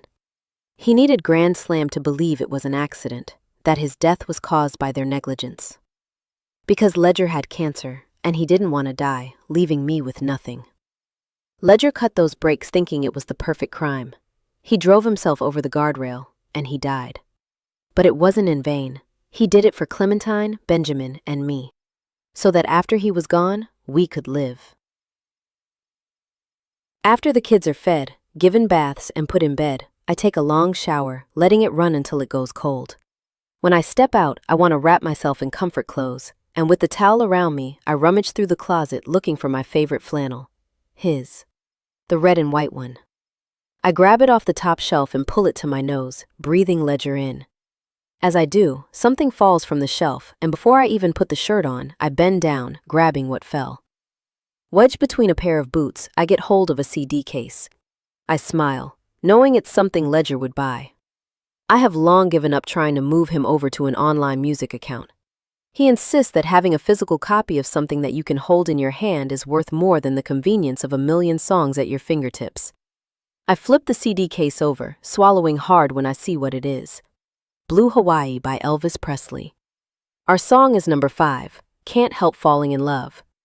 My eyes blur with tears, the warmth of his body against mine in the parking lot of Over Easy, our hips swaying, hearts pressed together, the rush of the first night we met flooding every inch of me. I sink to the floor, opening the case, running my fingers over the album art, hot tears splashing against the CD. I hold the flannel shirt against my face, catching my tears as a reel of memories plays in my mind. Ledger undressing me in the motel, his hands covering my skin, our bodies entwined as fast as our hearts, and he can't be gone. Those memories are too few. There aren't enough to last a lifetime. I need more. I need him. My hands shake, though, as I consider the CD I hold in my hand. Why didn't he give it to me? Why was it buried up there? I want to believe he was waiting for the right moment, that it was going to be a moment that was all ours, no one else's. Not another wife's, another woman he fell for just like he fell for me. No, it's not possible because Ledger and I didn't fall into anything. We dove, head first. We swam until we were out of breath, and then we went back for more. Our love was not like his and Emma's, whatever their love might have been. Ours was big enough to last forever. So why did he have to go and leave without so much as saying goodbye? Why didn't he give me this CD and slow dance with me under the moonlight? Why didn't he tell me again and again and again that he loved me, that he'd hold on until his dying breath? I put on the shirt and find a pair of sweats, wishing I could talk to him. I look for the phone my mom bought me, and I type in his number. It doesn't even ring, long dead. Voicemail picks up right away, and I fall into my bed, pulling the comforter over my head and burying myself in his voice. Hey, it's Ledger here. Sorry I missed your call. I'm probably busy watching The Bachelor with Penny or rolling around on the floor with the twins. Catch you soon. I press redial again and again, wondering why he wouldn't have told me he was sick. If it was all for money, then he was a fool, because money means nothing if the person you love isn't here to share it with. I know he wanted to take care of us, but this isn't the way to do it. It's too much to carry alone, this burden of what he has done, what he did before. God, I hate that he married Emma, that they had a life together, a family. I don't want to share any of my memories with another woman, especially that woman, someone I don't trust. If she hurt Benny. I press redial. I'm so mad at you right now, Ledger. How could you do this to me? I gave you everything. My dreams, my hopes, I forfeited all of it for you, a man I didn't even know. My chest heaves as a sob rattles through me. God damn it, Ledger. I believed in us, in you, and now. There's a knock on the front door that pulls me from my rant, and I get out of the bed, not wanting a doorbell to wake the twins. I look through the window next to the door and see that it's my mom. My shoulders fall with relief. I knew she'd show up eventually. I left her apartment so upset earlier tonight that I'm sure she's been worried sick. I pull open the door, taking a hard look at her, feeling like shit for scaring her. The unknown phone call Jack mentioned, and Emma's assumption about some lady named Holly? It was his doctor. And he had a bone marrow extraction. I shake my head, pinching the bridge of my nose. You only have that when they think you have blood cancer or bone cancer, something really bad. He got those results, and the next thing you know, he goes over the guardrail? Why wouldn't he tell you? Bethany asks, her voice quiet. I don't know if I should talk about it, I say, but I think he wanted me to get a settlement from Grand Slam. I think he was trying to. I can't finish the sentence. Mom seems to understand. She rests her hand over mine. You think he did this to set you and the kids up? By blaming Grand Slam for the accident? Her words trail off too. The three of us realize the weight of what Ledger has done. A choice that is criminal and irreversible. Grand Slam isn't at fault, but Jack thinks I need to make sure that they pay. Why does Jack have anything to do with this? Bethany asks. I remember her walking in on Jack and me, the hug we shared the other day, the look in her eyes. There's nothing going on with Jack and me. There never has been, but he does care about me and the twins. He thinks Grand Slam will pay up and that I need to fight for that settlement money the way Ledger seems to have intended. How do you feel about that? Mom asks. I narrow my eyes, feeling more jaded than I ever have in my life. About what? About my husband having cancer, or that he spent 5 years lying about his past, or about the fact that he's dead?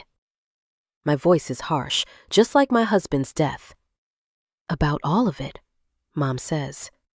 How do you feel about all of it? How do you think I feel? I love Ledger. Mom gives Bethany a look I know. She never thought Ledger was good enough for me. I know you always had issues with him, thinking I threw my life away for a man. You thought I was too young and too naive, but I wasn't. I fell in love with a man who loved me back, and now he's gone, and it's as simple as that. Oh, honey, it's not so simple. What's the alternative, Mom? Grow bitter over the fact he killed himself? Be angry that he's gone and never told me goodbye? If I start down that road, I don't think I'll ever come back. I think I'll get lost in that pain, and I don't want to have my heart broken. Tiny and Benny need me to be strong. I can't lose myself in this. Ledger wouldn't have wanted me to. Mom finishes her whiskey, angry now. It would have been really nice for him to tell you the truth himself, wouldn't it? He was trying to protect me. He didn't want me to know about the breaks, about his part in it. Probably thought I wouldn't keep my mouth shut, that I would tell Grand Slam the truth. And will you? Bethany asks. Will you fight for a settlement you don't deserve, or will you let it go? What would you do if you were me? I ask her. What would either of you do? Mom runs a finger over the rim of her empty whiskey glass. I'd get the money. He screwed you over enough that you shouldn't have to pay for it the rest of your life. Even if I don't deserve it? Bethany gives me a half smile.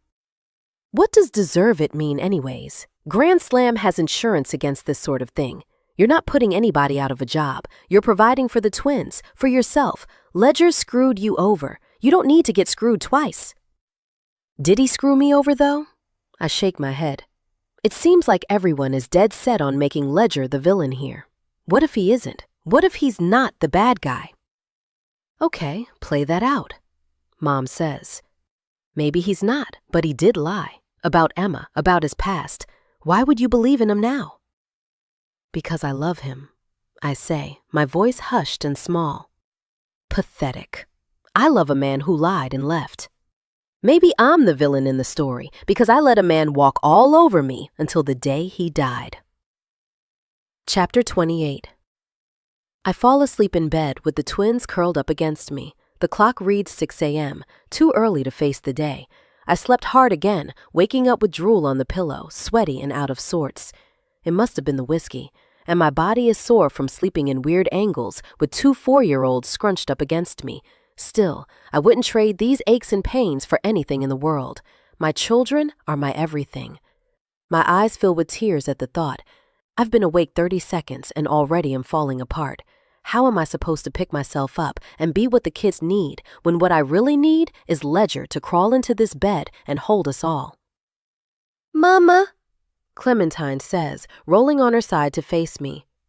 I miss Papa. I kiss her forehead, her sweaty curls pasted to her forehead. Me too, baby. Me too. Benny wraps his arms around my waist, his cheek against my back. I close my eyes, willing myself back to sleep. It's early, and the day ahead of us is bleak. Never mind that the sun is already shining. Right now, I don't care about blue skies. Right now, all of our days seem gray. A call wakes me, and I reach for the phone Mom bought me. Hello? Mrs. Stone? Yes, this is me. I sit up in bed, seeing that it's after 8 in the morning. Who's this? Hello, it's Margene from Dr. Winter's office. I was calling about an appointment you made via your patient portal. Right, I say, grabbing my bathrobe, my feet on the laminate floor. It's for next week, right? Actually, Dr. Winters requested you come in today, at your earliest convenience. It's important. Why? I'm not at liberty to discuss this over the phone, but Dr. Winters can. Wanting to ask Dr. Winters about Ledger, I agree right away. When should I come in? Does 10 a.m. work? I'll be there. By the time I have the twins fed and dressed and in the car, it's 9:30. Mom offers to come here to watch the twins, but they were begging to go swimming again. They've become water babies this summer, and I didn't want to take this away from them. Not when I'm hours away from learning the truth about their father. That he's gone, never coming back. Why are you crying, Mama? Tiny asks from her booster seat.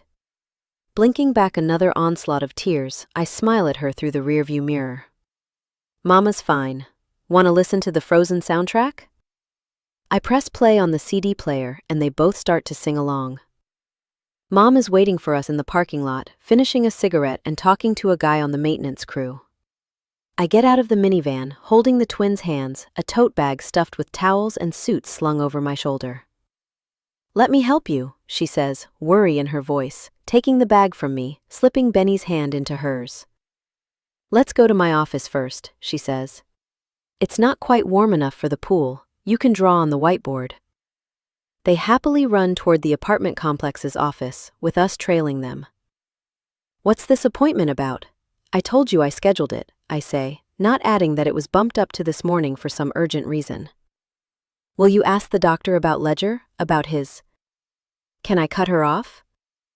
The kids have no idea yet, Mom. I'm not ready to go there, so please don't say any more. They need to know their father is gone, she says in a whisper. We need to plan.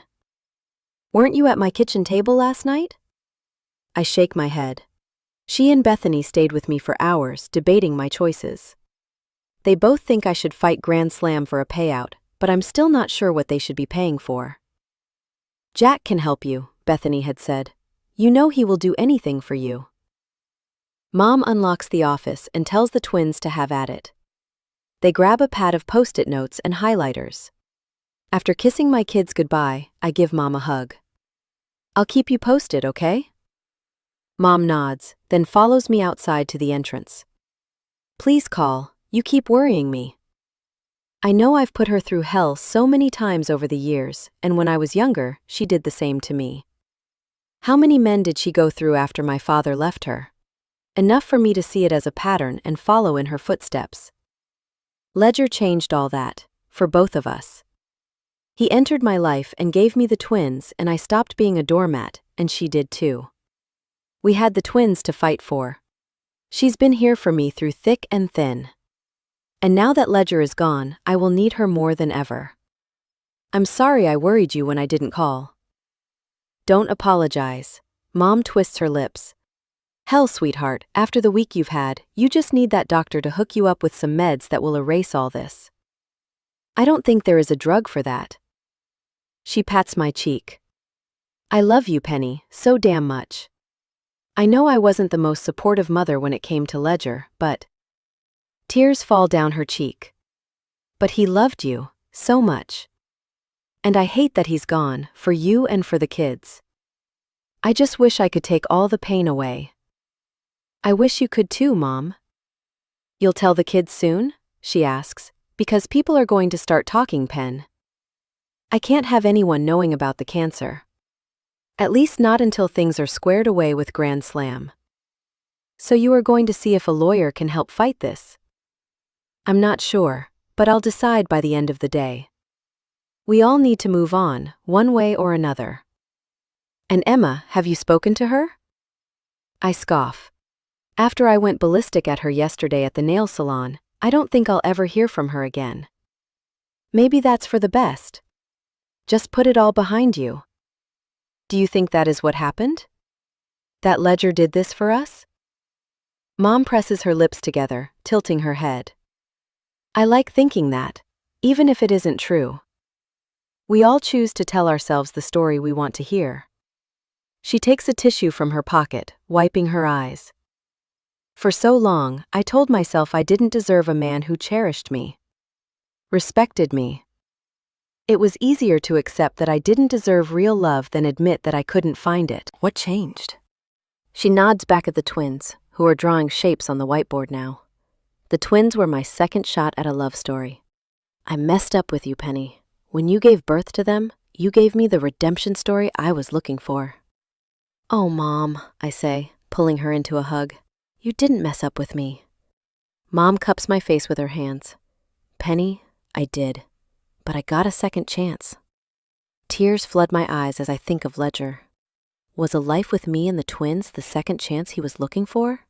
Or did he die before he found his salvation? I leave my mother, knowing that I won't leave the office until Dr. Holly Winters tells me what I need to hear. The truth. I'm clinging to the fact that Ledger had cancer. I'm choosing to will it into being because that ending is so much better than any other scenario. As I drive to the doctor's office, it's not lost on me that the idea of my husband dying this way is so much better than any other. I park the minivan, wondering if I'm the first woman to ever wish her husband had cancer. Because if he didn't, it means he cut his brakes and took his life for one reason and one reason alone. He wanted to die. Chapter 29. When I step into the office, a receptionist welcomes me. As I check in, my only thought is, what was Ledger thinking when he walked into this office alone? Why didn't he call me, ask me to come with him? I would have, of course. Sitting in the waiting room, I can't help but be reminded of when I was waiting for the twins to come. They came early, and I delivered them, one after the other, in the hospital next to this office. Ledger was so nervous, a mess. More than that, he was terrified. For all of us. Why are you so scared? I remember asking him. I was the one with two fully formed humans inside of me, ready to enter the world. I was the one in a hospital bed with my feet in stirrups, ready to bear down. I just don't want anything to happen to any of you. You're my whole world. He kissed me, pushing back my wild hair, sweat dripping on my forehead. Of course, at the time, I didn't know that Ledger had been through all this before. Rushing a wife to a hospital to deliver his child. A little girl. His daughter. Never knew he had buried that little girl. That she was a memory, no longer a living, breathing thing. We didn't know if we were having boy or girl twins. I insisted on the surprise. Most of the surprises life gives us aren't good ones, I told him. I'm going to take the happy ones where I can find them. It was a boy and a girl, and Ledger let me name them both. You did all the work, he told me as I looked the babies over, my body so weak and exhausted, but my heart surging with newfound strength. My babies needed me to fight for them. I promised myself I would never, ever let them down. It was a ridiculous promise, of course. I'm human, selfish and self-indulgent, and I've had to say sorry plenty of times. And I was young, so young. I still am in lots of ways, but I was especially young then. I was just learning how to take care of myself, let alone these two babies. But I didn't know how to be a wife either, and I learned. The learning curve was steep, but the wonder in all the newness life was offering me was worth the scare of the roller coaster. I learned to love the ride. Clementine and Benjamin were two pieces of my heart, and Ledger, with his raw and precious love, held us in his hands. And then, when he couldn't get up from the couch for weeks, then months, I was forced to find my own strength. And I did. I found out who I was when he was sick. Turns out I was stronger than I ever knew. And now I sit here in this waiting room, knowing that for this next part, this part where Ledger isn't by my side, I will be strong too. I didn't go through so much shit for nothing. It made me who I am. Penny Stone? A nurse calls my name and I stand, following her down the hall for a weight and blood pressure check.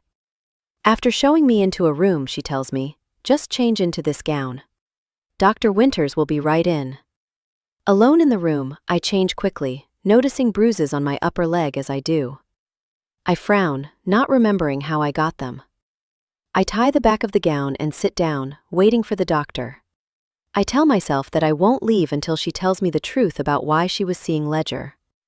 A knock on the door startles me, memories filling my mind of when Emma first knocked on my door, leading me down a rabbit hole with no answers. Penny? Dr. Winters walks in. Her black hair is cropped, and her crisp white lab coat is a sharp contrast to her dark skin. She shakes my hand warmly, putting me at ease with her smile. I'm so glad you could come in this morning. Of course, it sounded urgent.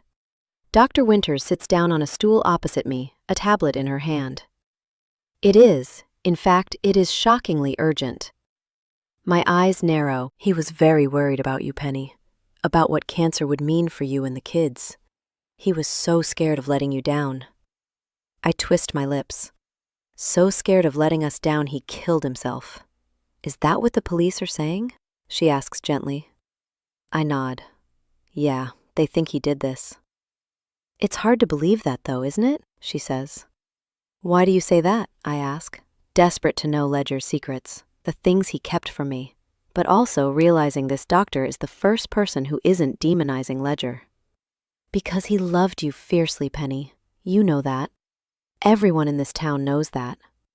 He kept a lot from me, I say. Emma, their child, the fire. Sometimes we keep secrets for a reason. You think there can be good enough reasons to keep secrets that would change everything? I know Ledger saw a therapist. Have you spoken with them? I haven't. Do you think they would tell me something? Dr. Winters taps her tablet. Let me look into that for you. She bites her bottom lip. It's not protocol, but I can make a call. I'd appreciate it, I say. I just want to understand the man I loved. She hands me my purse, and after she leaves to prepare for the procedure, I call Bethany. My words are jumbled and messy, but somehow she gets enough information to tell me she will be here as quickly as possible. The nurse comes into the room, and I look in her eyes, and I know. She knows. My husband is dead, and I might be sick. Very sick. It's not pity I see, it's heartbreak. This is not how my story was supposed to end. As I lie on my back after the aspiration and biopsy, Dr. Winters applies pressure to the site where the syringe drew the liquid portion of the blood marrow. Oh, Penny, Bethany sighs, smoothing my unruly hair. She got here before the procedure began. Her eyes fill with tears as she squeezes my hand. You're being so brave. I don't have a choice. I can have these results within 24 hours, Dr. Winters says. If you need anything from me before then, do not hesitate to call me on my personal line, okay? I nod numbly. And if you hear from his therapist, will you let me know? Dr. Winters smiles softly. Actually, he's right outside. He works upstairs and offered to come down and speak with you. Now? I ask, gratitude washing over me. Is this legal? Does it matter? Bethany asks. Dr. Winters places a thin blanket over me, telling me that this little conversation is going to be kept just between us. He wanted to come by and say hello, that's all.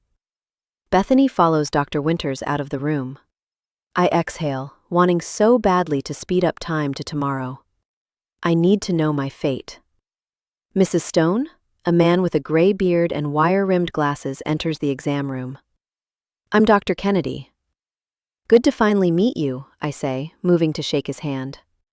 Ledger's spoken so highly of you over the last few years. I've enjoyed all the time I spent with him. It's not fair to play favorites, but Ledger was mine, hands down.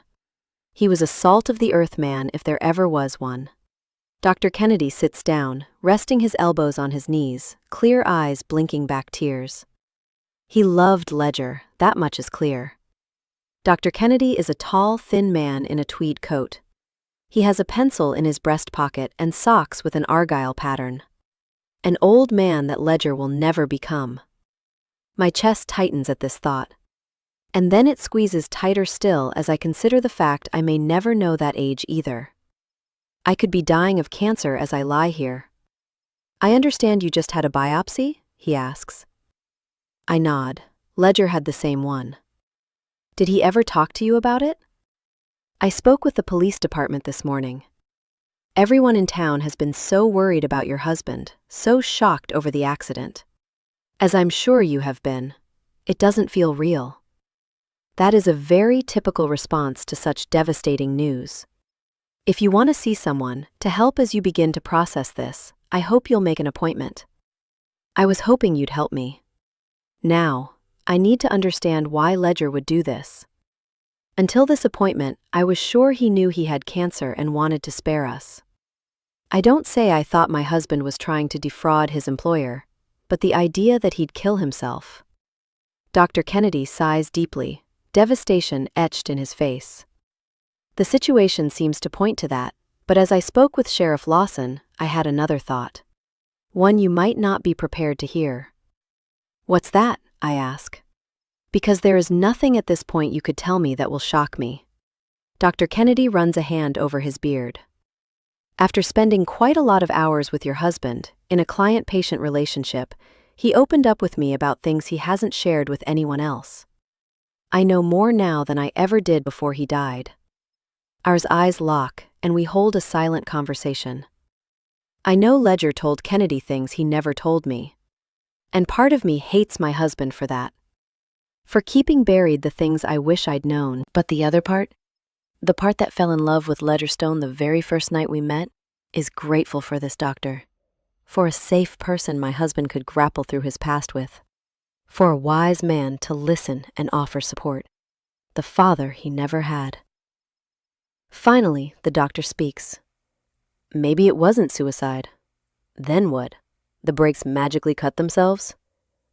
No, but maybe it wasn't Ledger who did it. Maybe it was someone else, he says carefully.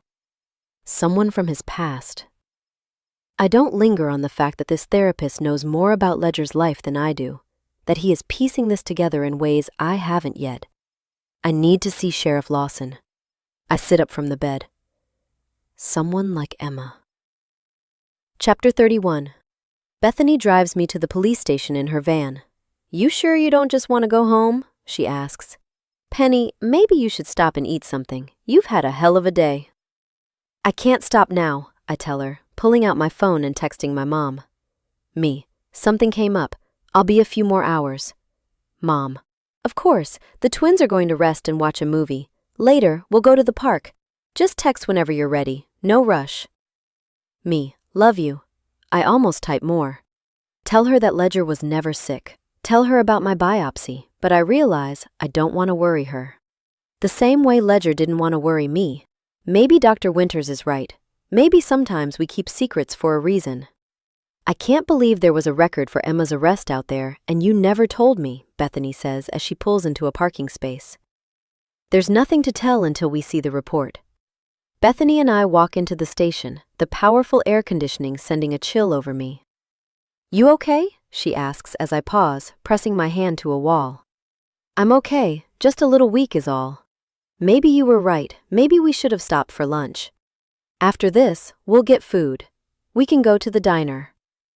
Don't you need to get the kids? My mother-in-law came over. They're fine. Bethany unabashedly squeezes her breasts. I'm a little full, but I can go another few hours before I'll have milk rings on my t-shirt. God, I love you, I say, grateful for her friendship. Tears prick my eyes as I consider losing her, losing everyone. I can't be sick. Don't cry yet, save it for the happy tears you'll have when you get the negative lab results. I nod, pulling back my shoulders. There isn't time right now to get weepy. I'm here to see a police report, not fall apart over my children being orphans. Stepping up to the front desk, I ask for Sheriff Lawson. Sorry, ma'am, he's out on a call, a young man tells me. My heart falls, and he must see it on my face. Want me to tell him who stopped by? It's Penny Stone, I say, writing my phone number down for him. It's very important. You know what? Actually, I can just call him. No need, a voice booms behind me. I turn and see Lawson walking toward me. He opens his arms and gives me a big hug. I sink into it, not at all expecting that I would be so emotional in front of him, but realizing that he has been around for so long, a part of my life. He has seen firsthand the ups and downs that Mom and I have been through. Sorry, I say, wiping my eyes as I step back. Don't apologize, Pen. He looks down at me in a way that feels comforting. Come on back to the office, we need to talk. Bethany and I follow him, and he closes the door behind us. She your backup? He clears his throat. Sorry, that's not exactly sensitive, is it? Shit, I know you've had a hell of a week. This is Bethany, my neighbor and best friend. She knows everything. So I'm guessing you're here for the arrest report? Lawson asks. I nod and he adds, how exactly do you know Emma? I don't know her well, but she seems to have been friends with Ledger, I tell him, not wanting to implicate Ledger in something more sinister. Such as faking his own death. Not until I have the facts on this woman. Well, she's a bit of a character, Lawson says, frowning as he opens a folder. Character how? She was arrested on 3 accounts. Was court-ordered twice. What was she arrested for? I ask, cutting him off. It is all domestic disputes that turned violent. She was court-ordered to anger management on 2 occasions, and apparently she was at fault on them both. His words hit home, and relief mixed with rage swells up inside me. She was ordered to anger management. That means she was the abuser? Yes, it appears that is the case, Lawson says. I let a woman with a history of violence into my home, allowed her around my children. Bile rises up in my throat, and I drop my head into my hands, wondering how much more I can take. Oh, Penny, Bethany says, rubbing my back. It's okay, knowledge is power, right? The words may be trite, but she's right. Information is the only way I'll ever get to the bottom of this. Swallowing, I try to remember what truly matters here. What are the dates? When did these incidents take place? Lawson looks through his file at the papers before handing them to me. 6 years ago. The other party was a Henry James, her husband apparently. The reports were pretty rough. Over the course of 3 years, he had broken ribs, a skull fracture, stitches across his face. All at the hand of Emma James. Bethany's eyes meet mine.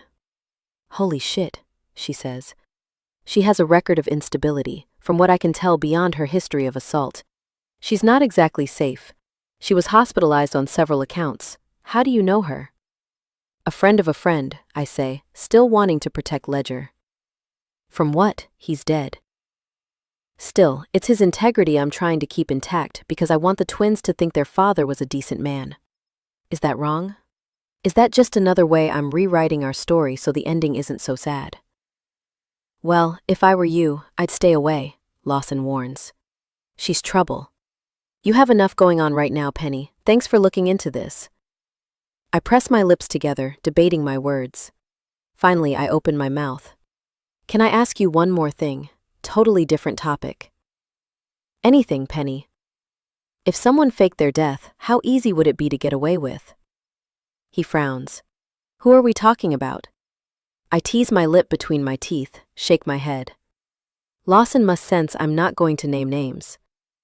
Look, Penny, there's no reason to believe Ledger faked anything, if that's who we're talking about. I shake my head. I'm not talking about Ledger, I'm talking about Henry James. But I can't say that. But it's not so hard, to be honest, Lawson says. People disappear all the time. And how often are they found? Depends on how good they are at hiding. Chapter 32. The lunch rush is gone, it's mid-afternoon and Over Easy is practically empty. When Bethany and I walk in, Cheryl wraps me in a big hug. How you hanging in there, sweetie?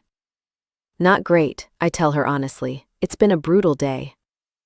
Have you told the twins? She asks as the 3 of us sit down on red vinyl seats in the back booth. I shake my head. No, I'm not ready to break their hearts. We decide on some food, and Tanya, a recent hire, takes our order. Cheryl stays seated with Bethany and me, and I'm grateful for two familiar faces, two friends whom I know I'll be able to count on for whatever comes next. Which could be anything. My entire life is up in the air. I saw Emma in here earlier, Cheryl says. She cornered Jack at the counter. Was badgering him about Ledger, about who else he might have been friends with. And what was Jack's reaction, I ask. Jack was upset, trying to eat a burger and fries looking at his phone. Finally, he had enough and told her to back off. That she needed to leave town, stop dredging up the past. He said it wasn't good for you or the twins. That's good of him, I say. I should call him. I haven't spoken to him since I got the final report from Grand Slam. I was pretty upset that day. Maybe wait until after you hear from Dr. Winters, Bethany says. What's that about? Cheryl asks. I wait until Tanya brings us our food, grilled cheese and tomato soup, before I tell Cheryl about my potentially life-altering appointment this morning. The bone marrow extraction. So Ledger didn't have cancer, she says, catching up to speed, her voice breaking. She runs her fingers over her gold cross necklace. Oh, Penny, when will you know? Tomorrow, I say, my vision blurring as I think of waiting another day until I know my fate. It's going to be fine. You can face anything, Penny. Bethany's words are meant to comfort me, but my chest aches, my limbs heavy, exhausted at the idea of fighting. You aren't alone. I'm just so tired, I say.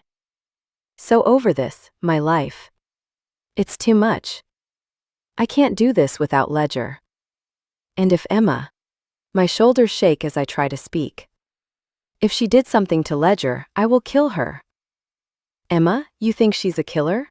Cheryl asks, her eyes widening. I know enough to know she's dangerous. I tell her what Lawson said. It finally is beginning to make sense. Ledger faked his death because she was a fucking crazy person. Oh my God, Cheryl says. And to think she was just here, acting like this heartbroken widow. She plays the part well, I say. She came to my doorstep acting like the victim, and all the time it was Ledger running for his life. Maybe he thought she was going to kill him. Or kill you. Bethany nods, leaning in. Yeah, he faked his death a few days after you told him about the pregnancy. Maybe he thought if Emma found out, she'd go batshit. Maybe it was never about keeping things from you, Cheryl says, her eyes filling with tears. Maybe it was about protecting you. That's what I hoped. When I went to the site of the accident a few days ago, I was standing there, looking down that gorge, thinking that Ledger would only kill himself if he was trying to protect me. But I was thinking about the wrong death. He was protecting me 5 years ago when Henry James died. Not this one, because this one wasn't fake. It was intentional. She killed Ledger, Bethany says, her voice hushed. We have to tell Lawson. I didn't want to involve the police because I didn't want them to know Ledger used to be Henry. But it doesn't matter anymore. What matters now is that Emma doesn't hurt anyone else. Why would he lie about his name? Cheryl asks. I think of the article, of the fire that killed his foster brother. How he lived and the other boy died. Maybe he was already thinking of starting over. Remember when you two met? Cheryl asks, blinking back tears. You were beaming the next morning, and I knew you'd slept with him.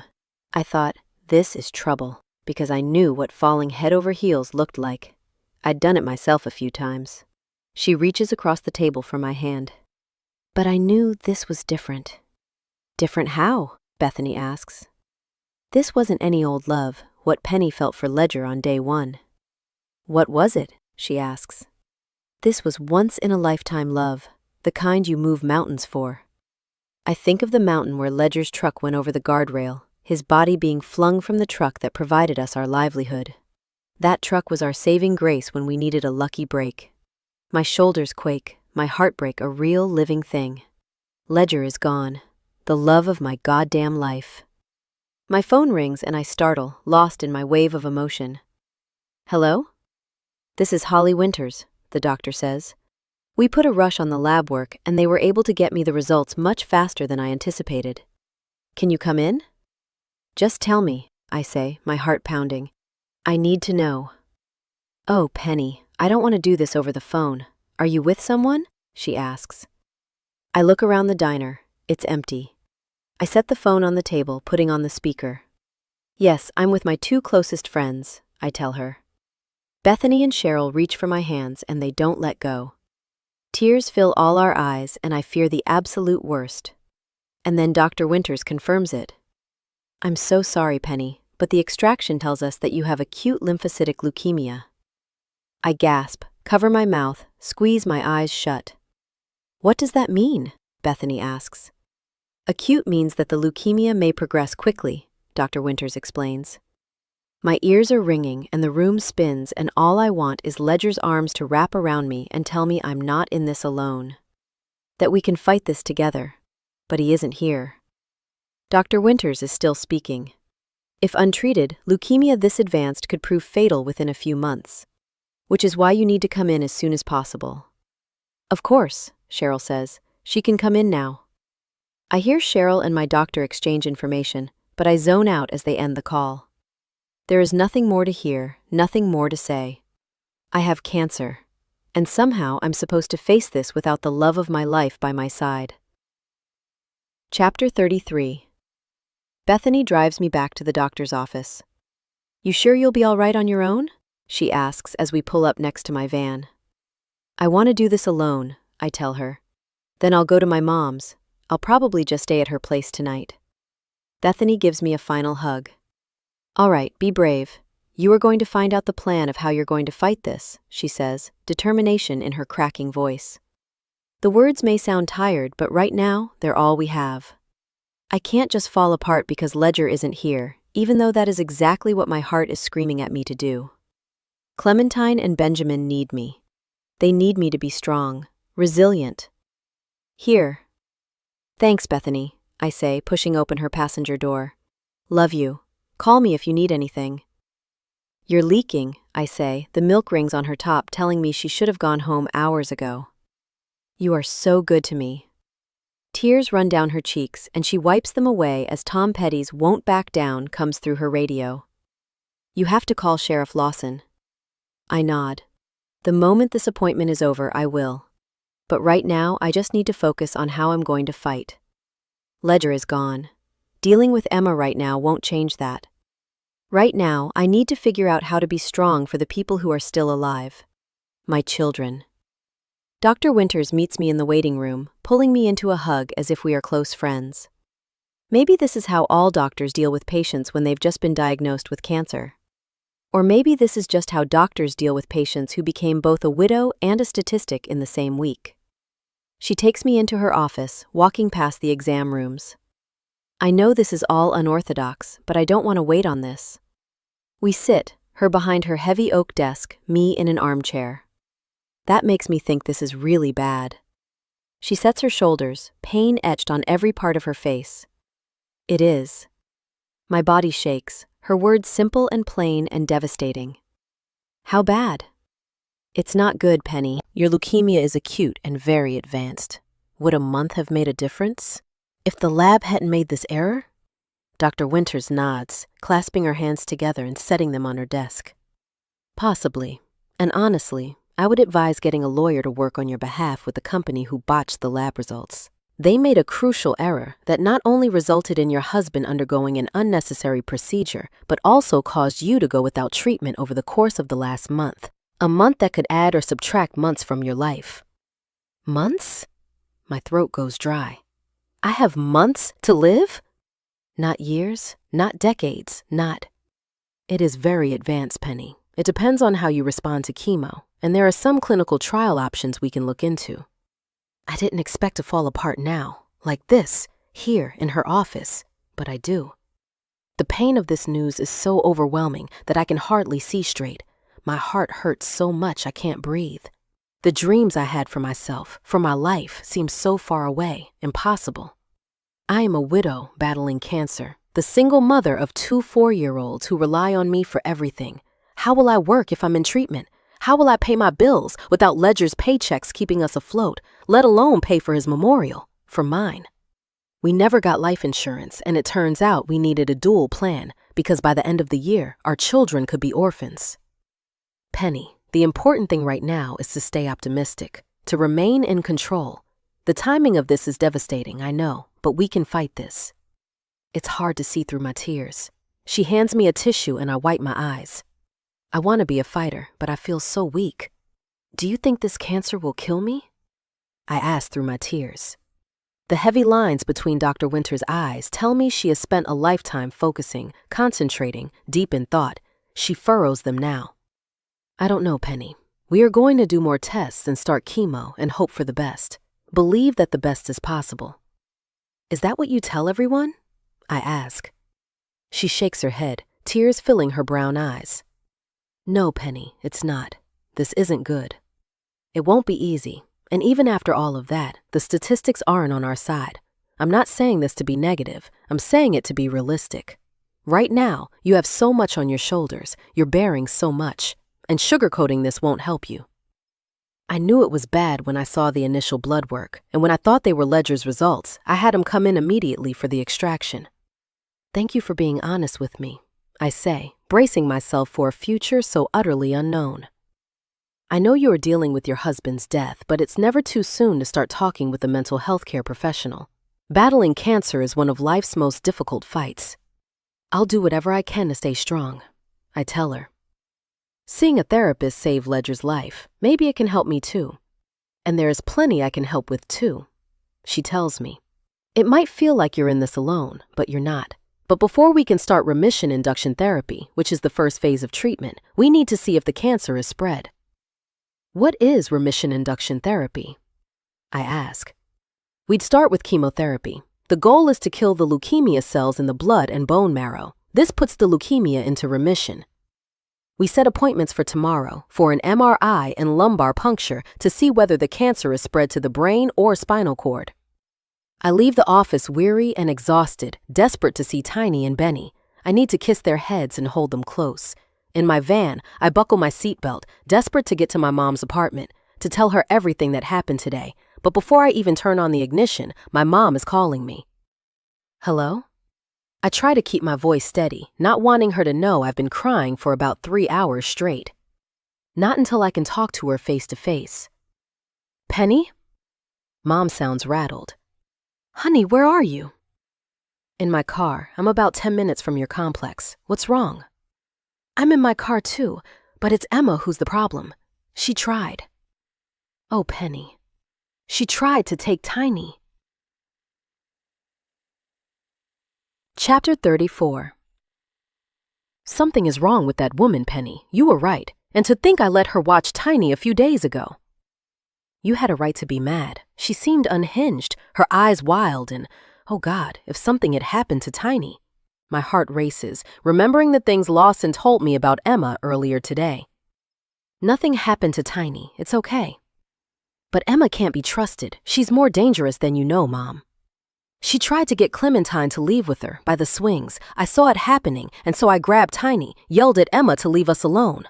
I got the kids in the car, but she's following me now. Emma is? Mom's crying. Yeah, she's a few cars behind us. Okay, I need you to drive to my house, okay? I need to be with the kids. All right, she says, her voice cracking. I'm on my way. Mama? Denny's voice breaks through the call. I squeeze my eyes shut, tears spilling from them. I gasp, trying to stifle my sobs. His voice reminding me what I have to fight for. Yes, baby. I miss you. I miss you too. I'll see you soon, okay? Really soon. Love you, Mama, Tiny says. Love you more, I say, turning on the ignition. Okay. I'm gonna hang up, but I'll see you soon, okay? As I drive, I try to think of a plan.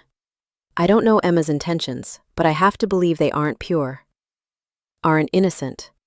My anger at her helps me formulate an idea of how to get her off the trail of my kids and instead closer to me. I don't want her anywhere near my children. But I also need to have a real, honest chat with her. Namely, I need to call her out for what she did to Ledger. Not just all those years ago, but for coming to my home and playing the part of the victim, when really she's the killer. When I'm a block from my house, I turn down a side alley and park the van. As I jog to my house, I call Jack. Penny. He sounds both surprised and happy to hear from me. You okay? No, I say, my words rushed. It's all falling apart. I need you. I'm always here for you. I need to talk to you anyways. I think I figured out how to get Grand Slam to settle with you. Okay, but not now. I need you to come here, to my house, in half an hour. Can you do that? Are you running? Yes, I say, reaching my house, out of breath. I unlock the door and step inside the house I shared with Ledger, the only place I ever really called home as an adult. What's going on? I need you, Jack, please, I can explain later. Need me how? Come here, please. Emma's on her way and she's dangerous. She tried to kidnap Tiny. I think she killed Ledger, Jack. I'm gonna call the cops. I'll call 911, you just hang tight. Do you have the twins? I hear knocking on the front door. Penny? My mom's here, I gotta go. My mom's here and I've got to get out, just hurry. Okay, I'll call the cops and I'll be right there. And Penny, be careful, he warns. Emma's a loose cannon. I know, I'll be smart. Thank you, I say, running to the door and letting my mom and the kids in. I close it behind them, lock it. Then I kneel, pulling my children into my arms. I'm sick.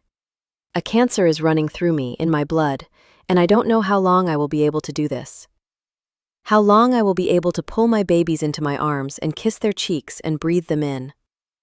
Ledger never got the chance to do this, to hold them tight before he died, and sobs escape me as I close my eyes, refusing to let them go. God, I love them so damn much, and I will do anything in this world to keep them safe. She's gonna be here any second, Penny, Mom says. I look up into her eyes and I see the fear written in them. It's okay, I say, standing, pressing my car keys into her hand. You're gonna go out the back door with the kids. My van's down the alley. Go home, please. Jack called 911. He's on his way over, okay? Mom's lips pursed together. She's scared, but she has been through hell in her lifetime. She can do this. Mom, you're a fighter, I tell her. What's happening, Mama? Benny asks. I kneel, holding his little face in my hand. I kiss him, then do the same to my little girl. It's okay, you're gonna go back to Grandma's and watch a movie. She's gonna order pizza, and you'll have to be good kiddos until I get there. Tiny's chin quivers, a tear falls down her face. I hear a car pull into the driveway. You have to go, sweetheart. Be brave, okay? I give them one last kiss, then tell them to take Grandma's hands and be quiet as mice. Just walk down the alley, don't make a sound, okay? My children do as I say, and I lock the back door after them. They clutch my mother's hands as they walk through the yard to the open back gate, leading them down the alley. My heart pounds as I watch them go, wondering if I am going to die, if my mother's hands are the ones they will always hold. She might very well be the one raising them, watching them grow. She told me they were her second chance in life, and maybe it was more true than we ever realized. Maybe she is going to get the chance to be more than their grandma. Maybe they will grow up thinking of her as their mother. Tears splash down my face. The idea of losing them, of leaving this world, tears at my soul. It's not the story I want. Not the ending I'm fighting for. But I don't get a chance to decide. Bethany's and Jack's words gave me hope, but they are just that. Wishful thinking. I hear someone knocking on my front door. Looking through the curtained window, I see Emma's car parked behind my mom's. Without hesitation, I run to the bedroom, pulling open the safe where Ledger keeps the gun. We can't always write the endings we want to the stories of our lives. Ledger had no choice in how his ended. Emma took that from him. Flourish. Emma was right. My life is flourish. Emma was right. My life is perfect because my children are in it. Children that Ledger gave me. The life we never planned on becoming, our dream come true. Jack kisses me deeply, his body hard against my belly, and it makes me sick. I want to vomit, to shove him back, to make him pay. He kisses me as if thinking this is what love is, holding me in his arms, trying to kiss away the horror of what he's done. But that isn't love. Love is so much more than sex, and love doesn't fade over a stupid fight on the 4th of July. Love is a messy, complicated thing.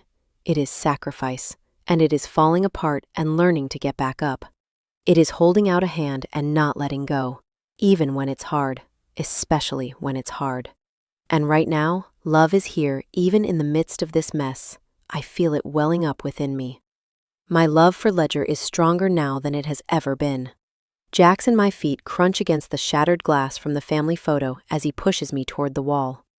Love is a fragile, breakable thing that can only be repaired when two people are willing to hold each shard of glass in their hands, knowing it's sharp enough to cut.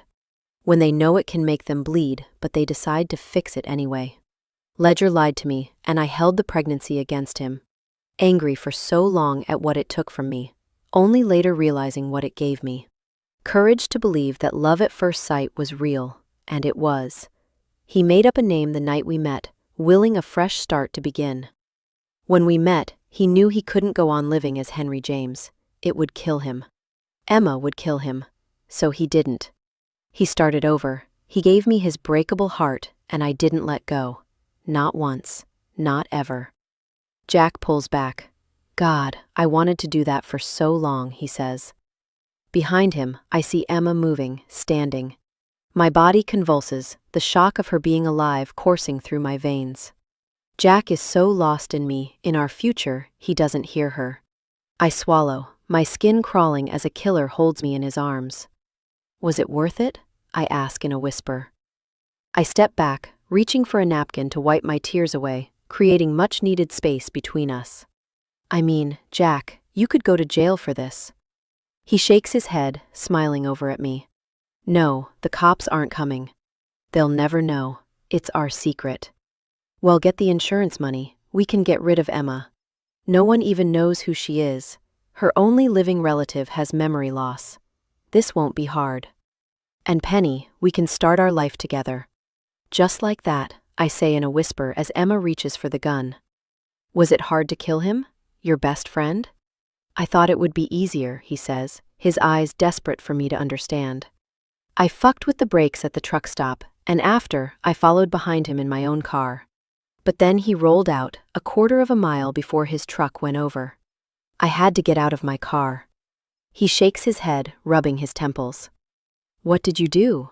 I ask, wrapping my hand around his neck, comforting him, my eyes blurry with tears as I draw the man who murdered the love of my life closer. I had to kick him over the cliff, he says. There was no other way. I can't help it, I heave, curling over. Sick, it's impossible to pretend. I wipe my mouth as Emma pulls the trigger, shooting Jack in the back. Once, twice, 3 times to make sure he is really, truly dead. She tries to shoot again and again, but the bullets are gone.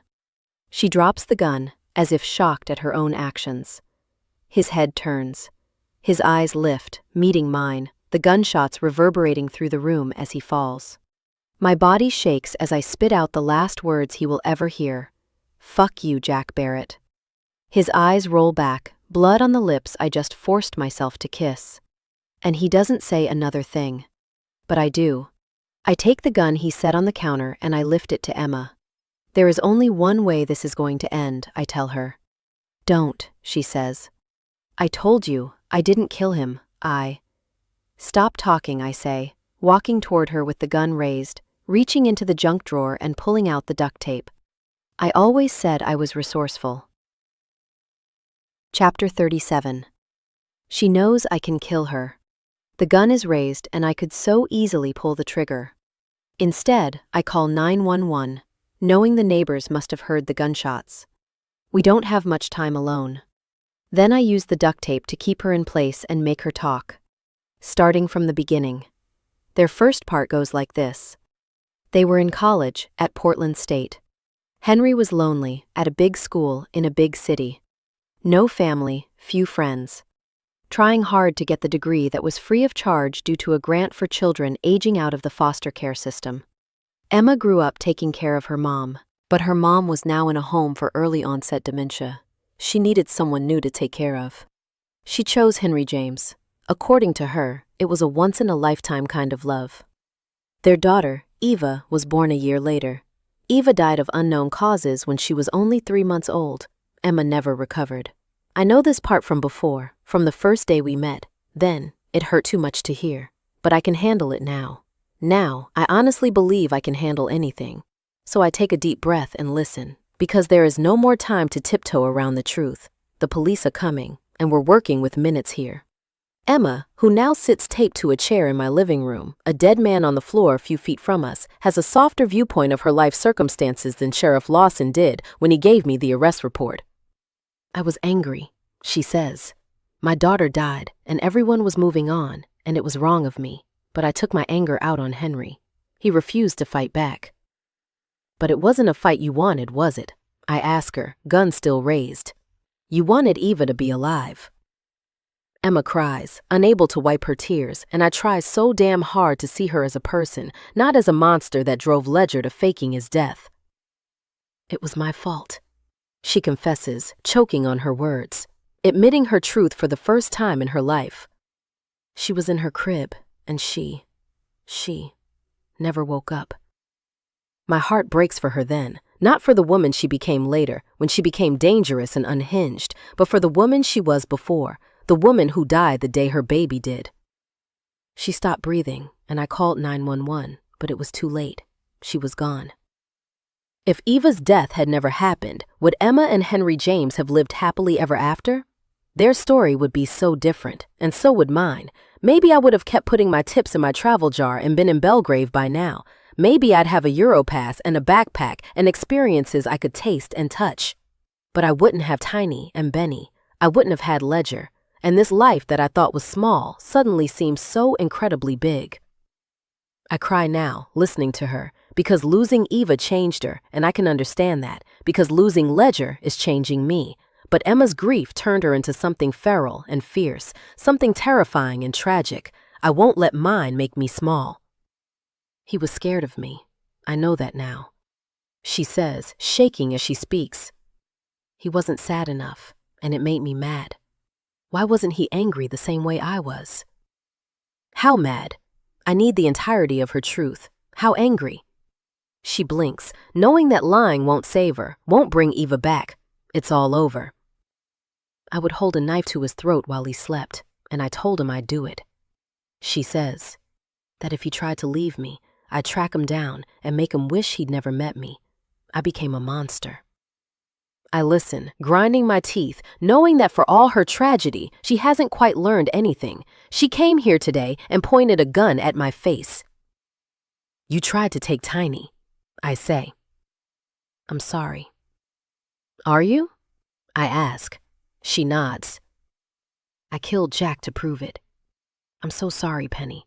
I snapped the day Eva died, and I've been in pieces ever since.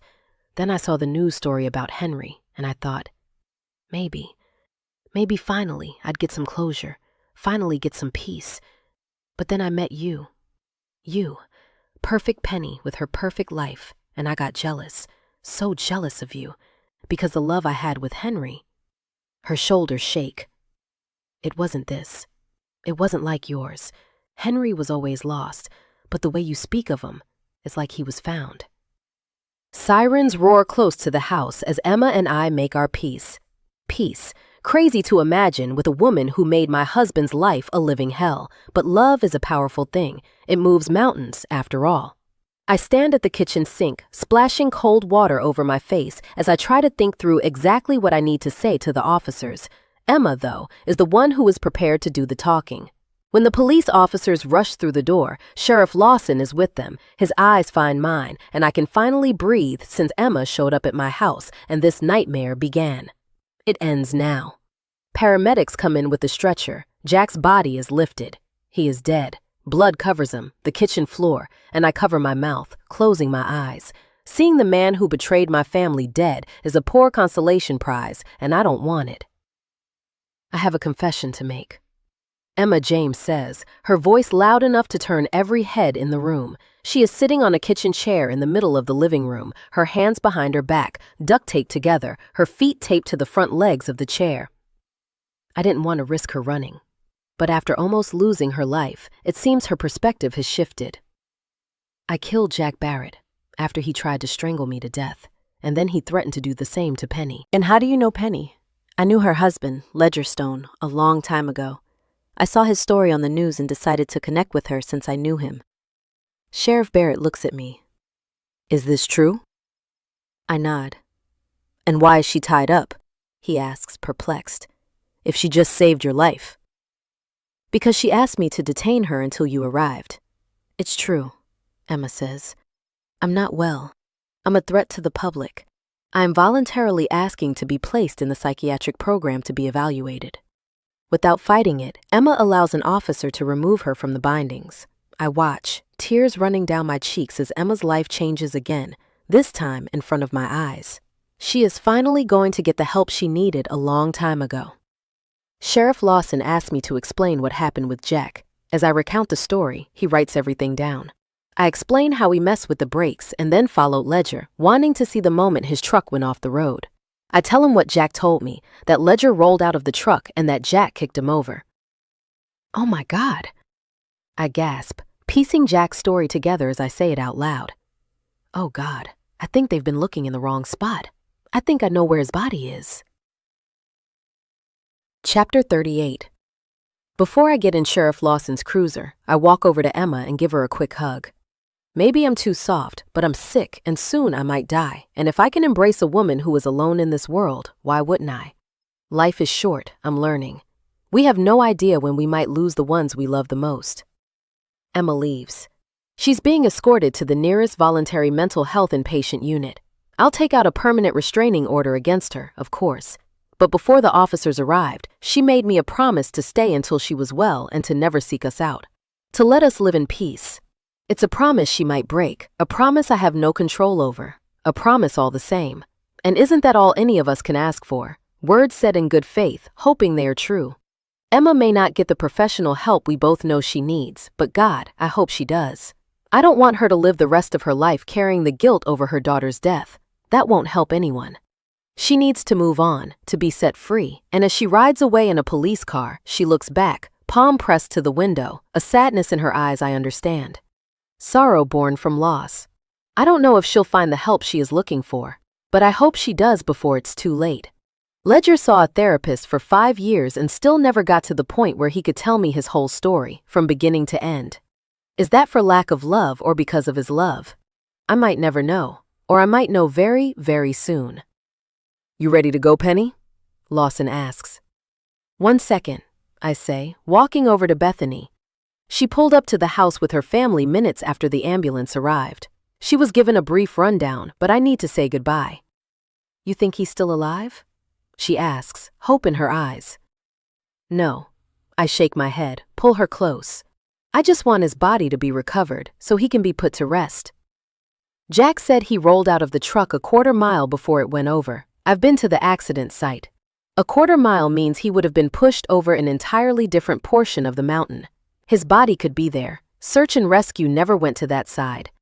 Just prepare yourself, Penny. It might be hard to. I cut her off. I know. It's going to be difficult to see him if his body is found at all, but I need closure. We all do. The drive seems to last forever. I call Mom, explaining what happened, ending the call quickly. I have no interest in telling the sheriff that my husband faked his own death. And even though Emma never got life insurance money, they never took out policies either, it's still not legal what he did to escape her. There's so much more I need to tell you, I say to my mom as we near the accident site. There is already a search and rescue crew at work, looking on the left side of the mountain. Until I see you again, just please take care of the twins. I miss them so much. Are you okay? She asks. I wish I was there with you. I know, Mom. But what I really need is for the kids to feel safe right now. When we get to the mile marker, a lane is already closed and there are officers directing traffic. It's late in the day, but the sun is out and I take that as a positive sign. But by the time day turns to night, I start to get anxious. Can you please repeat what Jack Barrett said? A highway patrolman asks, going back over my testimony. I run a hand through my hair, retelling the story. I'm exhausted, but I'll keep repeating it until Ledger's body is found. The sky grows dark and stars begin to light up the sky. If he's found, it will be a miracle. But love at first sight is impossible too, isn't it? Yet it's real. The moment I met Ledger, I knew. He was mine, and I was his.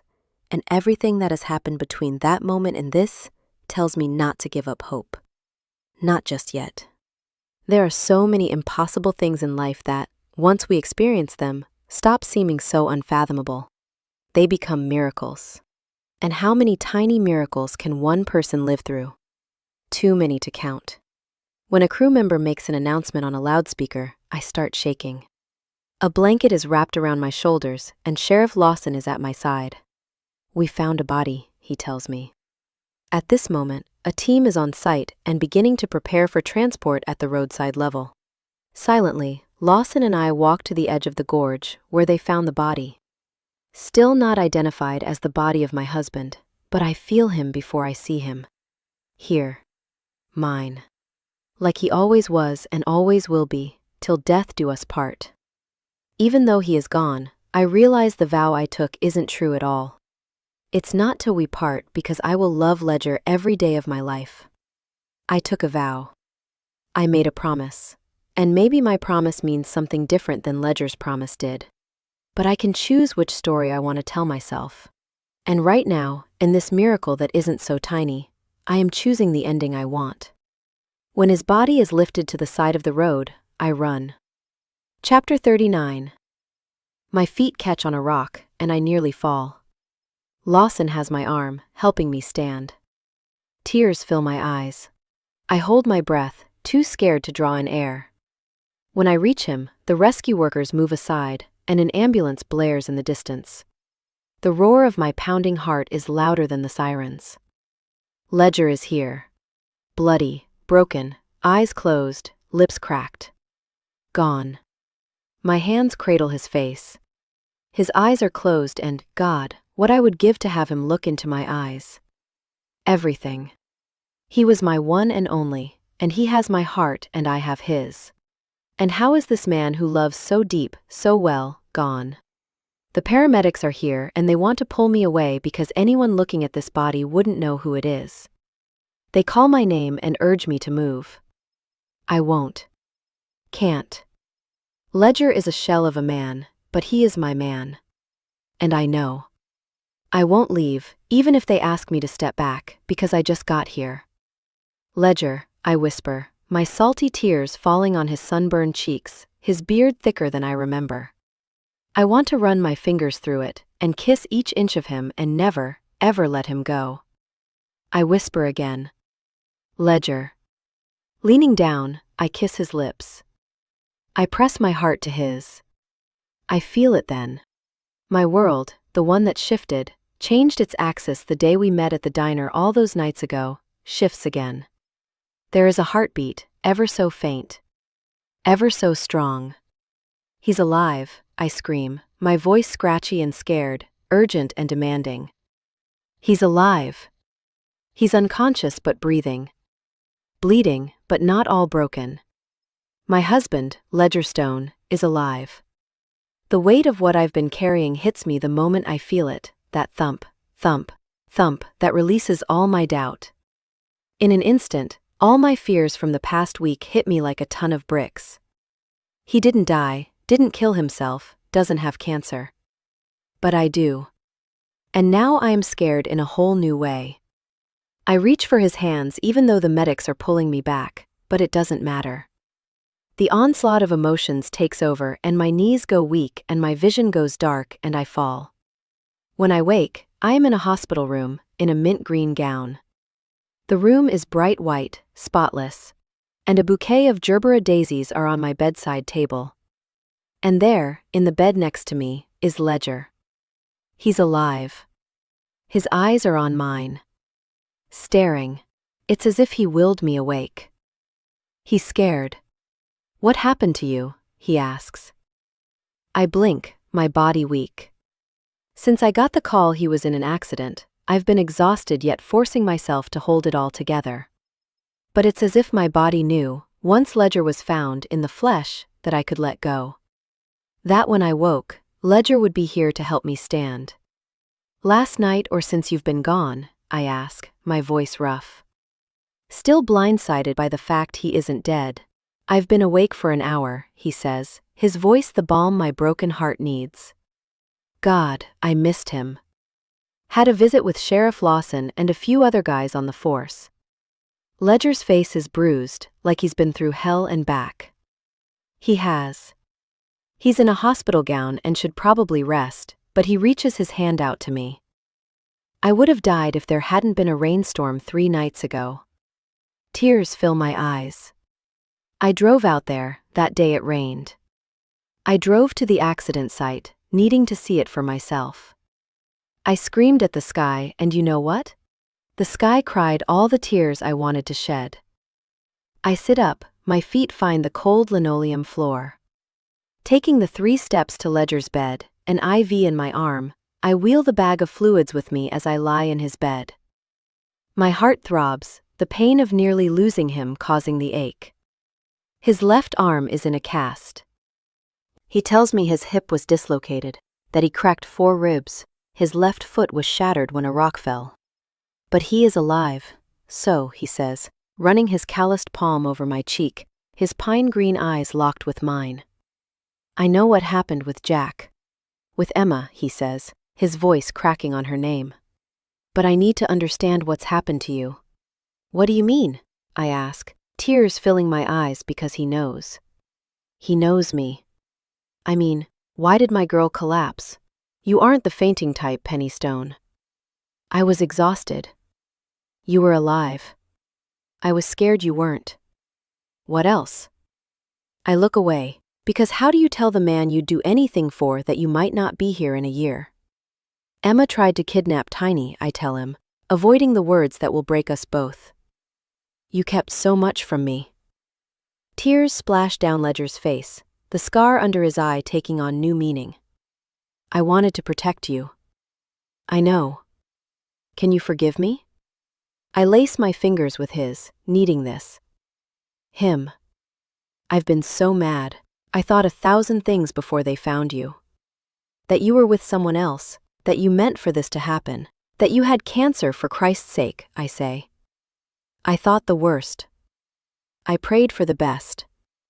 It's been a roller coaster, and you know what I learned? What's that?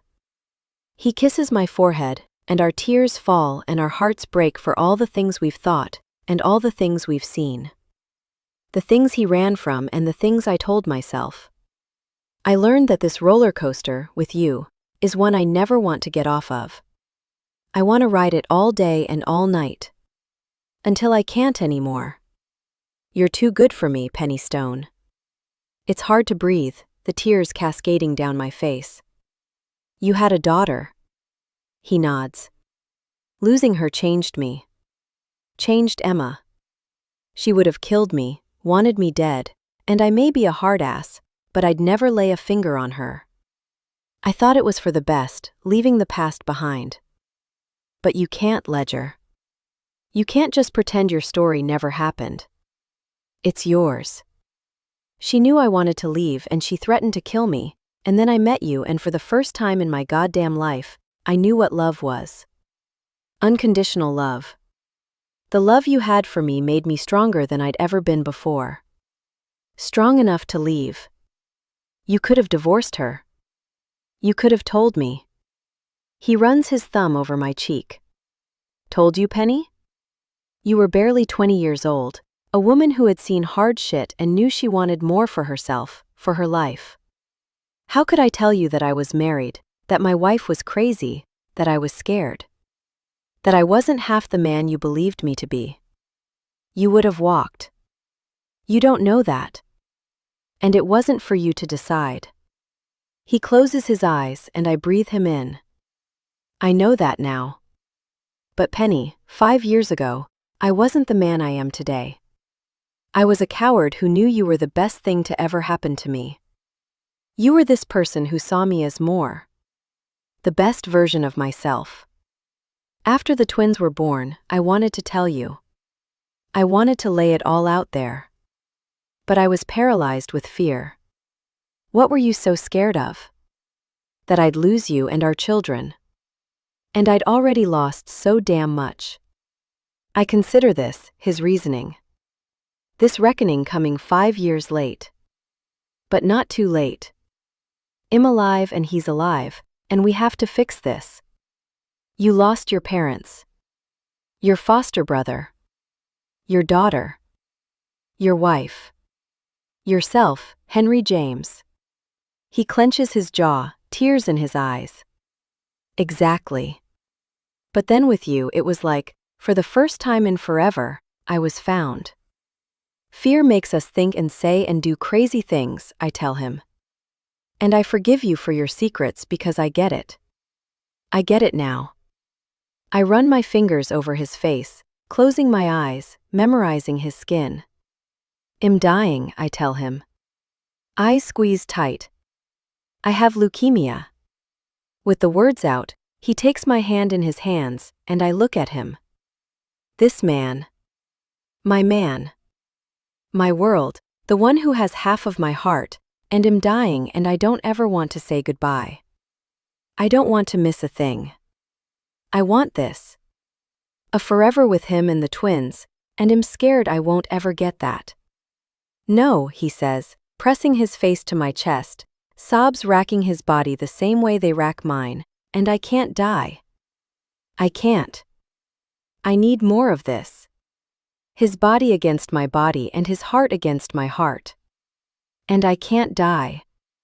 This whole time he has thought it was him that's sick. That was dying. But it was me. There was an error with the lab, they mixed up our results. I'm sick. It's probably why I fainted. Why I've been sleeping so much. Why I'm still here in this hospital bed. I have tests today, I say, running my fingers through his thick hair. Well, fight it. He pulls me to him, his arms around me, and I cry into his shoulder, the place I belong. This roller coaster isn't over, Penny Stone. Not now, after we just got through this. Chapter 40. The twins come into the hospital room with my mom, Benjamin and Clementine running to Ledger, arms wide, hair flying, eyes so bright. Papa! They shout, covering him with kisses. Dr. Winters comes into the room behind them. She sets the kids on my bed, and Ledger holds them with his one arm so tight they laugh, but they squeeze him right back, little fingers gripping his right arm, not wanting to let go. Dr. Winters says Ledger is needed for a final CT scan. 3 nurses come in to wheel him out. Ledger protests, but finally he relents when I tell him to. He smiles at me, and I smile back, and for the first time since he went missing, I think that just maybe the world is going to be okay. I want to believe our little world isn't going to break, but I'm confused and exhausted from a week-long adrenaline high, and now that Ledger and I are both here, breathing, I can barely believe it's actually over. I just came to terms with my husband's death, and now he's alive. It's as if we've been given a second chance at life, but really, this is his 3rd shot, and it isn't going to end the way he hopes, the way any of us hope. My heart tightens knowing how bittersweet our story is. Can we come? Benny asks, and the nurse says sure. Everyone is overly accommodating for the man who made it out alive. Tiny takes her papa's hand, and I watch them go, Mom coming to my bedside, taking my hand in hers. Oh, Penny, she sighs. I can't believe you fainted, but I'm so glad you're okay. Dr. Winters and I share a look, and I know Mom hasn't heard the news. My doctor excuses herself and tells me she'll be back in a bit to take me for the testing. What testing? Mom asks, confused. I tell her then, the 2 of us alone. Her eyes fill with tears, and she covers her mouth. No, Penny, she says, shaking her head. It can't be. I bite my lip, shoulders shaking. Not what I expected either, but at least now we know. It's not too late to fight this. You're so young, she says, cupping my cheek with her hand. Too young for this. Can you try to forgive Ledger? Her eyebrows lift, my words not the one she was expecting. That's what you want? After all the secrets, you still think? Mom, I hate that this happened, but I love him. It's not because I'm a pushover or weak. It's because it's my story, and this is how I want it to end. I have a choice in that. Not everyone does. I don't think you're weak. Mom runs her fingertips over her forehead. It's me who's been weak for so long, letting men walk all over me. She gives me a sad smile. I was a bad example. Those guys back in high school, I know they weren't kind to you. You think Ledger is like them? Mom shakes her head, hard, eyes set firm. No, Ledger is not like them. Tears slide down her cheeks. I think he's a lot like me. Screwed up a hell of a lot and in need of a second chance. You are his second chance, and your babies are mine. You were meant for him, the same way they were meant for me. Good, I say, because you two need to get along. I might not always be here, and you're family. Don't say that, Mom says, shaking her head. Don't, Penny. Believe in a miracle. Oh, Mom, I say. I've always believed in miracles. When we get to the house, I'm relieved that it no longer looks like a crime scene. I left it with blood on the floor, sirens in the driveway, Jack on a stretcher. Still, it no longer feels like home. I close my eyes, gripping the countertop. The sound of bullets, the look in Jack's eyes, his mouth on mine. It makes me ill. I lean over the sink, sick with memories. Benny gets me a towel, and Ledger hands me a glass of cold water. I move to the couch with Tiny, pulling my little girl into my lap, kissing her hair. I can't stay here long, in this house. Ledger knows. We spent 3 days in the hospital, and I underwent rounds of testing. In the end, lots of decisions were made. They aren't ones I'm happy about, but I doubt any cancer treatment plan brings a smile to someone's face. The kids know we told them the day after Ledger was found. They wanted to understand why we were still at the hospital. I'm sick, I told them. Really sick, and I need the doctors to help me figure out how I can be healthy again. Do you need vitamins? Benny asked. I nod. Yes, lots of vitamins, and medicine too, but some of the medicine will make me even sicker for a bit before it makes me better. Tiny started crying. I don't want you to get sick, Mama. I know, baby. I don't want to be sick either, but look at us, I said. We're all here, together, and just knowing that makes me stronger. It was hard to try to explain cancer to 4-year-olds, but they didn't need details. The most important thing for them to know was that we were stronger together than we were apart. Now the kids run outside to play on the swing set, and I drink my glass of water, watching them through the window. I start chemo tomorrow. I'm scared. Ledger sits next to me, and I lie down, my head in his lap, my feet hanging over the arm of the couch. I got a call from Jack's attorney, I tell him. Ledger frowns. The reality of his best friend trying to take his life is so horrific, neither of us can really talk about it. Why did he call? Jack had a will. He had it drawn up last month. He named me as the beneficiary on his life insurance policy. Ledger shakes his head. Which means he was planning this, killing me to get to you. Scary, right? I say. Ledger runs his hand through my hair. I look up into his eyes. I'm taking it. The money. You are? The bastard owes me this at least, don't you think? Ledger swallows. It's kind of twisted though, isn't it? More twisted than you faking your death? My words sound harsher than I meant. Ledger, it's $1 million policy. Shit. Ledger's eyebrows knit together. I wish I could be the one to give you that. Give you what you deserve. What I deserve? What does that even mean? I sigh, pulling Ledger down to my mouth. Because, baby, all of this life with you, it's all so much more than I ever dreamed. Chapter 41. The stories weren't lying. Paris is beautiful in the spring. When we planned the trip, it was under heartbreaking circumstances. We thought this would be the last time we could do something so beautiful together. But life can constantly surprise us, can't it? Benjamin and Clementine are rolling around the grass in Luxembourg Park, and I sit on a blanket with my husband, drinking chilled white wine and eating cheese and bread and more cheese. More bread. Smiling. Laughing. Holding this all so tight, and at the same time letting it all go. Where will we vacation next? I ask my husband. I will go wherever you want, Ledger says, reaching for my hand. His hair is longer now. The rugged man I fell in love with has aged this year, as he held my hand while I went through chemo and radiation, a clinical trial. And then, letting go, surrendering, knowing that whatever happened next with me, and this one precious life I have, would be lived to the fullest with the time I had left. And then, the miracle we had all been hoping for. The chemo worked. The cancer is gone.